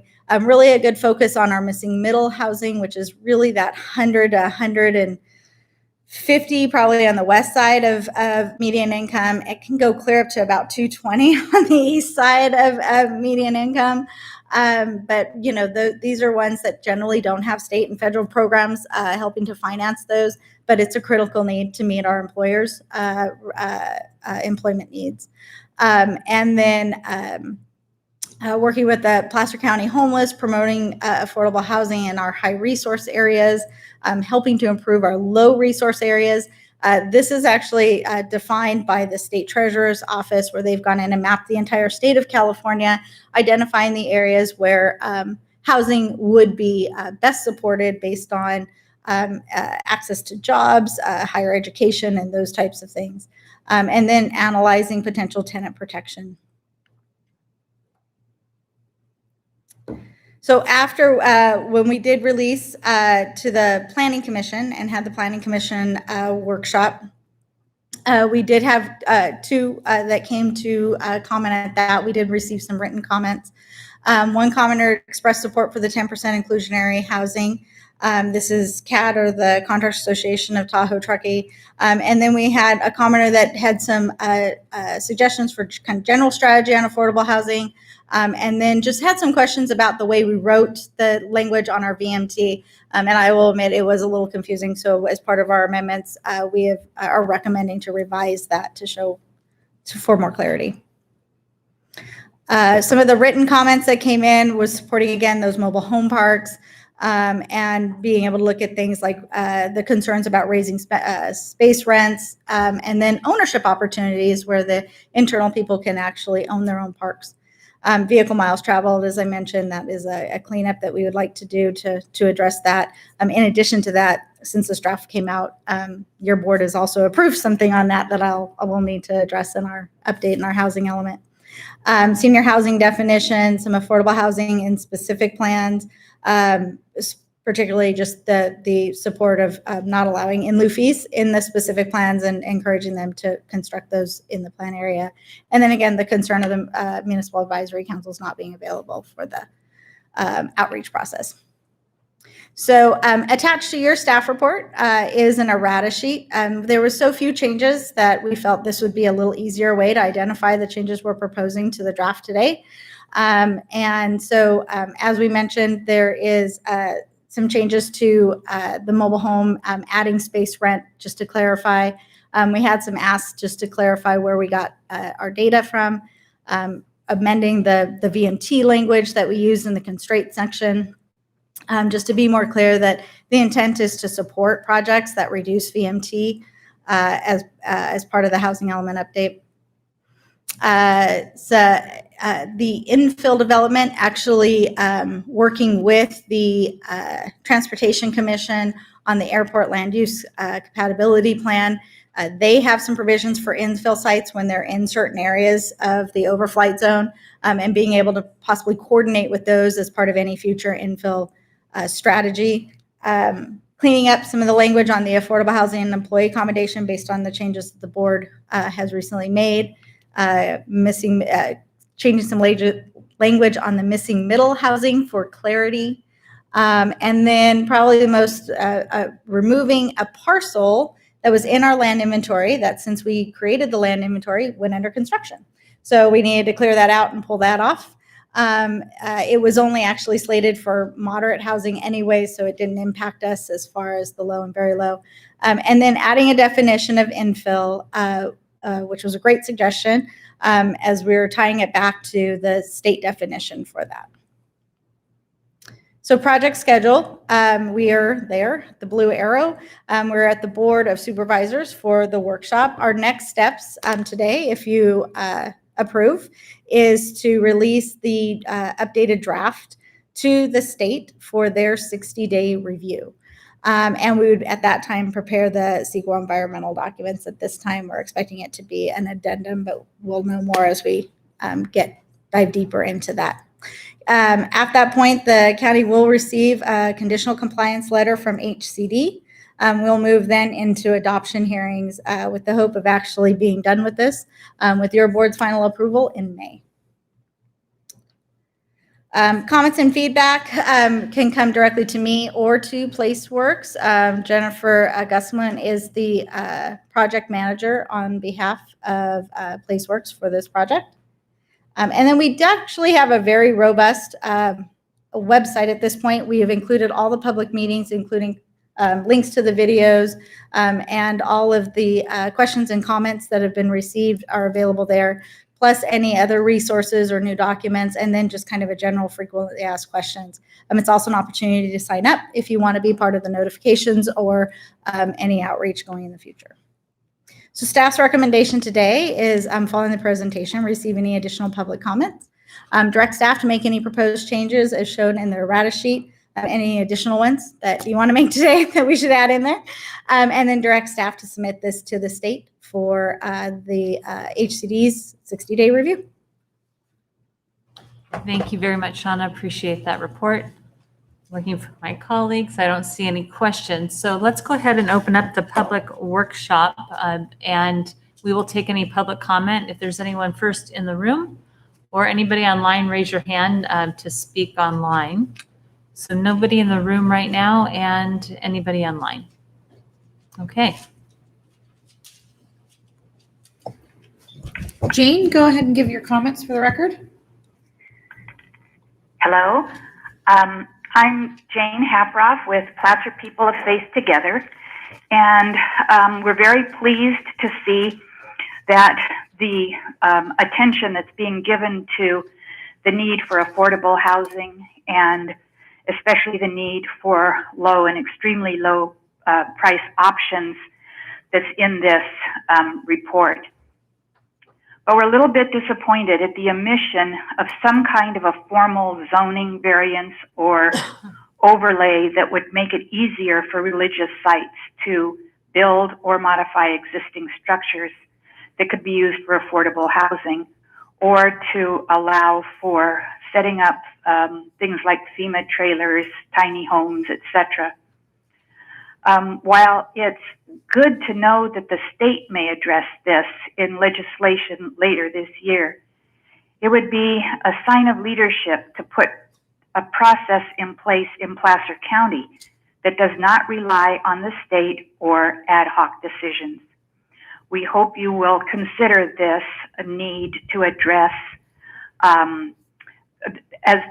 one way to address both the problem of homelessness and the need for extremely low housing options. Thank you. Thank you for your comments. Next caller, please. We lost that one. All right. Anyone else? Veronica Blake, go ahead and unmute your mic and give your comments. Good afternoon. It's Veronica Blake, CEO of Placer Community Foundation. I'm grateful to Shauna and the team for all the work that they've done, but I still want to see us do more than meet the state law requirements. Given the RHNA and the severity of the need, we continue to be concerned about the county's continued willingness to accept fees in lieu of construction. Having that policy in the last housing element did not amount to any new construction of affordable units. We're really pleased to see a housing development corporation in the plan, and we need to find a way to fund it. This would be an excellent extension of the good work that Shauna and team are already doing. The 79 units of affordable housing that you approved that are under construction at the government center are just absolutely delightful. I go out there regularly and thank the construction workers. But as the housing element references the use of surplus government land, it would be helpful to identify that property sooner rather than later, and also to reach out to the special districts to see if they have any inventory of surplus land that might be available for affordable housing. I'll just echo the comments of the earlier caller that we do need more policy and ability to streamline support and development of affordable units on the land owned by churches and other religious institutions. So one of our most important safety nets is decent and affordable housing, and I just want to ask you to continue to do everything possible to ensure that housing is available to all of our residents. And thanks so much again for championing the DeWitt Center project. It's incredible to see it going. Thank you, Veronica. Anyone else? Yes, my name is Joe Kellogg. I'm a resident of Granite Bay, and I'm here as a member of Placer People of Faith Together. We're grateful to the efforts of the Board of Supervisors and the many individuals and agencies who worked with Shauna Purvine to complete the Housing Strategy and Development Plan.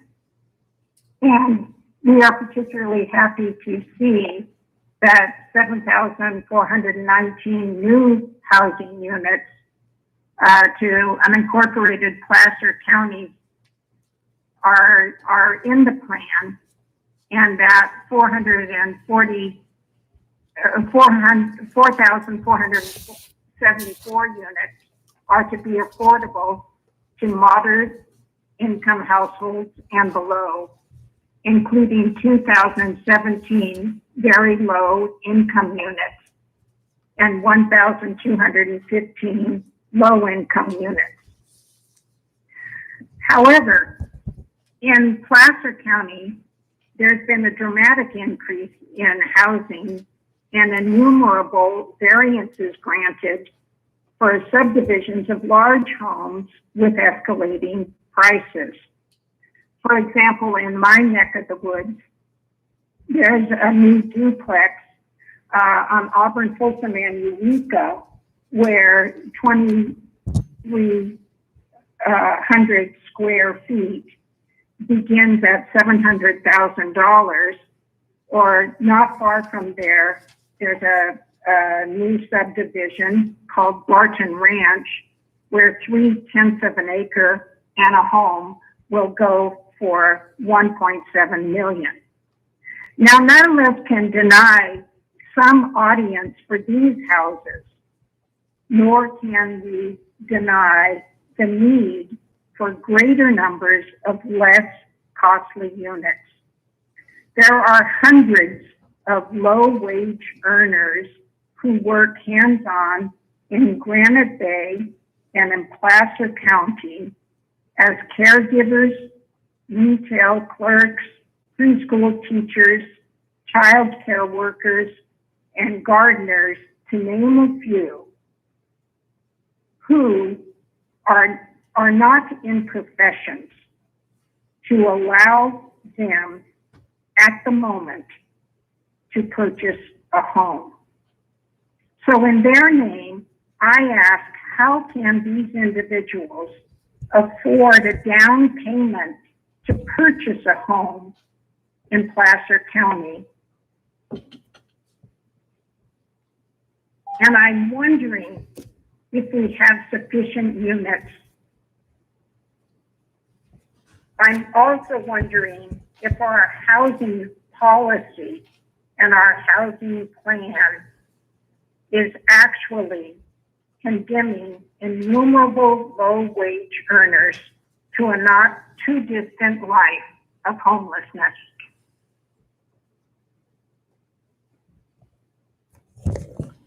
Thank you very much. Appreciate your comment. And do we have any other callers? One. Cheryl, go ahead and unmute your mic and give your comments.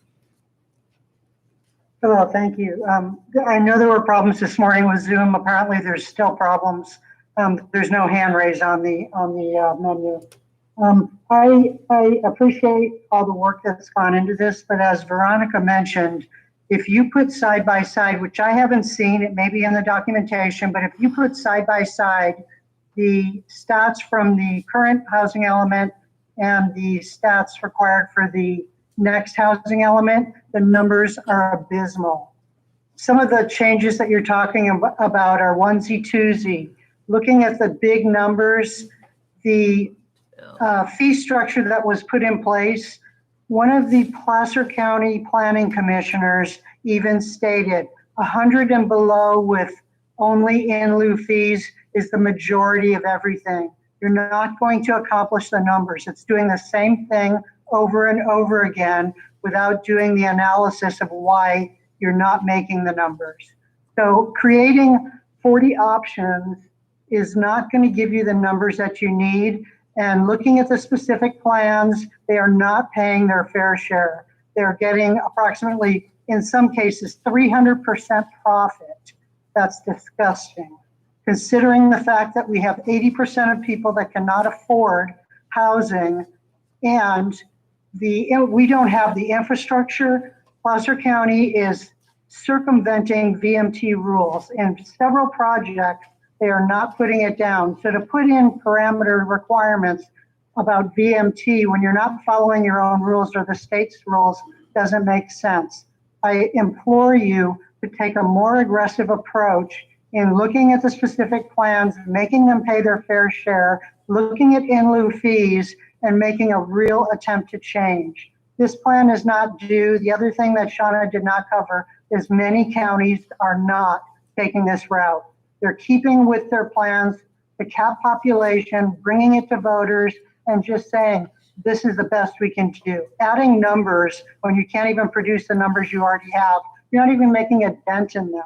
To add more numbers doesn't make sense. I hope that you'll reconsider moving this plan out and coming up with a more aggressive plan to actually make a difference. Thank you. Any other callers? Gary, go ahead and unmute your mic and give your comments. Thank you very much. Gary McDonald, Executive Director of Lighthouse Counseling and Family Resource Center. Last night I was listening to the news and they said even today there's still 6 million people that are unemployed since the more than usual that were added because of the pandemic. Locally in Placer County, Lighthouse was able to give away close to $40,000 in renting utility assistance. We probably helped about 20 families, but the requests continue to come in. And my fear is we've ran out of money. So for now, and hopefully there'll be more money later, we're looking for additional funds. But my fear is that with all these additional people that are unemployed, that are asking us for money that we no longer can help and they can't find the money anywhere else, they are eventually going to be evicted. And there's going to be more homeless people.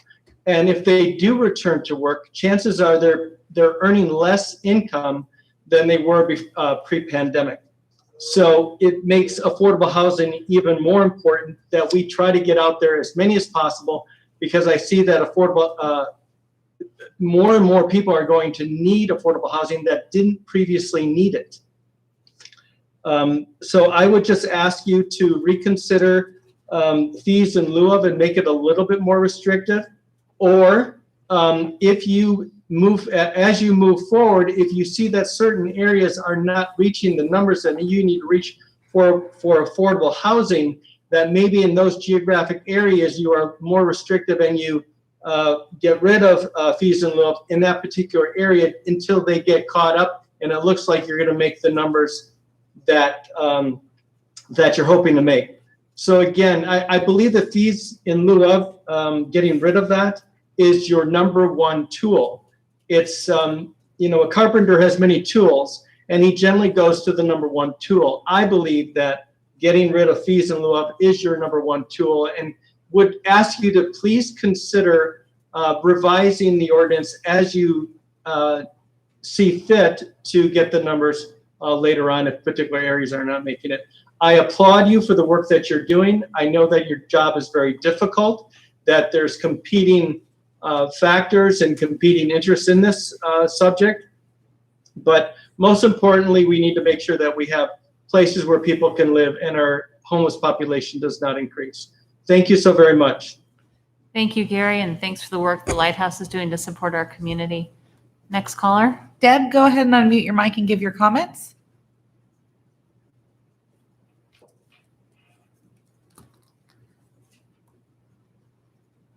Deb, go ahead and unmute your mic and give your comments.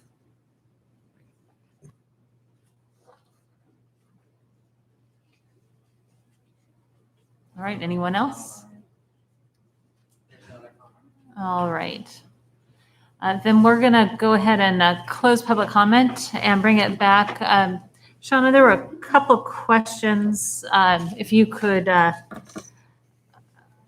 address. One was surplus land, which I believe you actually did an inventory of surplus land. So if you address that, that would be great. So we, as the county, our real estate services, about 2 years ago, we did do an inventory of surplus land.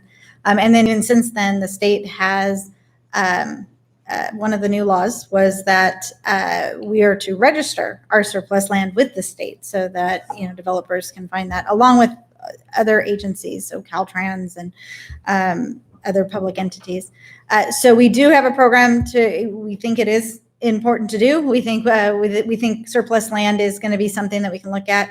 And we actually already have meeting schedules with utility districts beginning next year to start talking about their surplus land as well, because they are interested in also looking at housing opportunities for that. So that will be a primary focus for us going forward. Thank you. And then the religious sites, which you and I discussed, but if you would talk about that a little bit, because I do think that churches can be a partner in this solution, where they could have mobile units on their property, things like that. So I think you mentioned the state might be moving forward. I do think we should encourage our churches to work with us if there's an interest in doing that, so that we could actually provide that as an option. Yes, and so I do believe the state is going to be moving on that. There was a bill last session that unfortunately I think just kind of got caught up with COVID and some of their streamlining that the lawmakers did. But for the county, we do want to work. I want to work very closely with the religious institutions, because I do believe there probably is some opportunity to be able to utilize some of those sites, particularly for temporary type assistance.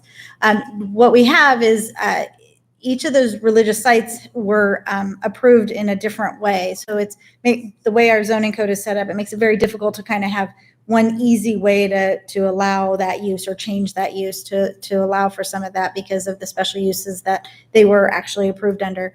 But there are ways to go forward with that. Also, we can add to the element a policy specifically supporting working with the religious sites, and then also as part of our legislative platform, include looking at that as a possible solution. Thank you. I think that that's something that we should encourage people to look at. It's certainly an option, and that's a partner that is often willing to work with communities in need. There was one statement that was made, which I just want to point out. Somebody said maybe we should cap our population growth. And quite frankly, if you cap population growth and housing growth, the costs of housing will go sky high, which we have noticed in the Tahoe Basin area, right? So no, we can't just cap the number of homes that we build in our community. We actually need to find lots of ways to provide lots of different housing options for our residents.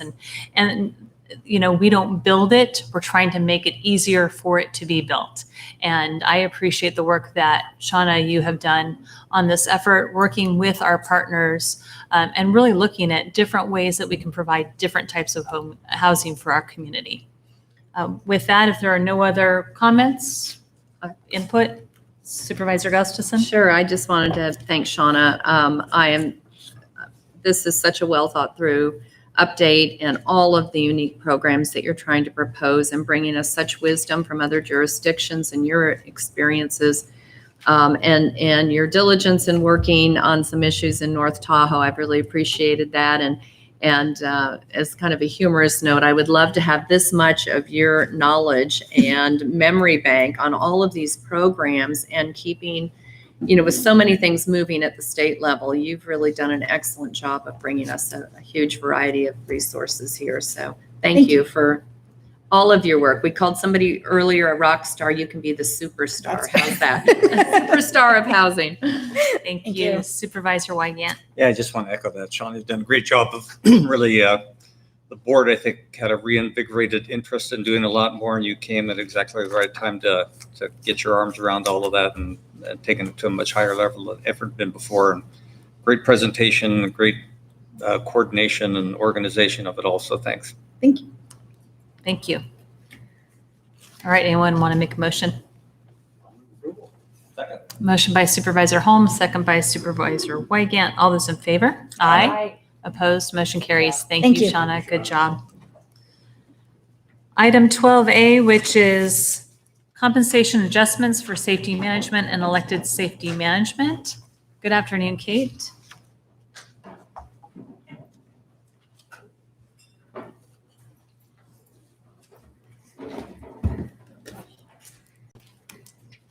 This is 12. Good afternoon, Chair Gore and members of the board. And my name is Kate Sampson with your Human Resources Department. This afternoon, I'll be presenting to you an item related to the compensation of unrepresented safety management.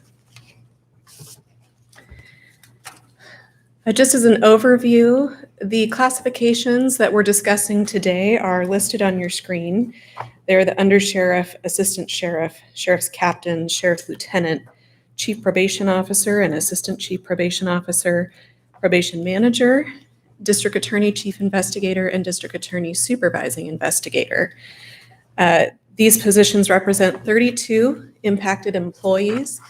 And as a reminder, there are no represented positions subject to collective bargaining on this list, such as deputy sheriffs or sheriff's sergeants. The recommended actions before you today include 1, introducing an ordinance amending Placer County Code Section 3.12.040, otherwise known as Measure F. 2, introduce an ordinance implementing salary increases of 4, 4.25%, and 4.5% over 3 years. And 3, introduce an ordinance amending Placer County Code Section 3.12.020 and 030 regarding special pays. As noted on your agenda, Action 3 also impacts 1 additional classification of the elected sheriff, coroner, marshal. In order to discuss this item, it's going to require a little bit of a brief history lesson. So if you'll indulge me, let's go back to 1976 when the Placer County voters passed Measure F. This was a local initiative sponsored by the Placer County Deputy Sheriff's Association and is now codified as Section 3.12.040 of the Placer County Code. This section specifically lists the position of undersheriff, assistant sheriff, captains, and lieutenants, although it does have the potential to impact other safety management classifications due to compaction or benchmarking. Specifically, Measure F requires that salaries of specified peace officer classifications be set at the average of the maximum salaries for comparable positions in El Dorado County, Nevada County, and Sacramento County.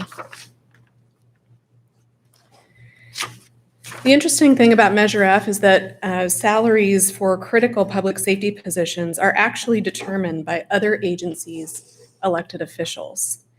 This approach does not acknowledge other jurisdictions' unique needs and circumstances. For example, in El Dorado County, they're subject to a charter provision that ties their minimum salaries for similar positions to the California Highway Patrol, Amador County, and the city of South Lake Tahoe. As another example, in Sacramento County, pension benefits are provided through their own retirement system, not through CalPERS or the California Public Employees Retirement System, as it is here in Placer County. Employees in Sacramento County can contribute upwards of 20% of their salaries to pension costs, as compared to the 5% paid by classic safety members here in Placer County. So those are just some of the differences between our neighboring counties and the conditions here in Placer County. But the result of Measure F is that there's been an average annual salary increase of 4% for this group, specifically over the last 15 years. We'll find, though, that in individual years, there's actually been quite a bit of volatility in the increases, either much higher than or lower than that 4% average. Finally, the increases related to Measure F are not able to be calculated until about this time or early January, weeks before implementation mid-fiscal year. So here's a graphical depiction of salary increases from Measure F over the last 15 years or so. The orange line represents that average 4%, but you can see that volatility in the peaks and valleys of each individual year's changes. This makes budgeting and fiscal forecasting a real challenge, especially given that compensation is the single largest expenditure category in funds like the Public Safety Fund. And again, there's no knowing what the outcome of the Measure F formula is going to result in each year. This chart allows us to see the impact of these increases over time. First, I'd like to draw your attention to the orange line, which represents CPI, Consumer Price Index changes over the last 15 years. It's increased 36% since 2006. Just behind it is the gray line, which represents safety managers not subject to Measure F, such as those in the probation department, who have been paid commensurate with general county management staff in the last 15 years. You'll see that it very closely follows the orange line and currently is within 1% of CPI changes for the same time period. The blue line represents safety managers who are subject to Measure F. Salaries for this group have increased 62% in the same time period of 15 years, which is an escalation in cost 26% higher than that of CPI. The result is that salary escalation driven by Measure F is simply not sustainable. What I mean by that is that growth in compensation outpaces the growth in general fund discretionary revenue. And that's been true on average over the last 20 years and perhaps even further into history. This does beg the question, how can this occur when Placer is tracking with its neighbor agencies? As I mentioned previously, each agency provides unique compensation packages, which include a variety of pay and benefits that suit their individual needs. While other agencies may have increased salaries over time, they do not necessarily offer the same incentive pays, pension benefits, health insurance, and other benefits as offered in Placer County. So let's take a look at the first level manager subject to Measure F adjustments, the sheriff's lieutenant, and how Placer County compensation package compares to the Measure F market. You'll see that the Measure F counties are represented by the gray bars and Placer County is represented by the blue bars. When we look at salaries, just as we'd expect, Placer County is just behind the Measure F market, which is due to that annual adjustment where other counties increase and then we catch up every year. However, when we look at the next group of bars called total cash, we factor in other pay incentives like longevity, certificate pay, education pay, wellness pay, deferred compensation match, management leave and differentials. And the result is that Placer County is 10% above the Measure F market on a total cash basis, which includes salary and those additional pays. There's a good reason for this, and it's that incentives in Placer County were established over time to help address concerns about those low salaries. Since the board did not exercise discretion over salaries in compensation, they had to look to incentives and other elements to provide an attractive package because we were vulnerable to losing positions to other agencies. However, most of the incentives established are percentages which build off the Measure F salary adjustments and have gradually over time pulled us significantly ahead of the market. When we look finally in the last set of bars for total compensation, which factors in all salaries, incentives, and benefits, Placer County is 25% above the Measure F market. You'll see the total compensation for the average lieutenant is $252,000. And when you consider 25% of that significant amount, the variance is about $50,000 over the Measure F market. When we look at the other bookend top-level manager subject to Measure F adjustments, the undersheriff, we see similar results. Again, salaries are just behind the Measure F market. But when you consider incentives or the total cash, Placer County is 12% above the market. And then again, in total compensation, Placer County is 26% above the market. Again, that's significant when the total compensation is $350,000, which represents a variance of about $70,000 annually over the Measure F market. It's also important to note here that the information represented is pay and benefits that impact an employee's paycheck. When we conduct salary surveys, it's assumed that employers incur other costs not represented on the paycheck, such as the employer's contribution to pension costs, which in Placer County is currently about 40% of salaries, as well as funding of retiree healthcare programs, which are quite generous here in Placer County. So just by way of comparison, the total position cost annually for this position is $435,000 per year. So in summary, again, the results of Measure F is that the board is not afforded any discretion to address factors such as unique recruitment and retention needs, strategic community priorities, economic conditions, or any subsequent legislation passed following that 1976 vote. I've noted a couple here. Undoubtedly, there are others, but significant items include Proposition 13 property tax reform in '78, public safety realignment in 2011, and pension reform in 2013.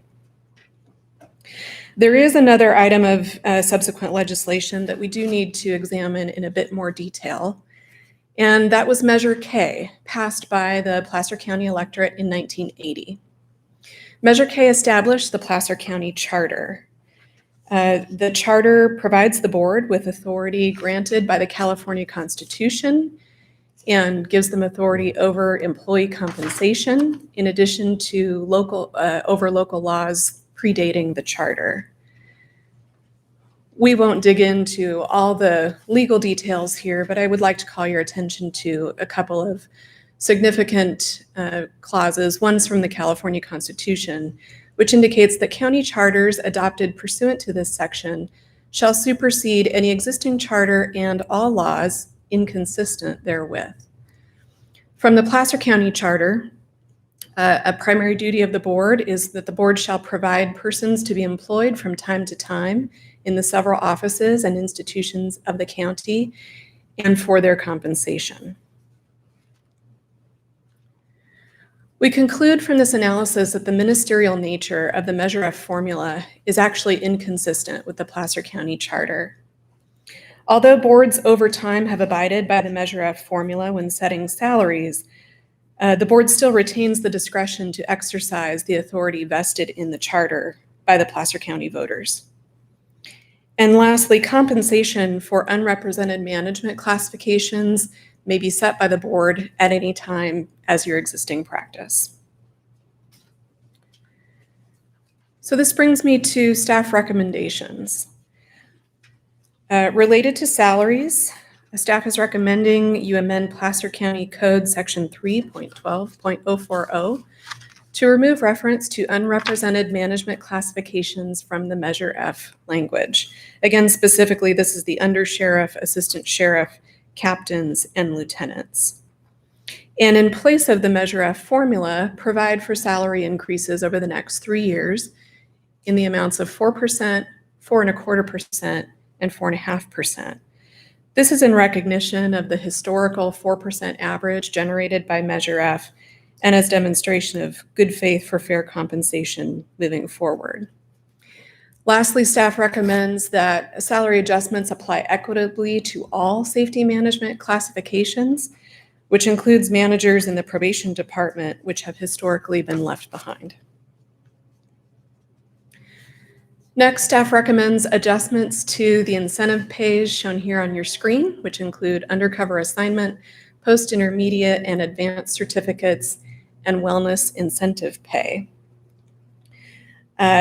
Proposed for your consideration is an ordinance converting these incentive pays from percentages to flat dollar amounts.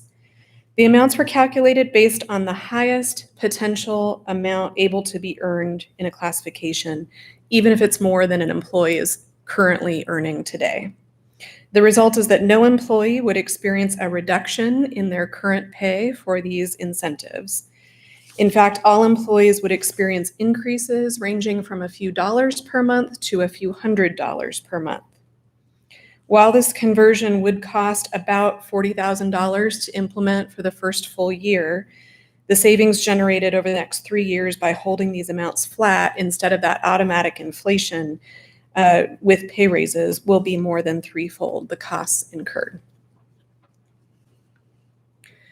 So again, in summary, recommended for action are 3 ordinances for your board's consideration today.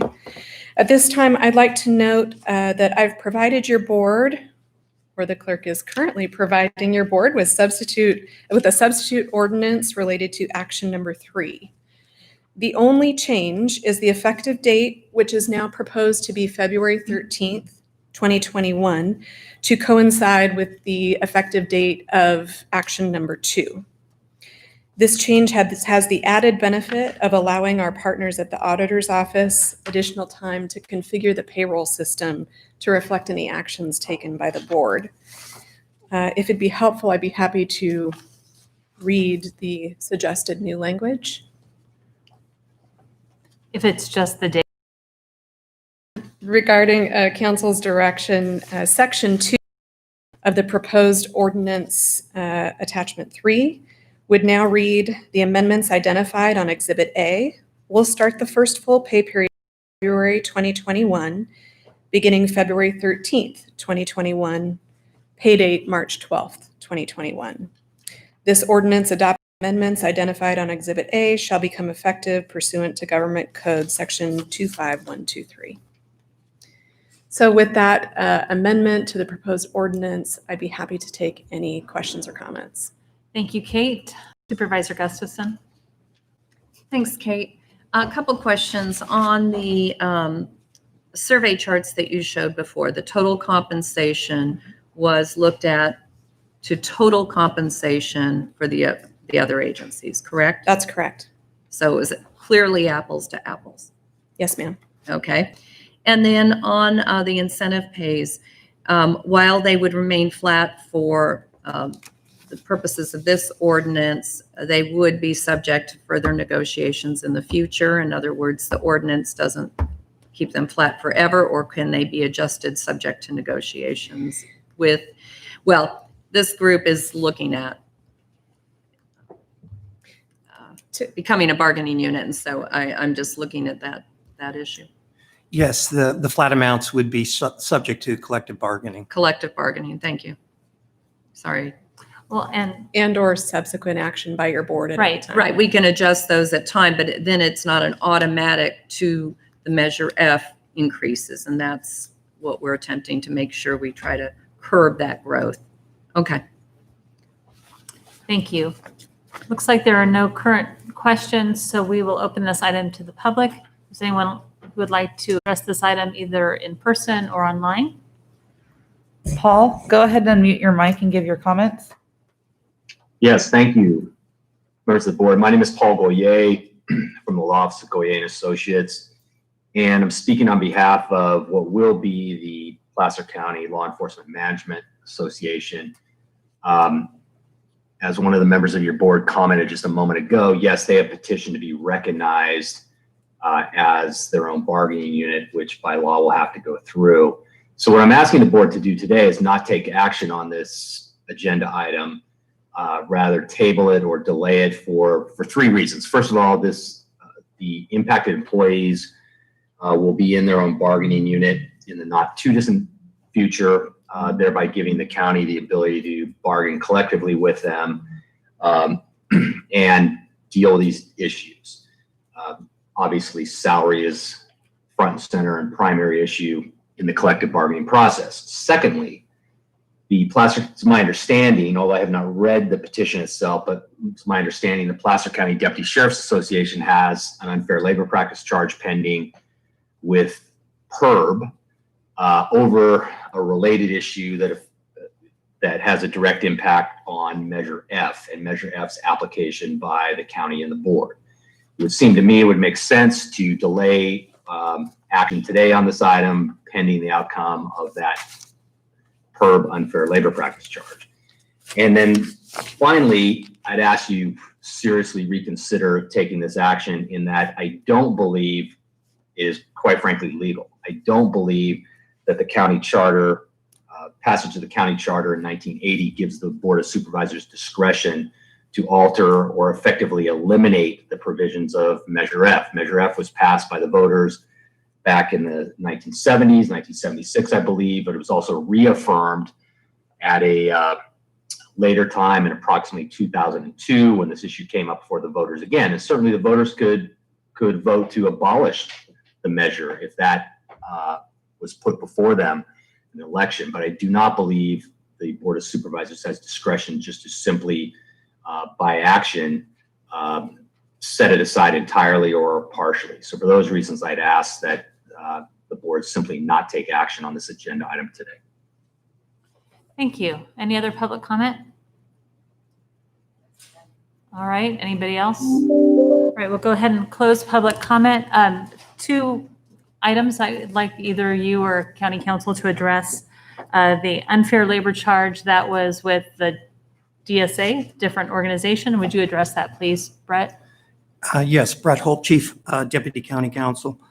The proposed action, the board does have the legal authority to do that. The fact that there is an unfair practice charge by the DSA, a represented organization, does not affect whether or not the board can make changes to Measure F as it relates to the unrepresented individuals identified in Measure F. There's clear legal authority via the Constitution. We've cited that in our brief. It's been mentioned in the board memo. So clearly the board has that authority, as you cannot have on one hand Measure F that takes all discretion away from the board to set salaries, and then on the other hand have the county constitution via the charter, which gives all discretion to the board to set salaries and wages.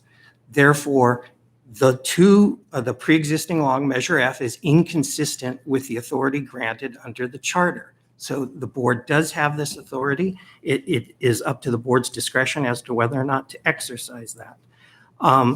The very first point that was made by Mr. Goyer was that that there is a petition. Yes, but that's a completely separate process that is pursuant to our employer-employee relations policy and the MMBA. That process has to unfold separately. The present items before the board do not impact that process. At the conclusion of that process, whether an organization is recognized or not will determine what the next steps are. The fact that the board is considering this issue at this point is not legally prevented from the fact that there was a petition that was served yesterday. Thank you. Let's see. Any other questions from my colleagues? Supervisor Gustafson. Yeah, I have a question actually for my colleagues, because I'm relatively new up here, and those of you that have served here much longer. Certainly, I think Placer County residents want the best in our public safety officials, and we're willing to pay the best. And that's clearly demonstrated by where we've gone and what in that differential. Why are we here today? Why hasn't this been addressed previously? Is there any background you want to share? Who wants it? Because it would have been first? better if I wasn't having to be up here. Why did they do it before? Supervisor Holmes, did you want to respond? Yeah. Well, Measure F has always been a contentious item. It passed in '76. I think the Deputy Sheriff's Association actually wanted to dissolve it in 2002 because they didn't think it was they were compensated fairly. And the board at that time, I wasn't on there, and I don't know if you were, decided to do the workaround and have these extra incentives at a percentage. And so the issue is, as the salaries go up, the percentages go up as well. Right. And that's not sustainable. And Right. that's why we're here today. I remember after I was elected and we went through this, must have been 2006, maybe 2007. One of the deputy sheriffs, the head of the DSA organization, sat down with me and wanted to abolish Measure F because of the same issue. So we've been fighting this battle ever since since Proposition 13 went into place.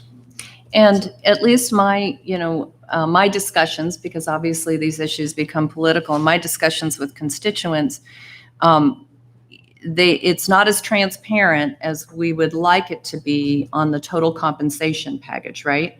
And that's often confusing to the public, especially those who don't get public employee benefits, right? And having been a public manager and a public employee for most of my career, I understand the public doesn't understand those guaranteed rights and the benefits and the cost. And when you say 40% on top of the salary and those sorts of numbers.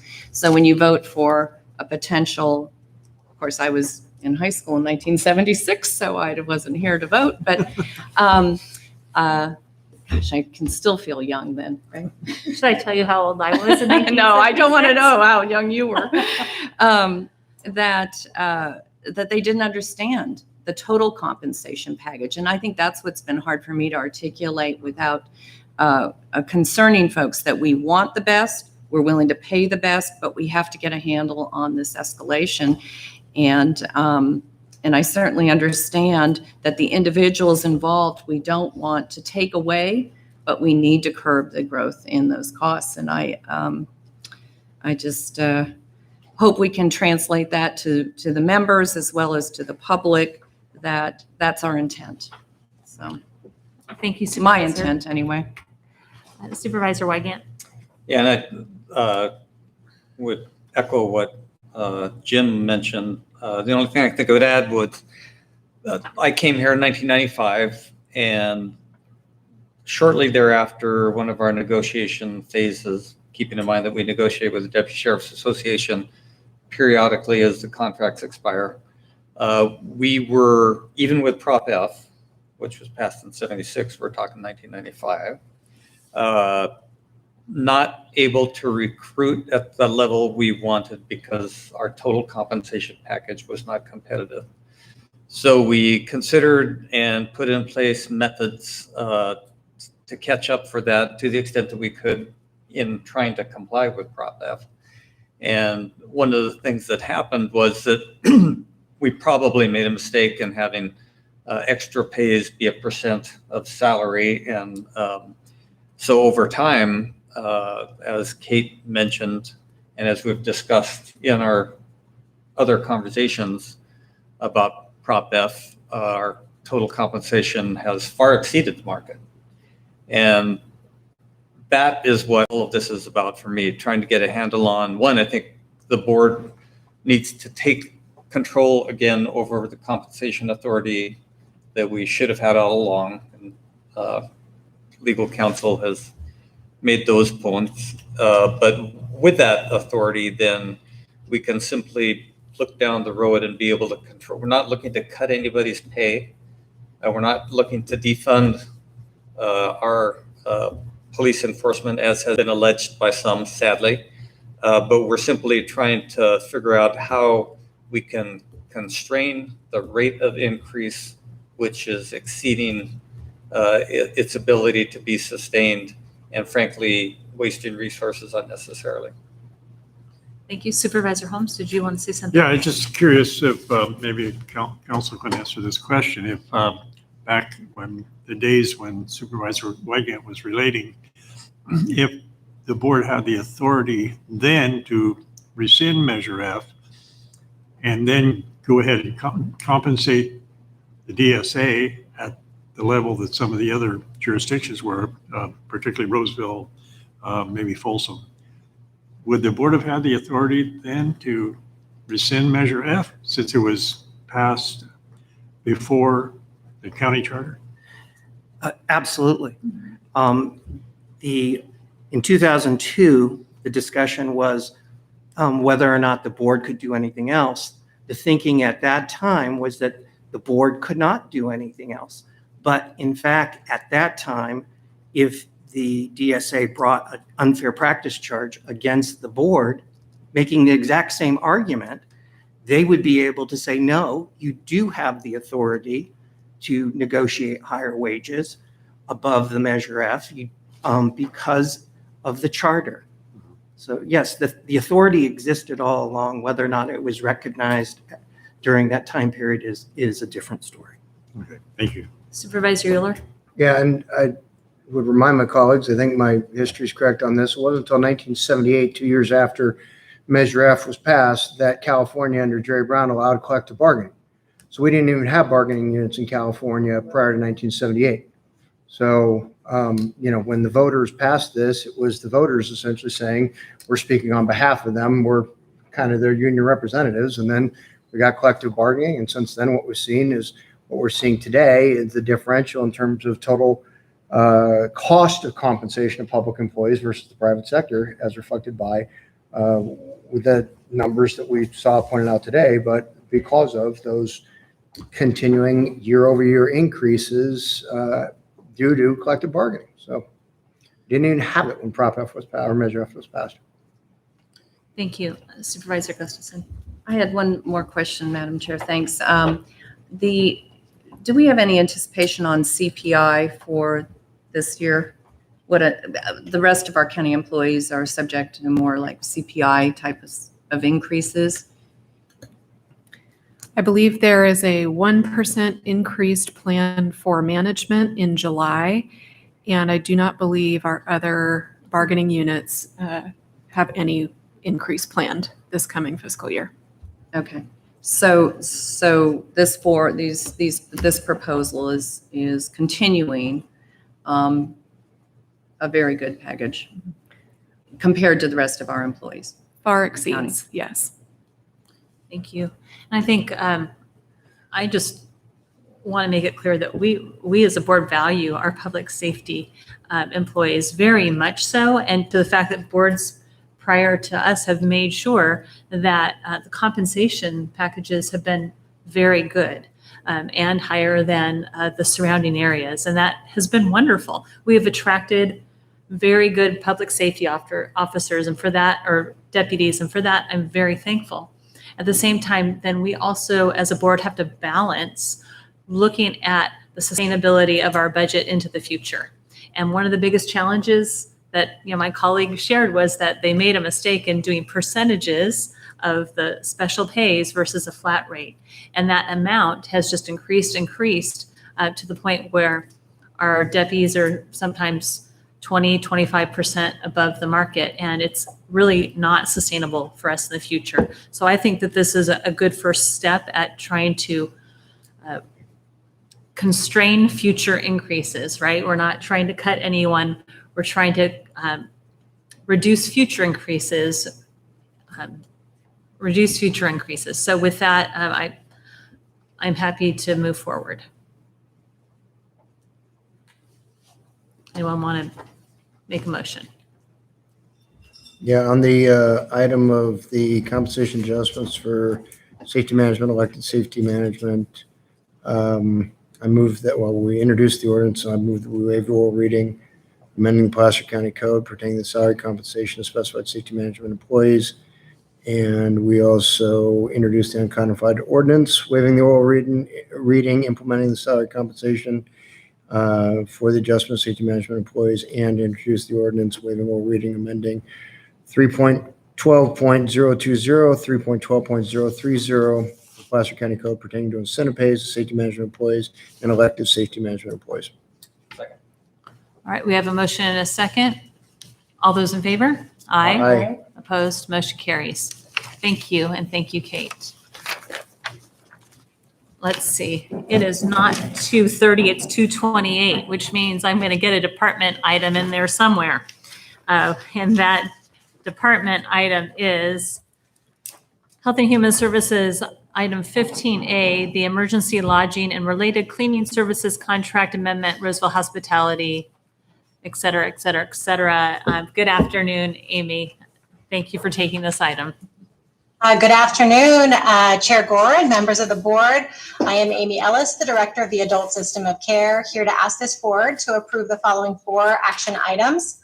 First, to approve an amendment to a contract with Roseville Hospitality, LLC, doing business as Hampton Inn and Suites, Roseville of San Francisco, California, for emergency lodging services in the amount not to exceed $46,000 for a new aggregate total not to exceed $1,347,641 through January 1st, 2021, to increase capacity for increased COVID-19 risk.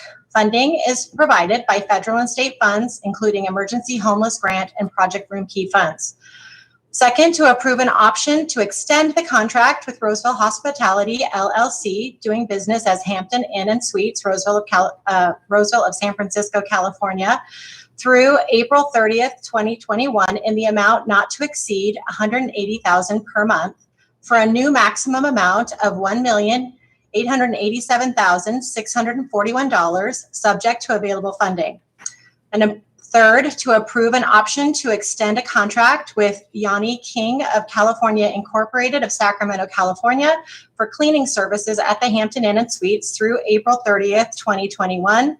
And last, to authorize the purchasing manager to sign all required documents. The governor's state of emergency proclamation due to COVID-19 and subsequent orders to shelter in place and practice social distancing required counties to work on solutions for people and communities that had no safe place to isolate. As you are aware, after an exhaustive search, we partnered with a local hotel in order to provide physical separation to those individuals who are considered to be at risk of contracting or communicating the virus in order to prevent or slow the spread of the virus throughout the community. The agreement with the hotel provides a block of 68 rooms for the county's exclusive use on a month-to-month basis. The current agreement ends at the end of January, and we anticipate needing this option to extend on a month-to-month basis through April. Also, during this current surge, we need an additional 5 rooms with the option to increase to 10 as needed. This would bring our total room capacity to 78 if all 10 become necessary. Having use of this facility allows us to support other congregate care facilities that incur outbreaks of the virus, in addition to providing a safe discharge or place for those deemed at risk of or who are COVID positive. An agreement was also issued to Yanni King to provide specialized cleaning services on an as-needed basis for the rooms utilized at the Hampton Inn. Your approval is requested to extend this agreement to April 30th, 2021 to provide cleaning services for that extended period of time. The agreement with Yanni King has sufficient funding to cover services for that period of time. Both of the agreements include options to cancel with 30 days notice. County staff will closely monitor the needs for these services and reduce the contracts with these firms as necessary. The total cost of this increase is related to COVID-19 homeless mitigation and is expected to be covered by FEMA, Project Room Key, and CARES Act funding, but will need to be advanced from the County General Fund. If funding does not become available with FEMA, Project Room Key, or CARES Act, then county funds would not be reimbursed. Happy to answer any questions. Thank you, Amy. Looks like there are no questions. We will open this item to the public for any comment. Nobody online? All right. We'll close public comment, bring it back to the board. Second. Motion by Supervisor Holmes, second by Supervisor Wygant. All those in favor? Aye. Opposed? Motion carries. Thank you. Okay, we'll move to our wait a second, where am I? 2:30 timed item, and that is 13A, Health and Human Services COVID Response Update. Good afternoon, Dr. Oldham. Thank you for taking the time to share with us this afternoon. Hi, thank you. Good afternoon, Chair Gore, members of the board. Rob Oldham with Health and Human Services. I know you've had a very busy agenda today, and we really appreciate the opportunity to provide your board and the public with a brief update on our HHS COVID response. There have been a lot of COVID-related news and several key milestones since our monthly update on December 1st. So we wanted to briefly summarize those developments and give your board and the public an opportunity to comment and ask questions. First, there's been some very exciting and encouraging news on the vaccine front since our last update. Yesterday marked a significant milestone in this historic pandemic as the first American healthcare workers received the Pfizer COVID vaccine. Approximately 4,000 Placer County healthcare workers received their initial dose of the vaccine this week. And between the Pfizer and Moderna vaccines, California expects to receive over 2 million doses by the end of the month. These initial doses will be for healthcare workers and long-term care facility residents.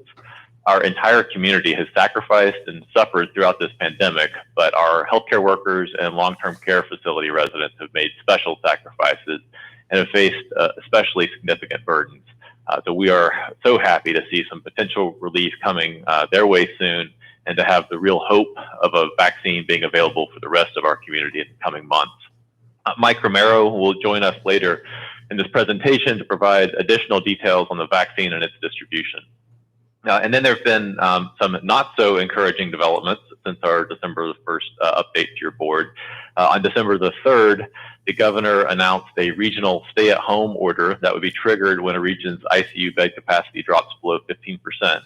And on December 9th, the governor announced that the greater Sacramento region, including Placer County, had triggered the regional stay-at-home order. The governor also recently announced that the Sleep Train Arena would be opened as an alternate care site.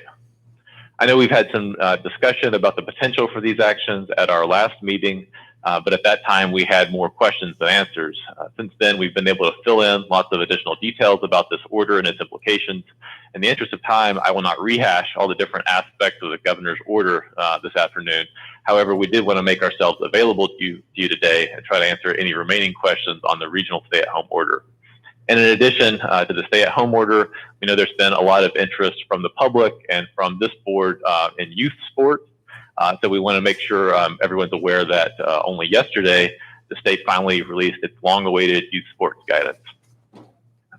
Since the last meeting of your board, California and Placer County have continued to experience a surge in hospitalizations and deaths from COVID. Hospitals are increasingly becoming pressed to respond to this pandemic. In short, we're experiencing the toughest part of the pandemic so far. In addition to the encouraging milestones related to the vaccine distribution, we've crossed or are preparing to cross several sad and sobering milestones this month at the local, state, and national levels. As of this week, we have now lost over 300,000 Americans and over 20,000 Californians to COVID. Among Placer County residents, we're approaching 100 COVID-related deaths. As we enter the holiday season, we remember and honor the many people we've lost this year due to COVID and pray for peace and strength for the families who this year will experience their first holiday season without their loved ones. Now, can you please bring up the slides? So here you'll see that COVID-related deaths in November were higher than in previous months. It's important to remember that deaths are a lagging indicator of disease spread. So unfortunately, with the surge in cases and hospitalizations we're currently experiencing, December's COVID-related deaths are on pace to eclipse November's. Next slide, please. This slide shows that hospitalizations are up nearly 40% since our last board meeting. Hospitals are doing a better job at managing patients with COVID, discharging patients home more easily and more quickly than at the start of the pandemic. But yet, much larger numbers of patients and people are being infected. So we're seeing the healthcare system getting more pressed for beds, and even more notably, getting more pressed for staff. Next slide, please. While hospitalizations have consistently increased, cases in our local ICUs have been a little more variable, reaching a high of about 25 COVID cases, yet tending to hover closer to the 20 cases in recent days. Please note that this slide is showing the number of ICU hospitalizations due to COVID and not our ICU bed capacity. The focus on ICU bed capacity is relatively new, and this metric does not appear to be fully standardized as to how it should be reported. It can also be difficult to interpret and seems to have significant day-to-day variability that can be impacted by a number of factors such as staffing and admissions for diagnoses other than COVID. For instance, today on the dashboard, the number of confirmed COVID cases at our Placer ICUs is relatively stable at 22. However, as of this afternoon, we're now reporting 0 available ICU beds. This ICU bed capacity metric does not take into account other beds that can be used for critical care during a surge. So while this is a very serious situation, we want to reassure the public that our hospitals have robust surge plans and are constantly adjusting and can still take care of people who need critical care. So of course, we encourage anyone experiencing a serious medical issue to seek care as critical care continues to be available. Next slide, please. The local case rate has doubled since December 1st and exceeds the statewide average of 34 cases per 100,000. Next slide, please. And here, this slide is on testing positivity. So local testing positivity is also above the statewide average slightly, and really reflects widespread community transmission and infection. Okay, can you please take down the slides for a minute? As I mentioned earlier, while COVID has intensified in our community, there's great hope on the horizon, especially with news about various vaccines. Now I'd like to hand over to Mike Romero, who will talk in more detail about the various vaccines and plans for distribution. Mike? Thanks, Rob. So if you can go back to the slide deck, please.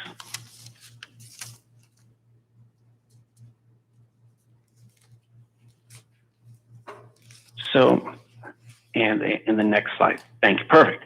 So this is the happier part of the presentation today, right? A little bit of hope. Placer County, like other counties, all counties in California, are receiving our initial doses of the vaccine. The state calls it phase 1A. The first going to healthcare personnel, specifically treating patients with COVID-19. And so our first shipment is expected to arrive at our 3 hospitals this week. And then the subsequent shipment will come to us later in December. Approximately 7,000 doses we should receive in our community in the month of December. And that describes 1A. That's just the beginning of 1A. 1A is going to last a little while. It'll be followed by a phase 1B, which includes other essential workers and people at a high risk. Next slide, please. So there's been a lot in the news about Pfizer vaccine, and this slide gives a best representation of what we can expect. The vaccine so far requires, Pfizer and Moderna that is, require 2 doses. And in this slide you see, if you get your first dose on day 1, then you can expect to build some immunity around day 12. And your second dose you would receive approximately on day 21. So unlike other vaccine efforts that we've done where there's typically one dose, our efforts will be doubled in providing the second dose, which provides the maximum support that vaccine provides. Next slide, please. So here's a little pitch I'd like to make is, Health and Human Services has a lot of operations going on. Since March 1st, but in various ways. We're familiar with case investigation, contact tracing. We're collecting specimens, doing testing. Obviously, the guidance that we provide and the output that we provide. And so now we're on to another operation, which is mass vaccination clinics.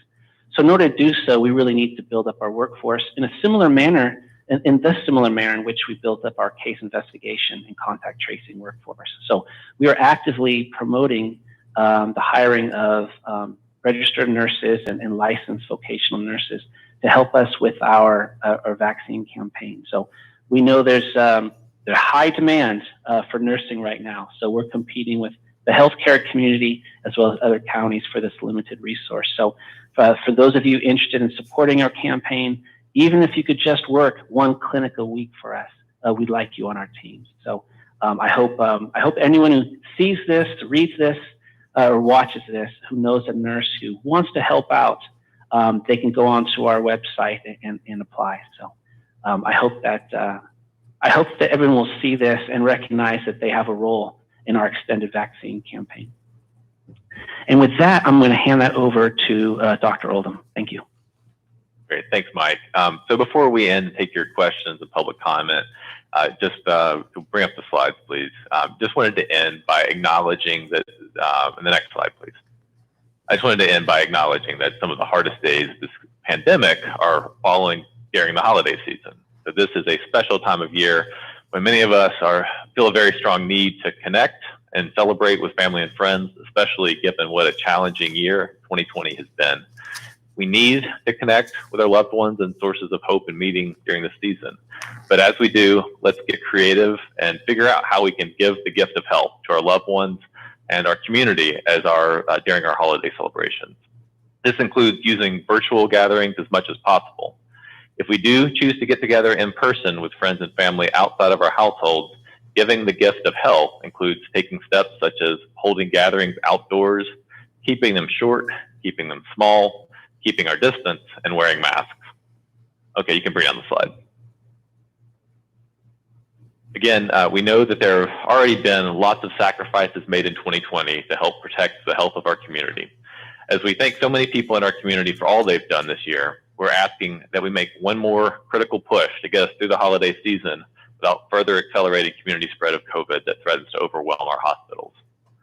With that, I'll conclude my remarks and ask for any questions or comments you may have. Thank you. Thank you very much, Dr. Oldham. Appreciate your update. Let's see, Supervisor Gustafson. Thanks, Dr. Oldham. I wanted to see if you had any updates on Tahoe Forest Hospital. I haven't had a chance to reach out and see what their capacity is at. That represents our eastern side. Yeah, I'm not, if that's not on our dashboard right now, I can pull that for you. I know just in general, Tahoe Forest, I believe only has 4 ICU beds. And so, I will, we'll pull that up and hopefully be able to tell you later on in the presentation here. Just don't have it at my fingertips. Great, thank you. Supervisor Euler. Yeah, Rob, I was curious when you were going over our current case rate and our positivity rate, you were saying that our case rate is now running higher than the state average. Can you clarify that for me?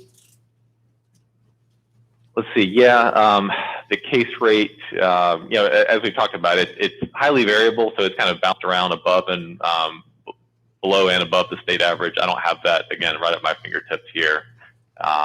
But overall, I think for the month, we have slightly exceeded the state average on the case rate. Because when I put together numbers yesterday evening, I'm looking at over the history. You're saying within the last a short period of time, I'm guessing. Right.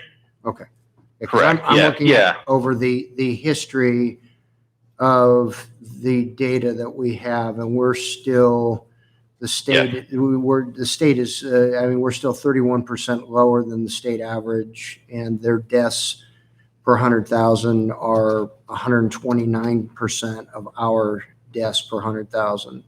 That's right. Yeah. So Placer still, I think it's true that the number of confirmed cases across the entire pandemic, the attack rate, if you will, the percentage of cases per 100,000 is lower. The fatality rate per 100,000 of the population, and the case fatality rate is also lower than the state average. That's correct. Yeah. Okay. That's all I got for now. Thank you. Thank you. Let's go ahead and open it up to the public for questions or comments. First of all, anybody in the chambers? Anybody on Zoom? All right. Thank you. Then we'll go ahead and close public comment. Supervisor Euler? Yeah, Rob, just have a question. Obviously, our board has been trying to view all of this in the context of how do we survive and actually have an economy worth living in on the other side? And as you're well aware, it's a very tough balancing act for us as we look at the demands that some residents are making in terms of wanting our businesses to be even further restricted, the demands our governor is making. And I think what's been frustrating to our board all along, and certainly to me all along, is that as we sit here now almost 9 months after the original declared public health emergency and then state of emergency statewide, we still have nothing that we can look to say, if this, then this. We look at the counties that have been the most restrictive all the way along. We look at Los Angeles County, whose case rate per 100,000 is 120% higher than ours, and their deaths per 100,000 are 261% higher than ours. And we are seeing numbers that are starting to grow and get concerning, as they have been concerning all along.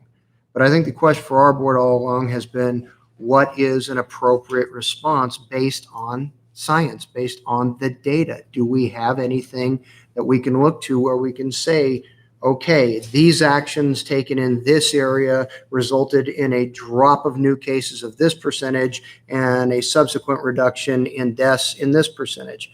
And nowhere in this state, in this country, are we seeing those kinds of numbers? And yet we continue to have this debate propagated primarily at the state level about wanting to shut things down, when we in Placer County, looking at our total number of cases for our population below the age of 65, our total number of cases and our total number of deaths, we have a survivability rate of this disease of 99.91%. 99.91% of people under the age of 65 who contracted the disease live to tell about it. And yet that's the very same population that is the most negatively impacted as we are cratering our local economy.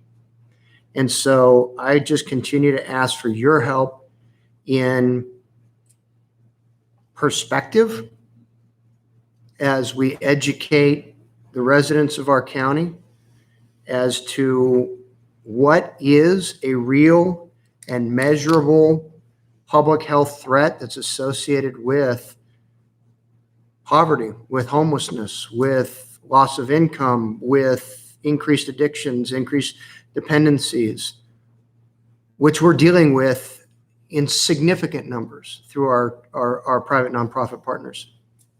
Those we can quantify. Those we have been able to see the actual impact on real lives. And yet we can't discernibly point to any one ingredient that's supposedly part of what people in positions of authority are saying is the remedy or is the solution. We can't point to any one thing and say, well, no, here's a solution that we can actually measure the impact of it. So as this board continues to struggle with this issue and continues to try to create public policy that is in the long-term best interest of all of the different factors that we have to take into consideration, I have appreciated your perspective, and I just encourage you to continue the good work that you've been doing on educating folks as to what the right perspective is. When we get bombarded by these numbers day in and day out through various media, it's hard to step back and realize what is the real impact. And so thank you for your good work in that. And I wish you and my colleagues good luck in managing those expectations going forward. Thank you, Thank you, Supervisor Euler. Supervisor Gustafson.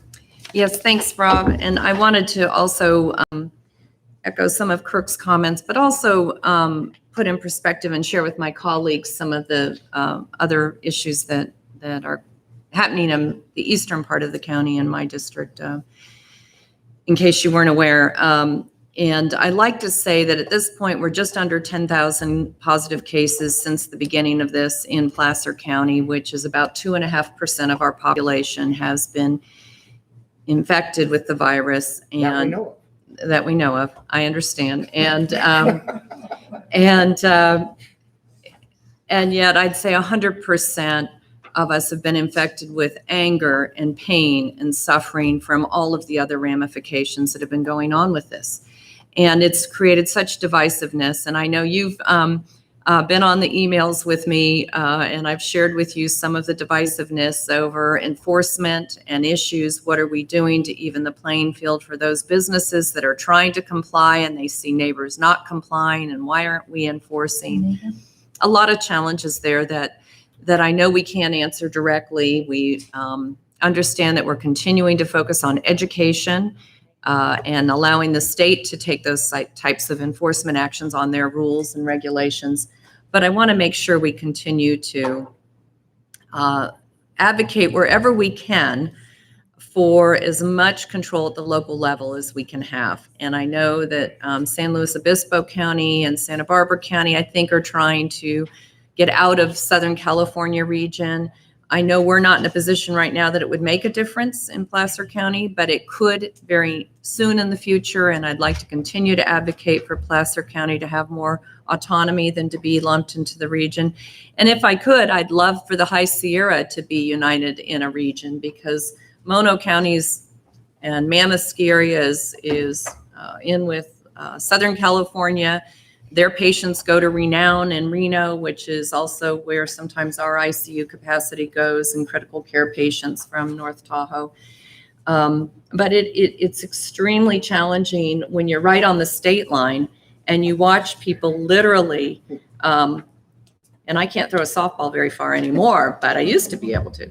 And you can throw a softball from a restaurant in California and I could still throw it across the street to where the restaurants are open and lots of occupancy occurring. And it is so hard for our businesses. We received a letter from one of the ski areas, and again, watching them lose their lodging to folks that are going to be in our region over the holidays, but they're going to be staying in Incline Village in Nevada versus staying in California. And it's extremely challenging, extremely frustrating. And I hear and feel the pain that these business owners are going through and why they're pointing fingers at other business owners, because they're about to lose everything they've worked their careers for. So any efforts you can make to help educate. I know you've done this and advocated for us at the state level, but continue to try to have us have our own autonomy on some of these measures so that we can advocate for good practices and keeping our businesses open at some level. So, thank you. Thank you. Great, and thank you, Supervisor Gustafson. I was just going to say thanks for your perspective, and also wanted to share, guys, my team quickly researched from the Tahoe Forest Hospital. So it's in Nevada County, but we're able to pull the data, and they have, I was wrong, I said 4, it's 6 ICU beds at Tahoe Forest, and as of Saturday, I believe they're reporting, that they reported on Saturday that 4 of those 6 beds were full with patients with COVID. Thank you. Supervisor Wygant. Yeah, I want to be redundant, but I want to enforce what Cindy and Kirk both have said. I want to thank Rob, you and your staff for all of the work going into this. And I hope Mike's still listening, but like Kirk, I have my own spreadsheets that I've been tracking as we try to grapple with this and better understand it. And I think all of us on the board probably experienced the polarization. Within hours, I think I got the worst email in my career, followed by one of the nicest. And I have friends and family members who have suffered mightily from the experiences of the lockdowns, the mitigations, the restrictions.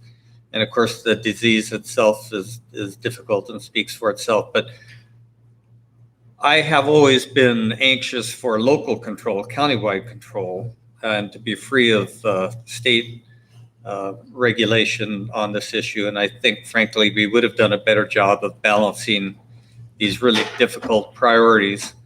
So I'm hopefully at some point that will return.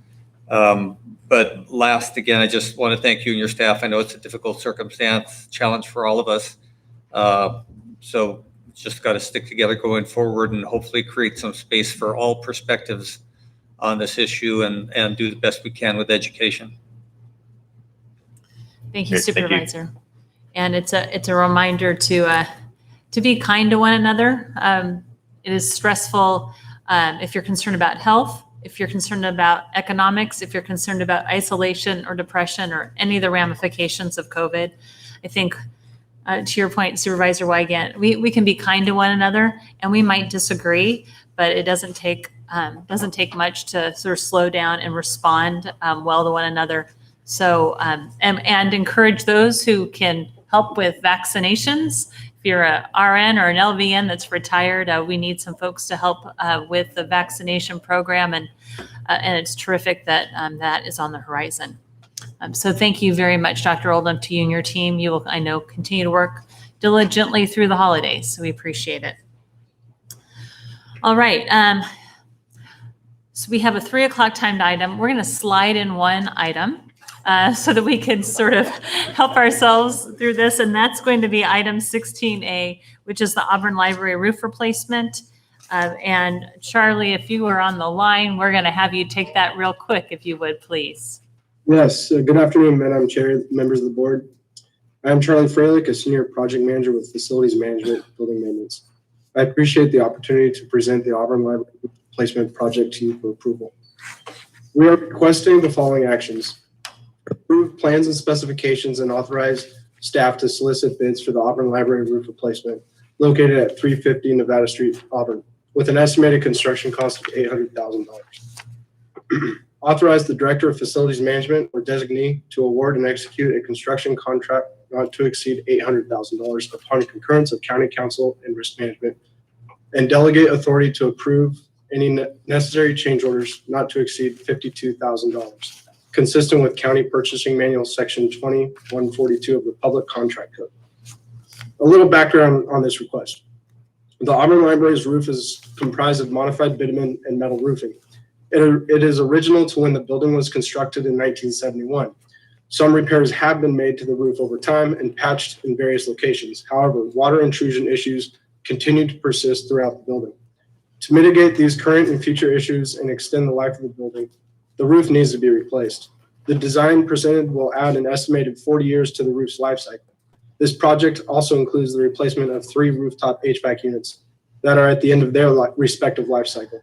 It is the county's best economical interest to replace these now while the roof is being replaced in order to save substantial future cost on labor and equipment. And with that, I'll take any questions that you guys have. Thank you. Looks like there are no questions. And anything to the public? Any comments from the public? All right, we'll bring this back to the board. Motion by Supervisor Holmes, second by Supervisor Gustafson. All those in favor? Aye. Opposed? Motion carries. Thank you, Charlie, for squeezing that in. Thank you. All right. Well, we had hoped to get through all of our items before this item at 3 o'clock, but we have many people here who would like to participate in this, and I'm going to take off my mask. And they're slowly coming in. So we want to say thank you to our colleague, Supervisor Kirk Euler. And first, we have a commendation that I am going to read so that we can approve it, and then do a couple of other things. So with that, I'm going to read the commendation for Supervisor Euler as folks move in, and fortunately, they're social distanced, and there's space up here in the front that's distanced out, so feel free to come on in. Okay. Family members are allowed to sit next to one another. That's allowed. Okay, that's a good thing. All right. In the matter of a commendation recognizing Supervisor Kirk Euler for his 18 years of service to Placer County communities. Whereas Kirk Euler was first elected to the Placer County Board of Supervisors in 1993 at the age of 25 years old, making him the second youngest supervisor ever elected in California, and served 4 additional terms as supervisor of Placer County's 4th supervisorial district. And whereas Supervisor Euler has been a resident of Placer County since 1970 and a longtime community leader in Granite Bay, where he grew up and raised his own family. And whereas Supervisor Euler's unwavering commitment to fiscal responsibility and stewardship of Placer residents' tax dollars helped Placer County not only weather the 2008 recession, but recover quickly and go on to thrive, reinforcing the strong economic foundation Placer County continues to build upon today. And whereas Supervisor Euler's vision and leadership have been essential to the development and approval of the Placer Ranch Specific Plan and Sunset Industrial Area Plan, laying the groundwork for continued job creation, attainable housing, and higher education opportunities. And whereas Supervisor Euler played a pivotal role in the successful completion of the Placer County Conservation Plan, a national model for balancing sustainable development and resource conservation that will enhance the efficiency and quality of both.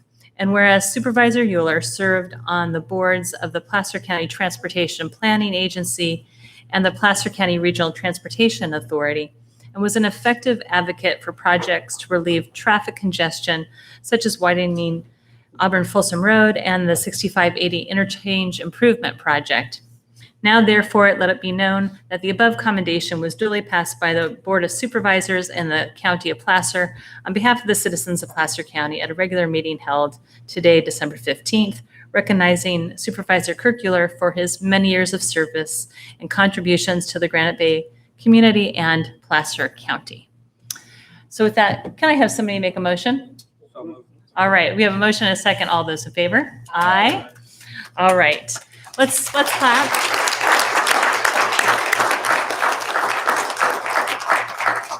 We will hand this to you in a little bit, but first we have a couple of items, and one is a video.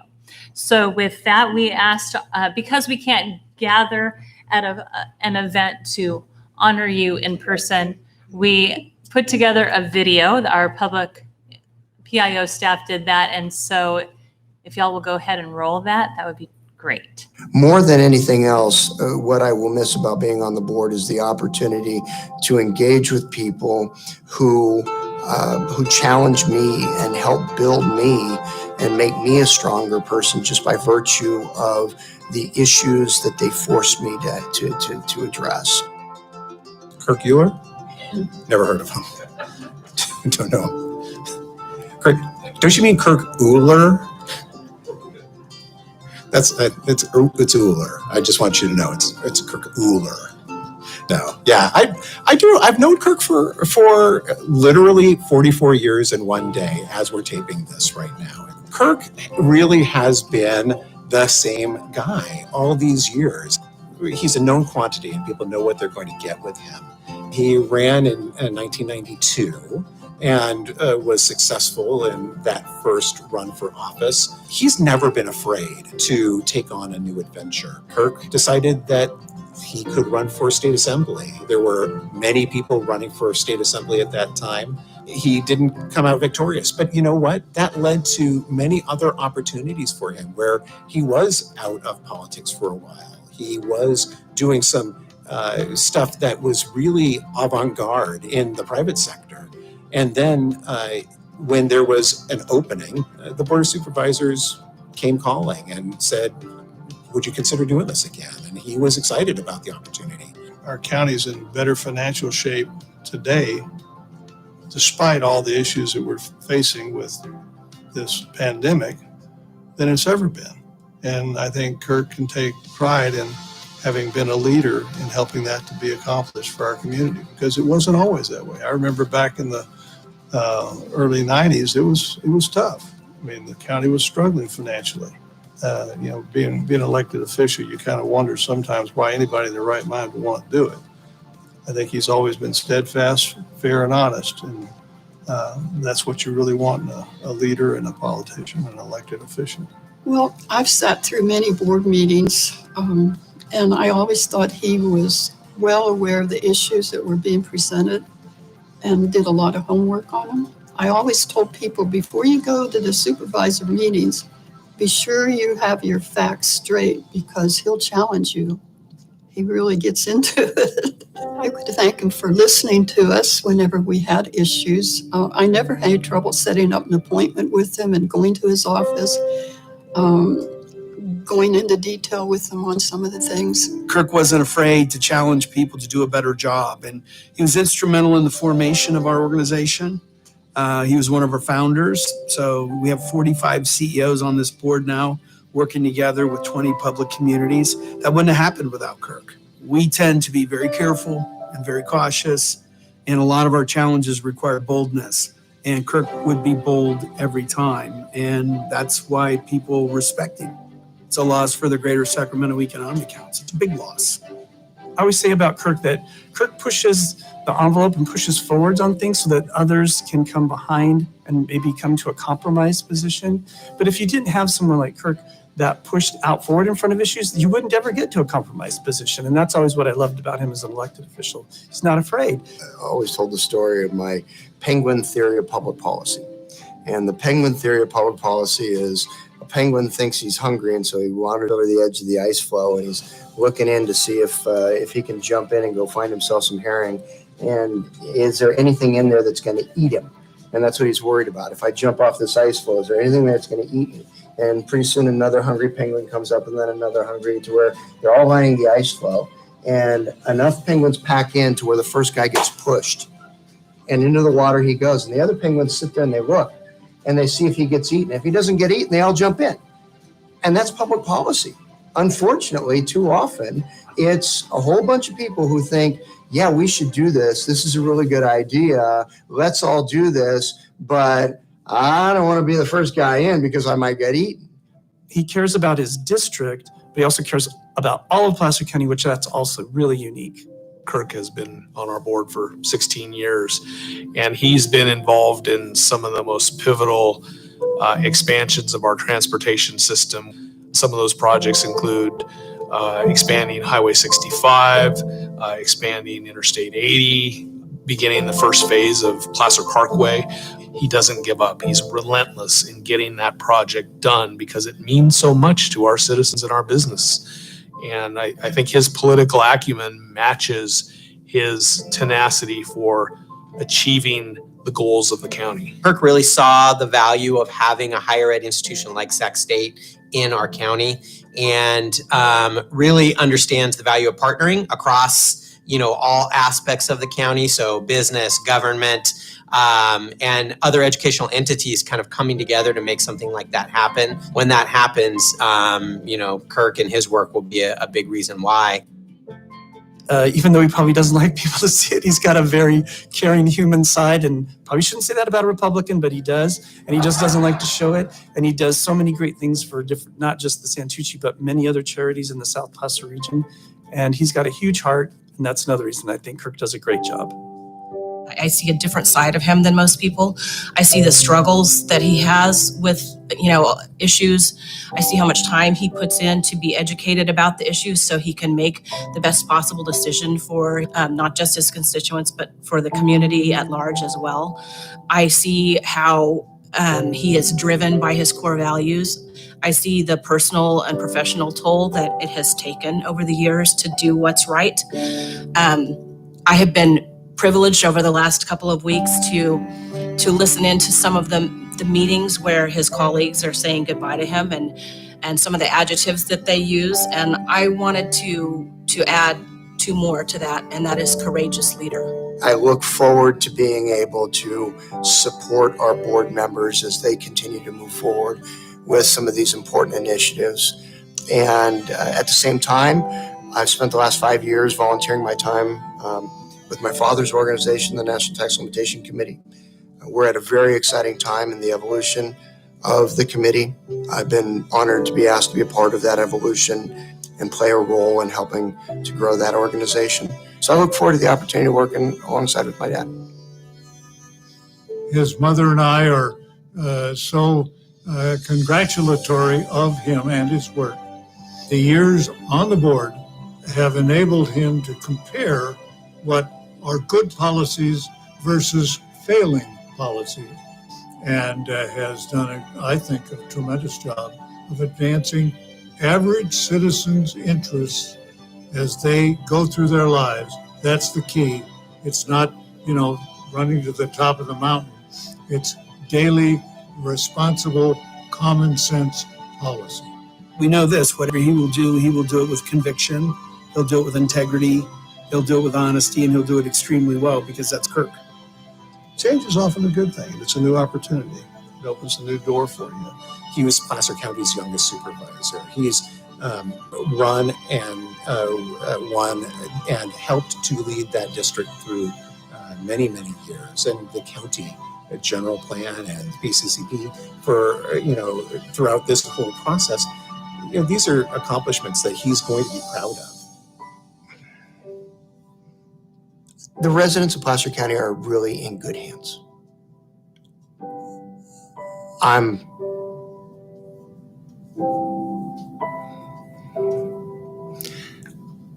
honored that for a while I got to be one of them. I got to be one of those hands. But the residents are in really good hands.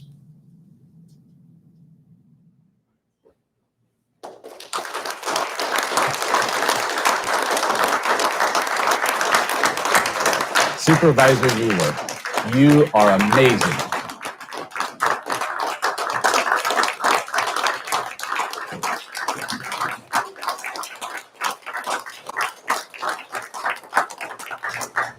So he has to sit and listen to another video, and then he gets a chance to listen to all of you and then us, and then he has an opportunity to rebut. So let's go ahead and take that next video clip, please. Supervisor Euler, you are amazing. I was going to start out by saying you're chicken, but everybody knows that's not true. You are a fighter. You are a freedom-loving patriot. You come from a family of people who've dedicated their lives to public service. Thank you, Supervisor Euler, for your service to Placer County. Hi, Kirk. It's your friend, Krista Bernasconi from the Roseville City Council. I am here to thank you for your many years of service. You have served with honor, humility. Wait a minute. Okay, take that back. Just kidding. You have served our community with respect and honor, and I believe that our residents in Roseville are better because of it. I look forward to watching your next steps, as I know you will find meaningful work in whatever you do. I wish you and your family all the best, and I just want to say thank you and congratulations. Thank you. So we are going to take some public comment. My guess is there are a couple of folks out there who might like to say something. So this is your opportunity to do so. I do remind people to try to keep it to 3 minutes and less, but I guess one of these times I will make exceptions. So it looks like we'll start with Mr. Dugan. Are you looking for somebody to get started? Please do, Robert. And then for those of you, if there's anybody else who would like to step up, you can social distance behind Mr. Dugan. Yeah, okay, we're good. In the aisleway there. Great. Go ahead, Robert. You know, and I wrote notes because you smell it. It's the smell of a roast coming on. No, it's already done. But just to stay concise, because you're right, there's a lot of things we could say. But really, I'm here on behalf of my colleagues on Placer County Water Agency and myself, not just as a resident, as a citizen, as an elected, as a Sac State alum, all those things, right? And somebody who grew up here. And your dad said it best. And my dad would be sitting here saying, that's right, right? You know, your dad knew my dad way back when my dad was running around. That's right. So really, I'm here to accomplish a simple task, and it's already been referenced a couple of times, not just to thank you for your service, but to thank you for leadership, right? And a lot of people talk about leadership in different ways, but it's kind of substantial. You know, being a local elected official is challenging for every one of us. Right? Every issue's got a million issues that are really, really, really important to someone. Right? And it takes the leadership, like we've seen here in Placer County, and you're a prime example, to be able to take all that stuff, wade through it, then sort through it, then try and anticipate what are the intended and unintended outcomes of the decision those very people are asking you to make, even when sometimes they can't see them themselves, right? That's the hard part. And that's leadership. We got cities in our region that have a culture that's trying like heck to be San Francisco or Chicago. I happen to work in one of them, right? I work in a war zone, you know, and we've managed here in Placer County because of leadership like yours to not fall prey to that, but to instead fight for who we are. And you, Kirk, have fought hard for our taxpayers. You've fought hard for our sovereignty, which you kind of referenced a little bit earlier when on a separate agenda item, right? Make sure we're self-determined. And you've been a stalwart at that. And, you know, leadership comes on several levels. So you've had the issues that you fought on. Then you've brought your leadership alongside your colleagues' leadership on things like the PCCP, right? Knowing how to be a good partner. And then knowing how to be one of many leaders that helped us make the Sac State campus, right? That entitlement a possibility. And boy, that took a lot of chiefs in the room, but it took a lot of the right chiefs that knew how to be the right kind of leader to make sure they work together. And you've certainly personified that. When I look at water, and this is where I'll end it, is on water, you've been a terrific partner to us, making sure we could serve reliable, safe drinking water to everybody in Placer County, and we are blessed. And you've been a real good partner to us in that effort. In your 2 separate terms of office from your seat, you've always been a supporter of our efforts. You've fought for the efficient planning and orderly planning that make planning predictable to a water agency that has no land use jurisdiction. So our job is to second guess. And you've been good at making sure planning is done in a way that we can make good guesses so that when we're making investments, we do so wisely, right? And that's important because that's big bucks, right? It affects all our constituents. And I have to end with thank you for your support on the Middle Fork project and the relicensing effort, because that was big. You know, we've got a couple of big things done here, and we did it with the county, and you were a lot of leadership in that stuff. So on behalf of the PCWA board and the staff, thank you very much for your leadership and being there. And look forward to the next chapter, and look forward to continuing with who we are as Placer County. I wouldn't want to live anyplace else in the state of California. Yeah, that was late. All right. Thank you. Thank you, Madam Chair. Makes my job hard. Do you want me to give you this later, or? Thank you. All right. Madam Chair, honorable supervisors, my name is David Morgan. I'm with Congressman Doug LaMalfa's office.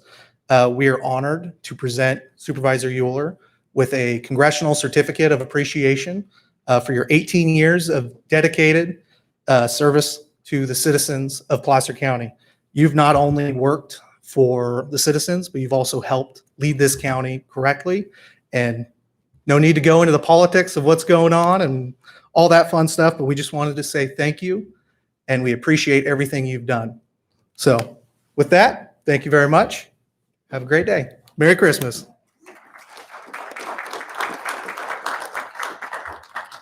Members of the Board of Supervisors, I'm Nick Alexander. I first met Kirk in 1992. I won't tell you the story behind it, but it was in 1992. It was during the Placer County General Plan. And it's fair to say that I've had a few issues come before Supervisor Euler in 28 years. And I just want to say that he does his homework, he's been fair, and I just want to thank him for his service.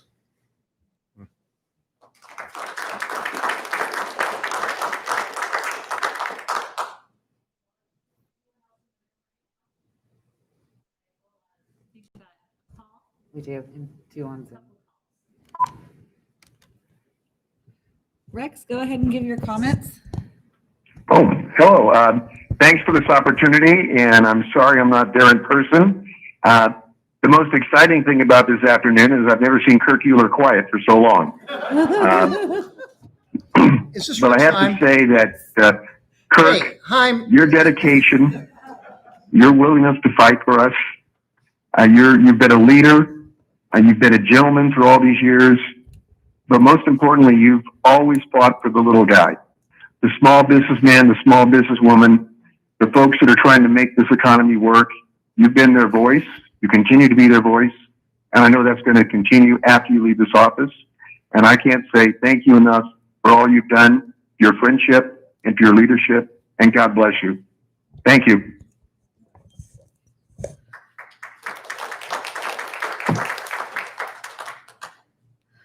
Mark, go ahead and unmute your mic and give your comments. Can you hear me? Can you guys hear me? Yes, go ahead. Hello? Oh, God, that video killed me, Kurt. It killed me. I was just texting Tammy and saying, Tammy, I got to tell you, that video made me cry. But I'm such a crybaby anyway. So all I can say is that, you know, I met Kurt through a very hard time. There was a young man that I used to coach. I'm a high school football coach. Was coaching at Granite Bay High School, and I met Kurt through an episode that happened in our community where a young man sadly lost his life, a Marine by the name of Victor Dew. And from that, I had the opportunity to become friendly with Kurt. After that, I started a nonprofit, and Kirk held my hand throughout the whole time that we were doing this. At Del Oro High School, we started an event which became a national high school football showcase. And Kurt gave countless hours of volunteer support and love to our nonprofit. And to this day, he's still out there with his wife and his team, constantly giving back to our military veterans. You know, it says, you know, people, it's in today's world, we hear a lot about the word patriotism. We hear a lot about what an American looks like. You know, the dictionary describes a patriot as a person who vigorously supports their country and is prepared to defend it against enemies or detractors from any nation. I'm proud to say that I've worked along many military combat veterans, generals, colonels, soldiers that have seen it all. But I am proud to say that Kirk Euler ranks up there with all of them. He is a true patriot, a community warrior, a man of vision, a man of love, a man that knows the people of his community, and he knows how to give back. For 18 years, Kurt has been a patriot. And Kurt, I can't say enough of how much I appreciate you, how much I appreciate your family, how much I love you, and what you mean to our military veterans. God bless you, my friend, and I can't wait to see what's to come for you in the future. God bless you, Kurt.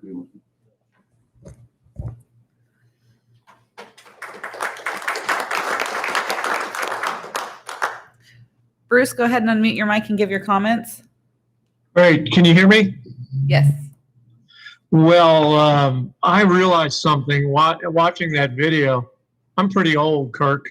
Man, Ron Lehow, Rex Bloomfield, Jennifer Montgomery. That was a trip down memory lane. Kirk, thank you. Anybody who served knows, and your wife said it well, what's required to serve. And I think your friend Ryan Ronco and your friend Adam Brown, if he had been on the video, would have captured some of your sentiment. Certainly Aldo Panesci said it well. But I thought I'd take a little different tactic and say some things you might not know about Kirk Euler, who I've known since just about as long as Nick Alexander. You know, it always surprises me when I find out that Kirk went to Berkeley. That seems incongruent, right? He's a pretty good volleyball player, all right? And he's a pretty competitive volleyball player. But I think you've all probably seen this or witnessed this, but most of all, and I think Aldo said it, Kirk cares. One Friday night, my wife asked me, hey, do we know anybody who can reach out to a congressman to help somebody whose husband has died to get their loved one from overseas back here? I texted Kirk. He put me in touch with a speaker who'll come up here a little bit later on, Kimberly Pruitt, who put me in touch with the DC office. It's a Friday night. It's 8:30. I'm texting Kirk. He's texting back. That's the type of person that cares. While he's challenging you, he's caring about you. So Kirk, thank you very much for everything you've done over the years.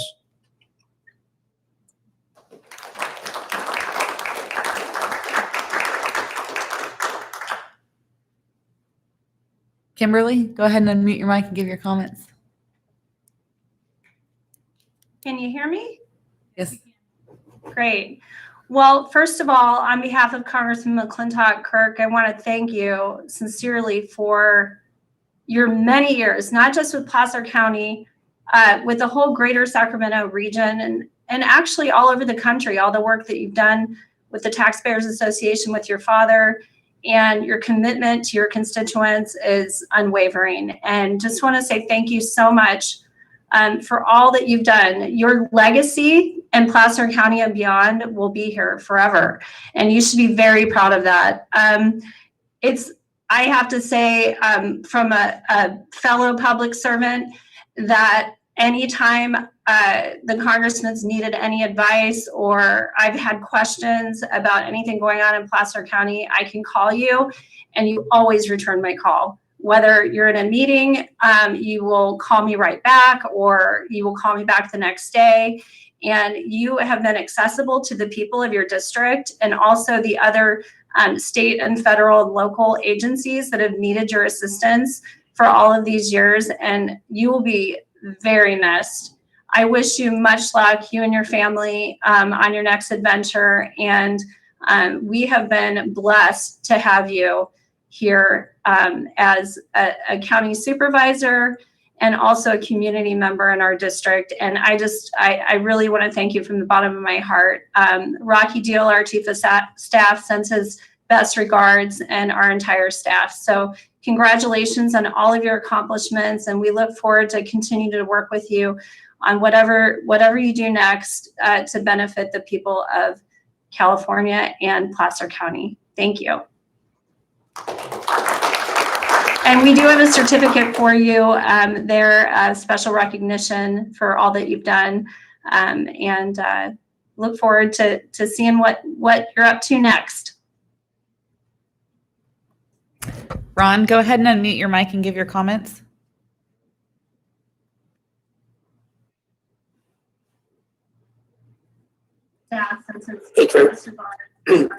Ron here.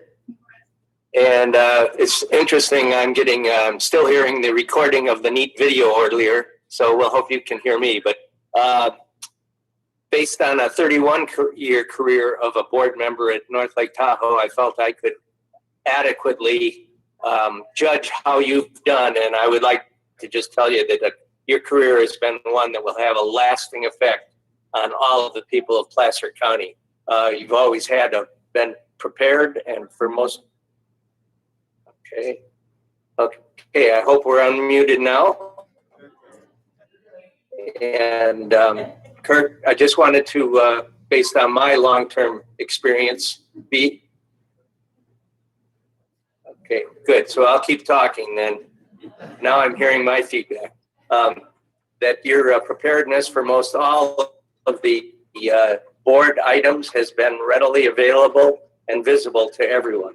We really want to thank you for your attention for and willingness to provide support for the many North Lake Tahoe issues that you've helped to bring to fruition. It's also been really a pleasure to work with you as a supervisor and as a fellow county committee member. And you've always been readily available, whether we've asked you to come up for the 6 o'clock Tuesday morning breakfast clubs, which you've shown up for, or for the later night meetings when, such as when you and I were able to study bartendering at Spingleshanks in Tahoe Vista. Under your leadership, I became much better bartender. Anyway, I'd really like to once again pass on my congratulations and wish you fine success in the remainder of your young life, youngster. And we'll wish you all a happy holiday, you and your family, Todd, you and the staff, and look forward to seeing you next summer at the Sacramento Ironman.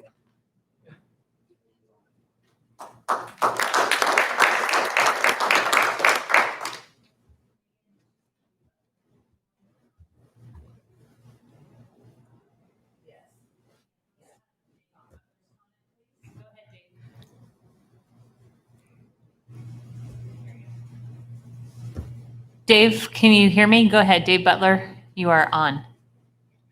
Thanks so much, Madam Chair, members of the board. I tried to change my name on my profile. I just can't seem to do it. So I beg your pardon. Kirk, thank you for your principled leadership. Thank you for focusing on the fundamentals. And thank you for being a truth teller always. You are just a true blessing to our community and certainly to your family. And so we're so grateful for your leadership. And I'm wearing this sweatshirt just for you and Tammy. Go Bruin. Thank you, Kirk. Thank you, Dave. Did you want to come up, Kathy? And then if there's anybody else in the public who would like to come up, you're welcome to stand behind Kathy. Go ahead, Kathy. Hi, Kathy Arts. Live in Lincoln, California, and I wasn't even planning on talking today. I'm actually in Robert Wagant's district, but I came here just to thank you, Kirk. I'm here representing hundreds of citizens online, and when they heard that you were retiring, they wanted to be up here, but they couldn't. But they just wanted me to let them know that thank you for all the videos that you put out there and the facts that you provided for the citizens. I mean, it was a scientific facts that you couldn't find anyplace else. And it was the facts that just really got everybody to stand up, for their freedoms, and everybody feels like you represented them in exactly how they were feeling, and all of Placer County. So I just want to thank you so very much for that courageous, standing up to our governor and for what he was doing to our county and to our state. And you're appreciated, and we're going to miss you, but look forward to what you're going to be doing next. Thank you, Kurt. Thank you, Kathy.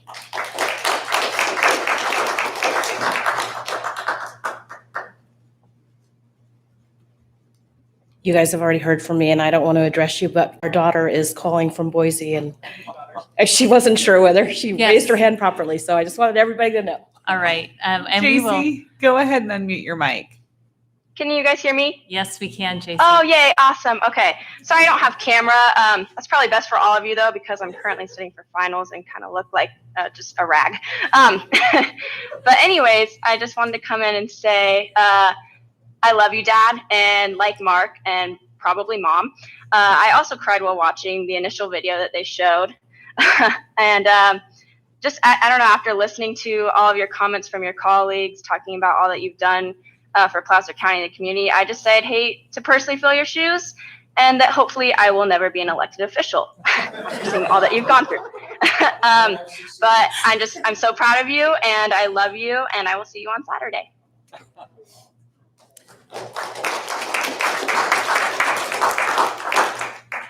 You've raised a wise daughter. Anyone else? All right, let's go. We'll bring it back to our board, and then we'll take some comments from my colleagues. I did want to recognize that Senator Jim Nielsen has a certificate for you, Supervisor Euler, and I'll put that with the stack of other commendations. All right, Supervisor Wygant, would you like to say a few words? Yeah, Supervisor Euler. I always wanted to say that. Always want to say that publicly. So first, I want to apologize. I'm going to be complimentary. I know that's going to be uncomfortable for you, but I thought actually we were going to vote for the resolution after we spoke, and I was going to work hard to try to get a unanimous vote. On the way out, as opposed to on the way in, is that what you're saying? Yeah, so honestly, seriously, there are a lot of things about you that I admire. Got a great sense of humor, you're articulate, you're passionate, you have great critical thinking skills. And when I first met you, I thought of you as a boy supervisor, but now you actually have a place in my mind of real respect. And I think of mostly our work together on the conservation plan because it was a genuine team thing where obviously, fortunately, you and I are mostly philosophically aligned, but as Jim Williams always used to say in this business, the devil's in the details. And when there are details that you and I had to work out, it was a pretty intense thing. And a few stories about that I won't go into. But when I think about your biggest strength, it's genuine leadership. And that's not something that is as common as most people would think in electeds. But it's courageous, steeped in a very distinct value system. You don't waver from that. You don't cower from it. But you will spend some time considering other perspectives when you think it's in the best interest of doing that. So thanks for all of the years of service. It's been a real privilege, and I've enjoyed the friendship. I look forward to continuing that as we go forward.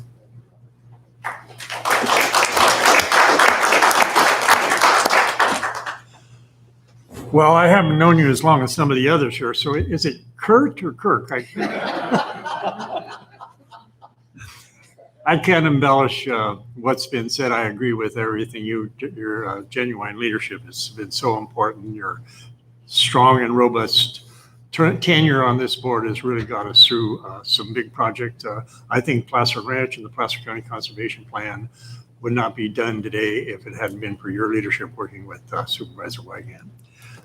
For the past 14 years that I served with you, we probably agreed about 90% of, or more of the issues.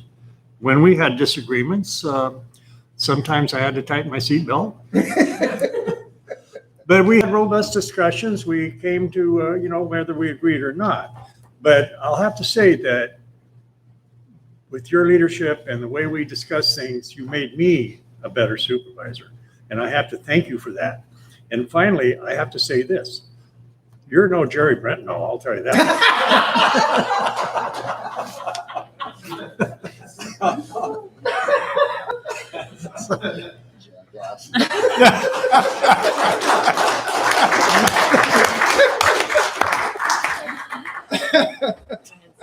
Okay, well, it's my turn, Kurt.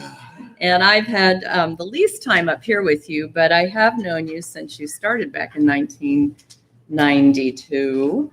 And I think about it because I've raised 3 boys, and I think of any one of them at 25 years old coming up here and sitting up here during this last year. I can't imagine that and what a difference you've made. So, you know, as in your 18 years of service, I've had a number of different capacities I've worked with you on, but you've always had an open door policy, always cared about every area of the county, and we needed you many times through those years to support issues and efforts that we were undertaking up in eastern Placer County. He does scare the heck out of you when he skis, by the way, because he's still catching air, and I'm firmly planted on the ground when I'm skiing these days.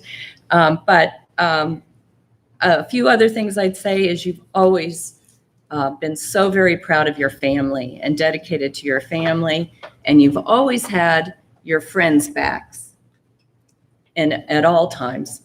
And that is truly the testament, I think, of a man. I'm going to get choked up. Tried not to today, but I'm going to do that. And I would say that your critics, you certainly have a few, I've noticed. Really? But they've all benefited, and we've all benefited as residents of Placer County from the incredible leadership and tenacity you've had to put aside money in the good times so that we had it in the tough times. And we are one of the best positioned counties in the state of California because of that leadership. We should all be very proud of that.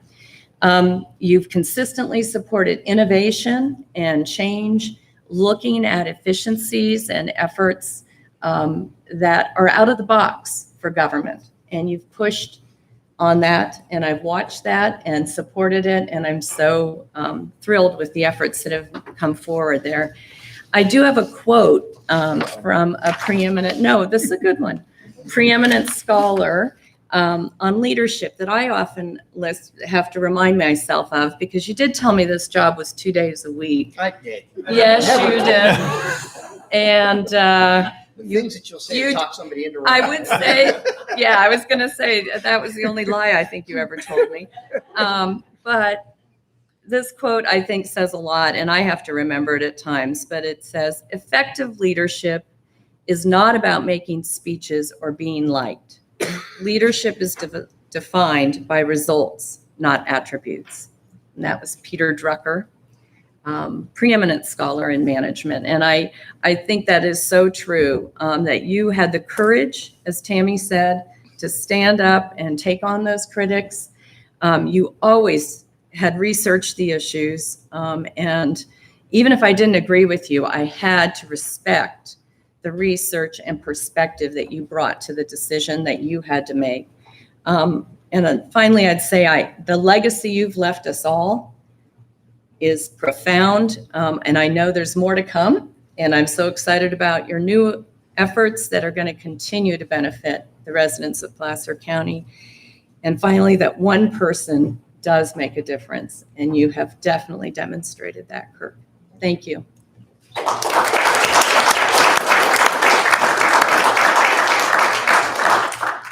And just to wrap it up, first of all, I want to say thank you, Kirk. And I have not known you as long as my colleagues, but I have learned so much from you.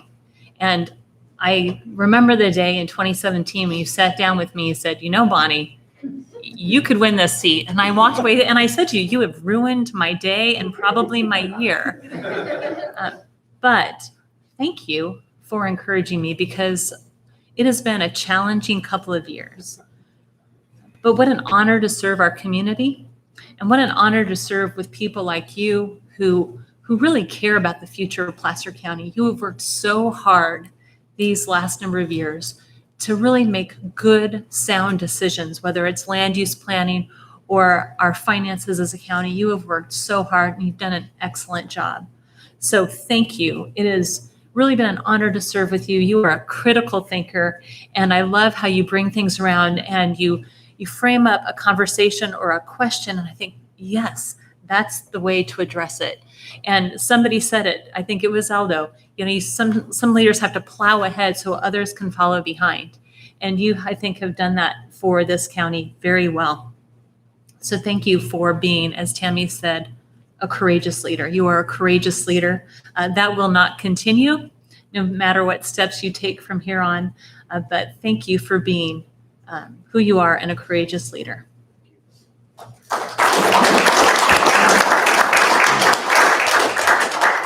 So this is where I get to rebut everything that I just heard? Is that what this is?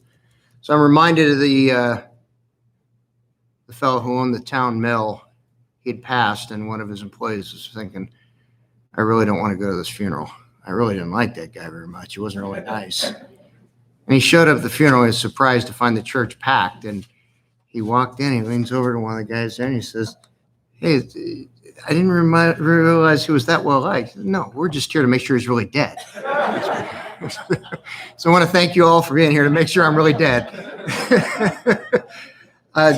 First of all, Tammy, I know based on who was on that video, you had to have a hand in that. And based on the pictures that were in that video, you had an extensive hand in that. So thank you for that. And Jaden, thank you for being here. And JC, I think I saw you were still up. Yes, JC, thank you for your participation. I look forward to seeing you on Saturday. I don't know that really there was a time, maybe JC might remember a time growing up when I wasn't the county supervisor. Jaden was 3 when I got back on the board in 2006.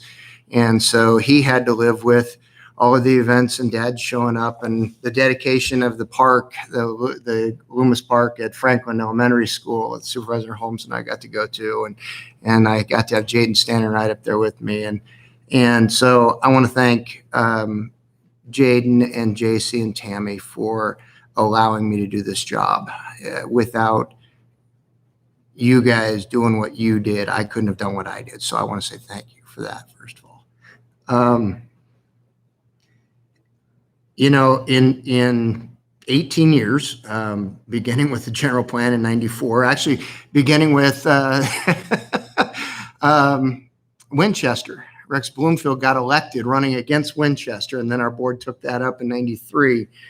Beginning with Winchester, Gooseneck Ranch, the general plan, the 1 mile buffer, and on up to what our board has encountered more recently with some of the opposition to some of the projects that we've driven forward. I will tell you that this is probably the toughest item I've sat through. And not because I'm necessarily going to miss all of this, but because this is not why I did this. I was actually, I didn't want to sit here today. Anybody who does this job for this, you're in the wrong line of work. We do this job because we have a passion, we feel driven, and we feel like we can contribute. And frankly, if you've been given those gifts and you don't take advantage of them, you are not fulfilling your mission. And so I just encourage you, every one of you that's here, there's something that you're passionate about. There's something God has gifted you with. I pray for you what I got to live, and that is that you find it and you're able to live it. And so I want to thank my colleagues for putting up with me and my antics over the years. And I want to thank my family for giving me the leeway to do the job as it needed to be done and the time that you have to put into it. And I'm sorry I lied to you. But more importantly, I want to thank the residents of Placer County who gave me the opportunity to serve them for 18 years. It was just a tremendous honor. So thank you all.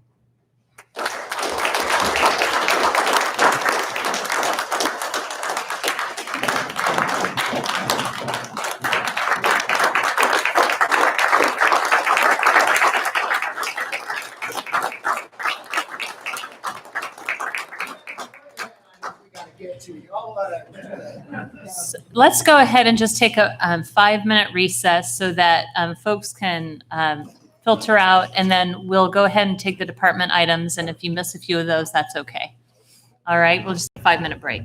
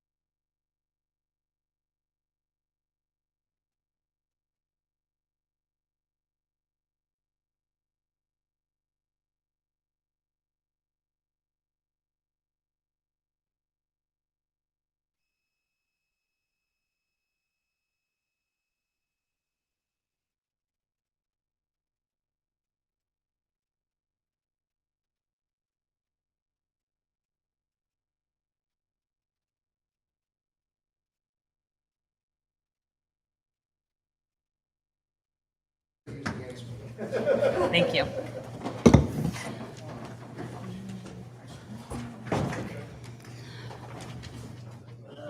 Thank you, everyone. All right. We are going to move into our last department items that we have not yet had an opportunity to address. So we are going to take item 15B, which is the micro enterprise home kitchen operations. And there you are, Jason. Hi, Jason. We will let you kick it off. Thank you. Hi, Chair, Board of Supervisors. Jason Philippe, HHS Deputy Director of Environmental Health and Animal Services. And I do have to say it's tough to pivot back to work after the wonderful presentation for Supervisor Euler. So I will do my best here. Thank you for the chance to give this presentation about micro enterprise home kitchens today. If you could please bring up the slides. Back this slide one, please. Thank you. Today I will discuss what this opt-in state code entails, so you can decide if it will be a good fit for our county. Planning staff, as well as myself, will be available for questions. Next slide. For some background, AB 626 was recently passed in 2019, and it allows micro-enterprise home kitchens, or MACOs as we call them, in a home if a county authorizes them through ordinance or resolution. A MACO is a food facility operated by a resident in a private home where food is stored, prepared, and served to the public to dine in at the MACO, order to go, or have delivered. MACOs are a low capital option to start a restaurant business. And I'd like to take a moment to mention that baked food sales are currently allowed in homes throughout the county. It's called cottage food. So currently you can sell baked goods, pies, jams, jellies, and other foods from a home right now. MACO, which you are considering today, would be in addition to the cottage food option. Next slide. Okay, so back to MACOs. There are some general rules that MACO operators must follow according to state code. First, only family and household members can work for the MACO, plus one additional employee. Second, food must be served the same day it is prepared. Third, delivery must be done by a family member, member of the household, or the one additional employee. There is a caveat to delivery. A third-party company can deliver if the individual requesting delivery has a physical or mental condition that limits their ability to access the food independently. Next slide. And here are some additional requirements. The operation can serve up to 30 meals per day and up to 60 meals per week. Catering and wholesale would not be allowed. Gross sales can be up to $50,000 per year. Finally, for homes on private wells, the operator would have to demonstrate the water supply is potable via quarterly water quality testing submitted and analyzed. Next slide. And now I'm going to transition into some concerns from an environmental health perspective. Generally, there are several structural requirements that typical brick and mortar restaurants must have in place that a MACO does not. For example, a kitchen hand wash sink is not required in a MACO. It is very important to have a dedicated sink that is free to wash hands. Imagine an operation preparing 30 meals where hands need to be washed, vegetables rinsed, raw meats thawed, and dishes needing to be washed all around the same time in one kitchen sink. Again, restaurants have separate sinks for these activities. Commercial refrigeration is not required and is more efficient than most household fridges at keeping food cold. Smooth, cleanable countertops where food touches is not required, and commercial hood ventilation systems are not required, which reduces grease buildup, which limits the risk of fire. These and other structural requirements cumulatively help to facilitate the protection of health and safety, and they are absent in MACOs. Next slide. This next bullet point is one of the most important environmental health concerns. Environmental health cannot perform unannounced inspections on MACOs, as we are able to with every other facility we oversee. We are required to call and schedule an appointment to inspect. This inhibits our ability to get a clear snapshot of the operation that only unannounced inspections can provide. Some other points here: environmental health can perform no more than one routine inspection per year, even for operations that need more assistance. There's no color placard system like we have in our restaurants, and only environmental health can inspect a MACO. Next slide. Okay, now I'm going to talk a little bit about considerations for other agencies and other jurisdictions. As you see here, planning cannot review applications, cannot charge fees, or impose requirements related to the operation.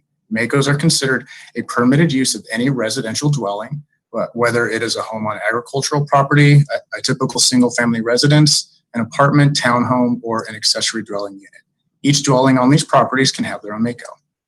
Please note, there is a potential that a MACO ordinance could be in conflict with a current local ordinance, and I would suggest these issues be explored by planning agencies to ensure any needed code amendments are made. And this next point here is very important. If a county opts in, all the cities within the county are automatically opted in as well and would not have the option to opt out. Next slide. And onto this information with other counties. Since passing of AB 66, 3 counties have adopted the state ordinance: Riverside County and Imperial County in fall of 2019. Riverside has around 70 under permit and Imperial has around 14. Solano County opted in, but implementation is on hold due to COVID-19. And next, I'd like to touch a little bit on outreach efforts in our local communities. I gave presentations at 2 of our weekly county economic development meetings during November and early December, which included chambers of commerce, city officials, and other county partners. And we also did a targeted outreach to our city partners and presented them with information about MACOs. Next slide. So now back to the topic of home-based operations currently allowed throughout the county. I'm touching on this so you understand the current option available, cottage food, compared to the new type of home-based operation being considered for adoption in MACO. Next slide. We currently have over 250 operations in our county and cities. Cottage has different requirements and allowances than MACOs. For cottage food operations, the final end product may not be potentially hazardous. This means bacteria will not live or grow on the final product served to customers, which greatly reduces foodborne illness risk. Only takeout and delivery can be done. There's no dine-in option like that which is allowed with MACOs. And finally, food can be made days in advance with cottage, where with MACO, food must be made the same day. And on the slide here, you can see a list of different foods allowed to be made with cottage, such as baked goods, pies, jams, jellies, dried. So this concludes my presentation. Thank you for taking those down. Appreciate your time today, and I'd be happy to answer any questions or take any directions you may have regarding implementation of MACOs in our county. Thank you, Jason. Appreciate that. First of all, thank you for reaching out to the cities and providing outreach to them, letting them know about it. I very much appreciate that, especially because if we adopt this and the cities don't have an option to opt out, they would just have to allow it, correct? Or it would be allowed, not they would. So I have a couple of questions because, I had been interested in this, but there were a couple of things that the state has allowed this. The state passed legislation to allow these operations, and then a county then can choose to allow them. What was interesting to me is there was a food operation, but the county can't require hand washing, and then there's really no planning consideration. I mean, they're pretty much just allowed by right. Is that correct? Or is there any way that the county can say no to an operation? That's my question. I don't believe we can. I think it's considered a permitted use of residential dwelling. I don't know if Karen would have anything to add to that. But yeah, that's where it looks like it is. Now, there still are requirements to wash hands, but just not the requirements to have any of those pieces of equipment mentioned, like a separate hand sink. Okay. It just seems sort of odd. The way you wrote it, it's like they're not. Okay, I just wanted to clarify. You don't have to wash hands right now. My goodness, we wash our hands more than we've ever washed our hands before. Okay, but it would be by right. So if the county adopted this, then people could have one of these operations in their home with some limitations, but they would be allowed. The cities wouldn't have any jurisdiction, correct? I believe so, yes. Okay, and we couldn't then just say, well, if there are 5 on one neighborhood block, then we couldn't tell somebody else no. I don't think so. All right. Any other questions from my colleagues? Go ahead. Some of the concerns raised in some of the letters that we received about the hours of operation. So we have people can come and go, be picking up food at 2 a.m. from a house or an apartment in a building. And there's no rules or regulations that the county can put on that activity. That question, I'm not sure. We may have to look into that with council or planning more deeply. It's the hours of operation aren't specified in MACO ordinance, so I wouldn't be able to answer that right now. Okay. Well, that's one thing I'd like to know more about as far as, are there any limitations the county can exert on hours of operation, numbers of customers that could be waiting in line or outside a property or impacting parking in a neighborhood or other things? Thank you. No other questions? Supervisor Wygant? Yep. One question, and frankly, I'll sort of convey, I guess, my potential vision of this. I'm interested in having staff do some more research and bring back some more answers, but people do have to get a permit, correct, Jason? I mean, they do have to go through a process where we actually would have a list and a reference. It could, growing up in what I call Old Lincoln, there were, particularly this time of year, households that would make things like tamales and sell them. And life was fine. I actually long for a lot of those kinds of things where it's not quite so complicated. But there, I think the devil is in the details, as Jim Williams used to say, and those kinds of things need to be vetted. But to me, getting some more information about that and knowing that in fact there would be a permitting process, and it's a lot more relaxed, obviously, than a restaurant. But I can sure see in our county, with our sort of farm to fork culture and some of the just older culture that I recall growing up, maybe a chance to do something that might make some sense. Sure. Yeah, I really like the idea, and I like the opportunity that people have, that they could utilize their property for an opportunity to make money, especially when you have a very expensive home. You have an opportunity. I just want to make sure that we're really aware of what it would mean, and that if you bring this back to us, what does that permit process look like? What can the county say yes to? What can the county say no to? I want to make sure that, and we also may vet it with our city partners, because it would affect them as well. They may have some input, which would be helpful. Right. And can we revoke a permit if there is a situation that creates a hazard? Right. Or we have demonstration, then it says we can't inspect their facility. Well, without an announcement, but if there is a violation, don't we want to be able to go and check and see that they've corrected that, or revoke it if there is a health problem? All right, thank you. Any questions from the public? All right, we've got comments from the public. Annie, go ahead and unmute your mic and give your comments. Okay, can you hear me? Yes, we can. Okay, I'm a local chef, and I would just really ask you all to consider this. I totally agree with the devil's in the detail, and that we are, y'all are smart people who know how to come up with solutions. And I'll just say, COVID has forced me, as I was cooking in a local establishment, and then I have 3 school-age kids. I need to stay home more. And obviously my industry has been one of the hardest hit. And with housing, it's just funny. All the things y'all are mentioning are right on. We live in a house. I have 2 sinks in my kitchen.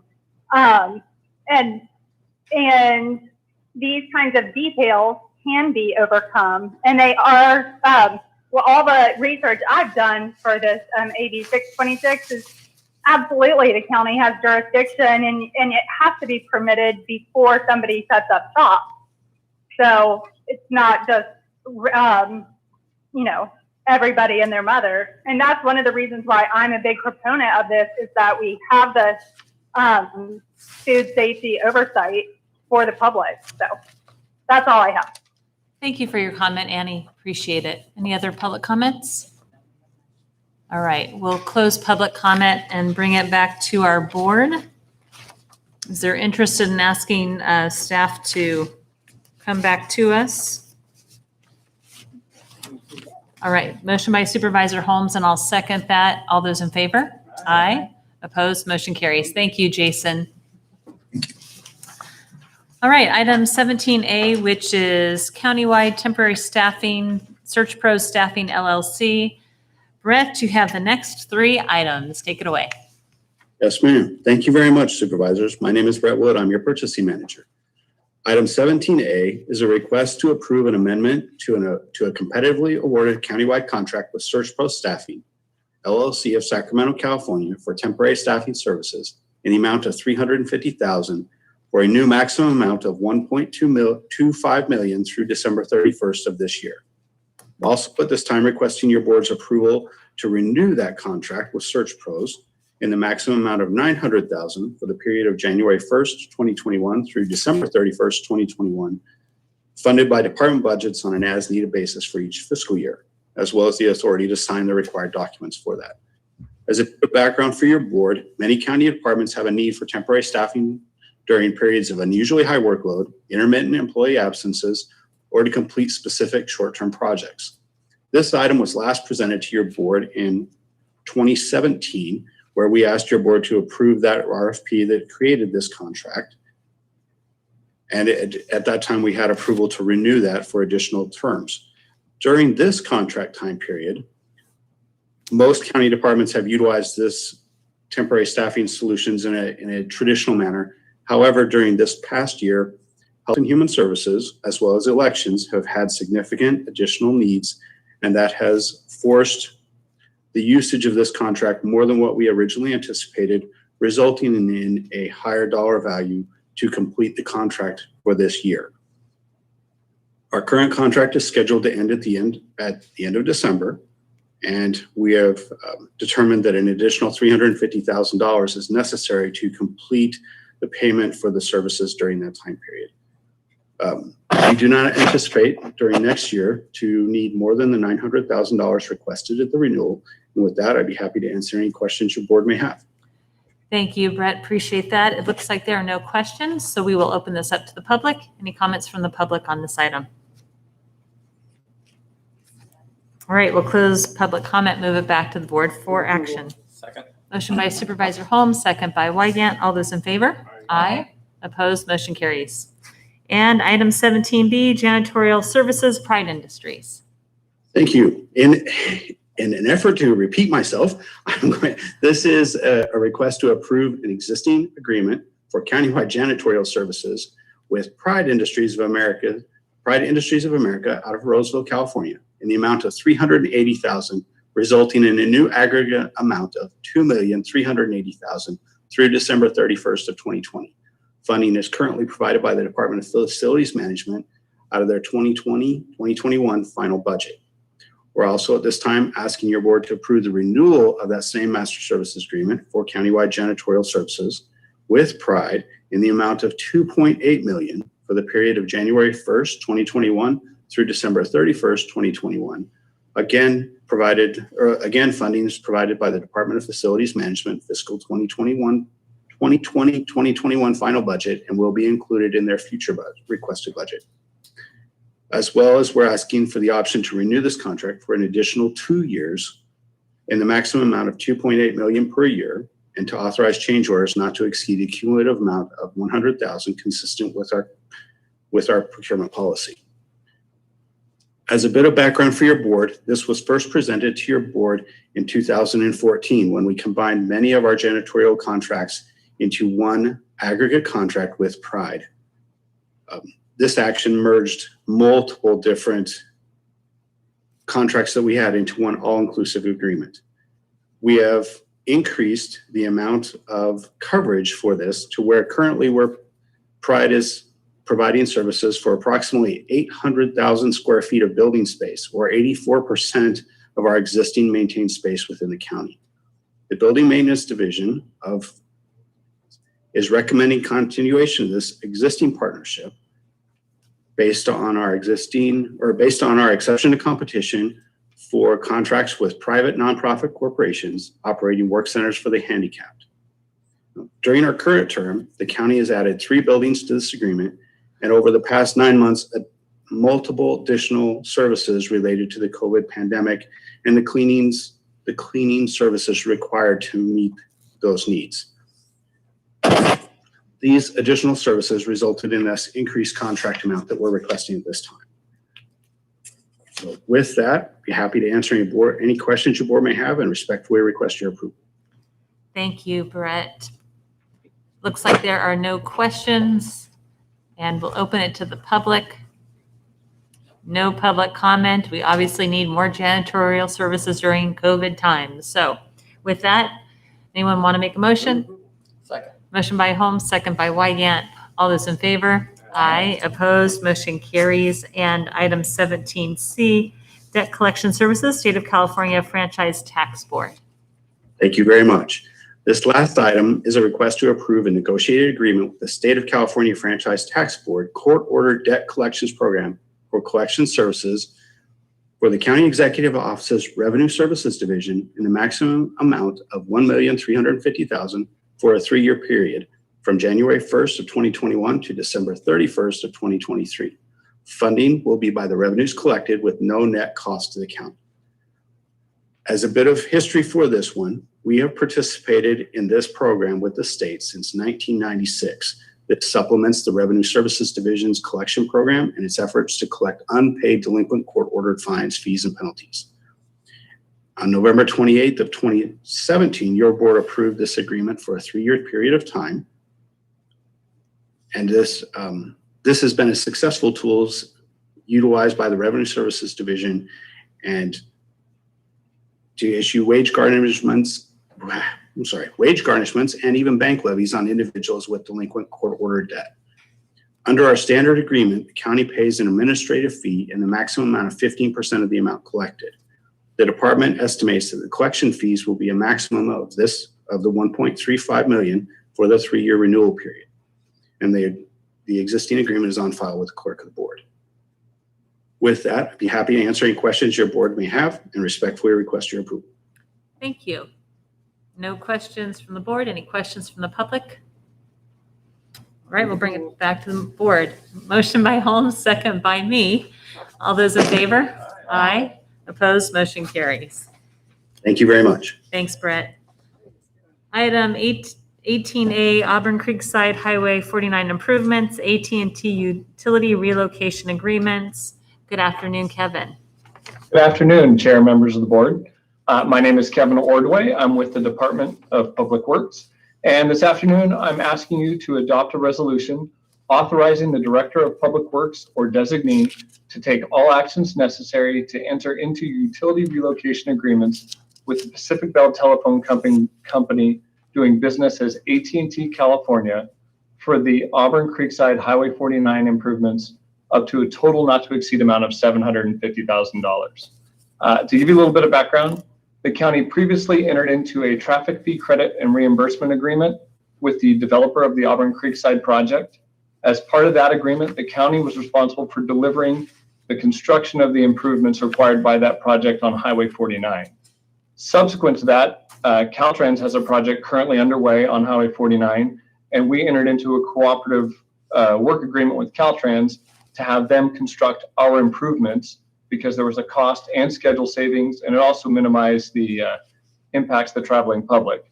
However, during construction, their contractor discovered a previously unidentified conflict with the AT&T lines that run parallel to Highway 49, and we need to get those relocated out of the way in a very expedited manner in order for Caltrans contractor to be able to complete our improvements. So with that, I'm happy to answer any questions. Thank you, Kevin. I don't see any questions. Questions from the public?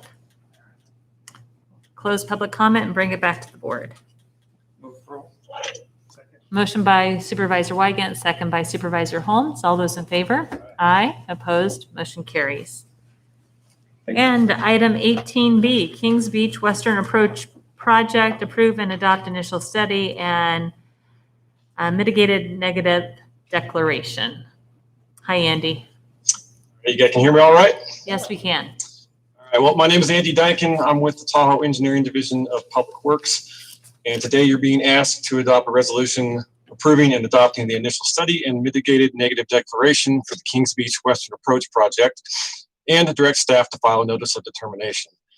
This project is a full reconfiguration of the intersection of highways 267 and 28 in Kings Beach in North Lake Tahoe. This project would convert the current intersection, which has a traffic signal, into a modern roundabout with new lane alignments and pedestrian and bicycle improvements, including improved crosswalks. The existing signalized intersection is not consistent with the objectives of various local guiding documents, notably the 2013 Vision Plan, the Linking Tahoe Active Transportation Plan, and the Tahoe Basin Area Plan. And so our design team has analyzed various options and alternatives for this project and determined that the proposed roundabout design offers improved conditions across more analysis outcomes than either the signalized or no-build intersection alternatives. And currently, as far as the status of the project is concerned, we've completed the preliminary design work for the project, along with the required studies and analysis for the environmental document. And again, your board is being asked to approve and adopt the initial study and mitigated negative declaration for the Western Approach project and direct staff to file a notice of determination. And I'm happy to answer any questions you may have. Thank you. Supervisor Gustafson. Yes, Andy, thank you. I know that there was some concern with ingress or I think egress from the property directly. I'm forgetting the name of the units right there on the lake. Sweetbriar. Sweetbriar, thank you. Have their concerns been addressed? Well, we are not able to have the Sweetbriar driveway be an actual leg of the roundabout. They can't have direct ingress and egress from the roundabout. So as the design currently sits right now, they have a right in, right out only situation. Now they are able to make a fairly immediate U-turn using the center turn lane when they make a right turn out, or they can turn at Seacline, or they could go to the next roundabout to the east in the downtown Kings Beach area. But we're not able to fit their driveway into the actual roundabout itself. And are the residents there, I know some are familiar with this, but have we notified all of them about this as a potential so they've had an opportunity to comment? Yes, we have, and Okay. in a couple different ways, but the most recent way was we had a virtual public meeting discussing the draft environmental document, and we sent mailers to all of the mailing addresses we have through our property tax records for anyone that's an owner in the vicinity of the project. Great, thank you. I just wanted to make sure that they had plenty of opportunity to comment. And then finally, I know that the other roundabouts in Tahoe City seem to be working well, but they are working well, but there is a speed issue that goes along with the design by kind of diverting the entry into a roundabout a little off direct route. I can explain it another time, not right now, but people tend to go too fast into the roundabout and not, and so I would just caution that as we design this one to we've made improvements from the Kings Beach roundabouts to the Tahoe City roundabouts. Now let's make sure on this one that we look at the good designs that were done over in Truckee. They seem to slow people down a little more as they enter the roundabout, so there's not as much jeopardy to pedestrians crossing. Yeah, absolutely, absolutely. Supervisor Euler. Yeah, the one illustration that I see on page 346 of our staff report seems to indicate that we are keeping 2 lanes on eastbound 28 as it goes to that intersection, and then it will narrow down as it does on the other side to the 1 lane on the other side. Is that correct?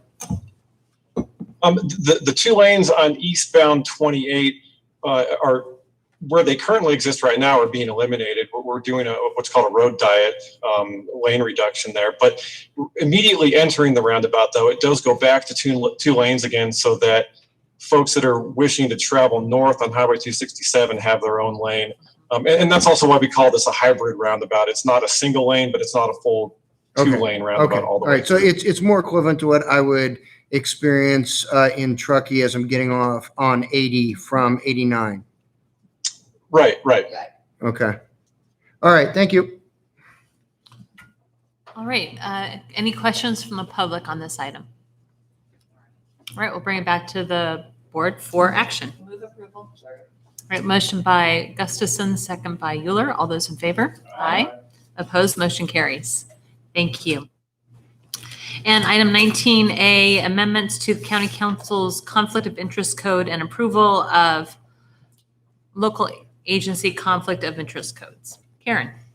The Political Reform Act requires each local government agency to review its conflict of interest code every 2 years to determine if the code complies with current law, designates officials and employees required to disclose financial interests, establishes the appropriate disclosure level for each designated position, and clearly identifies the agency filing officer. In addition, the Placer County Board of Supervisors serves as the conflict of interest code reviewing body for local agencies other than cities that are located wholly within Placer County.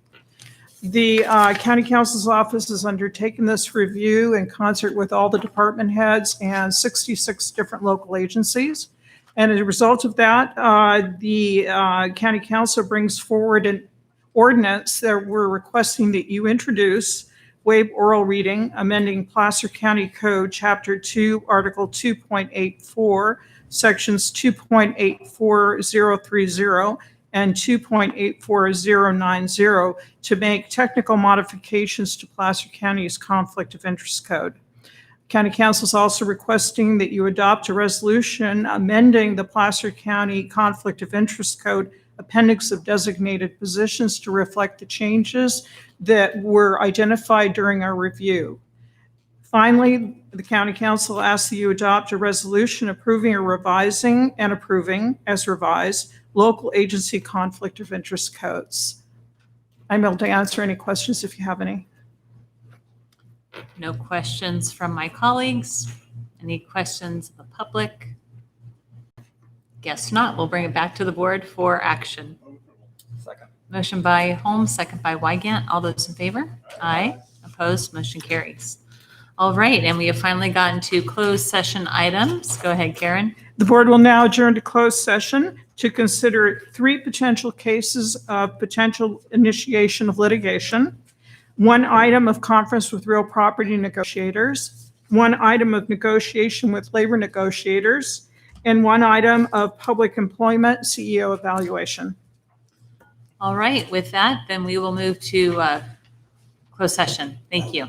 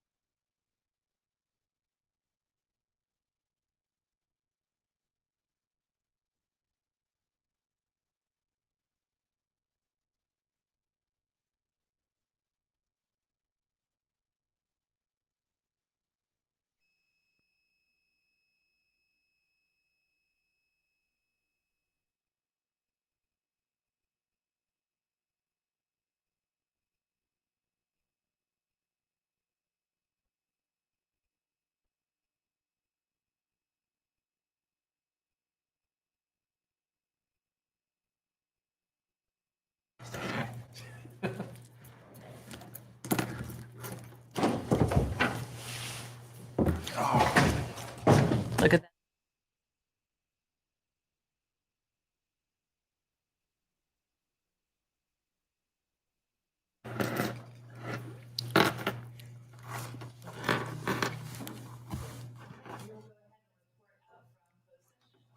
The board met in closed session. The first item taken up was one potential case under anticipated litigation.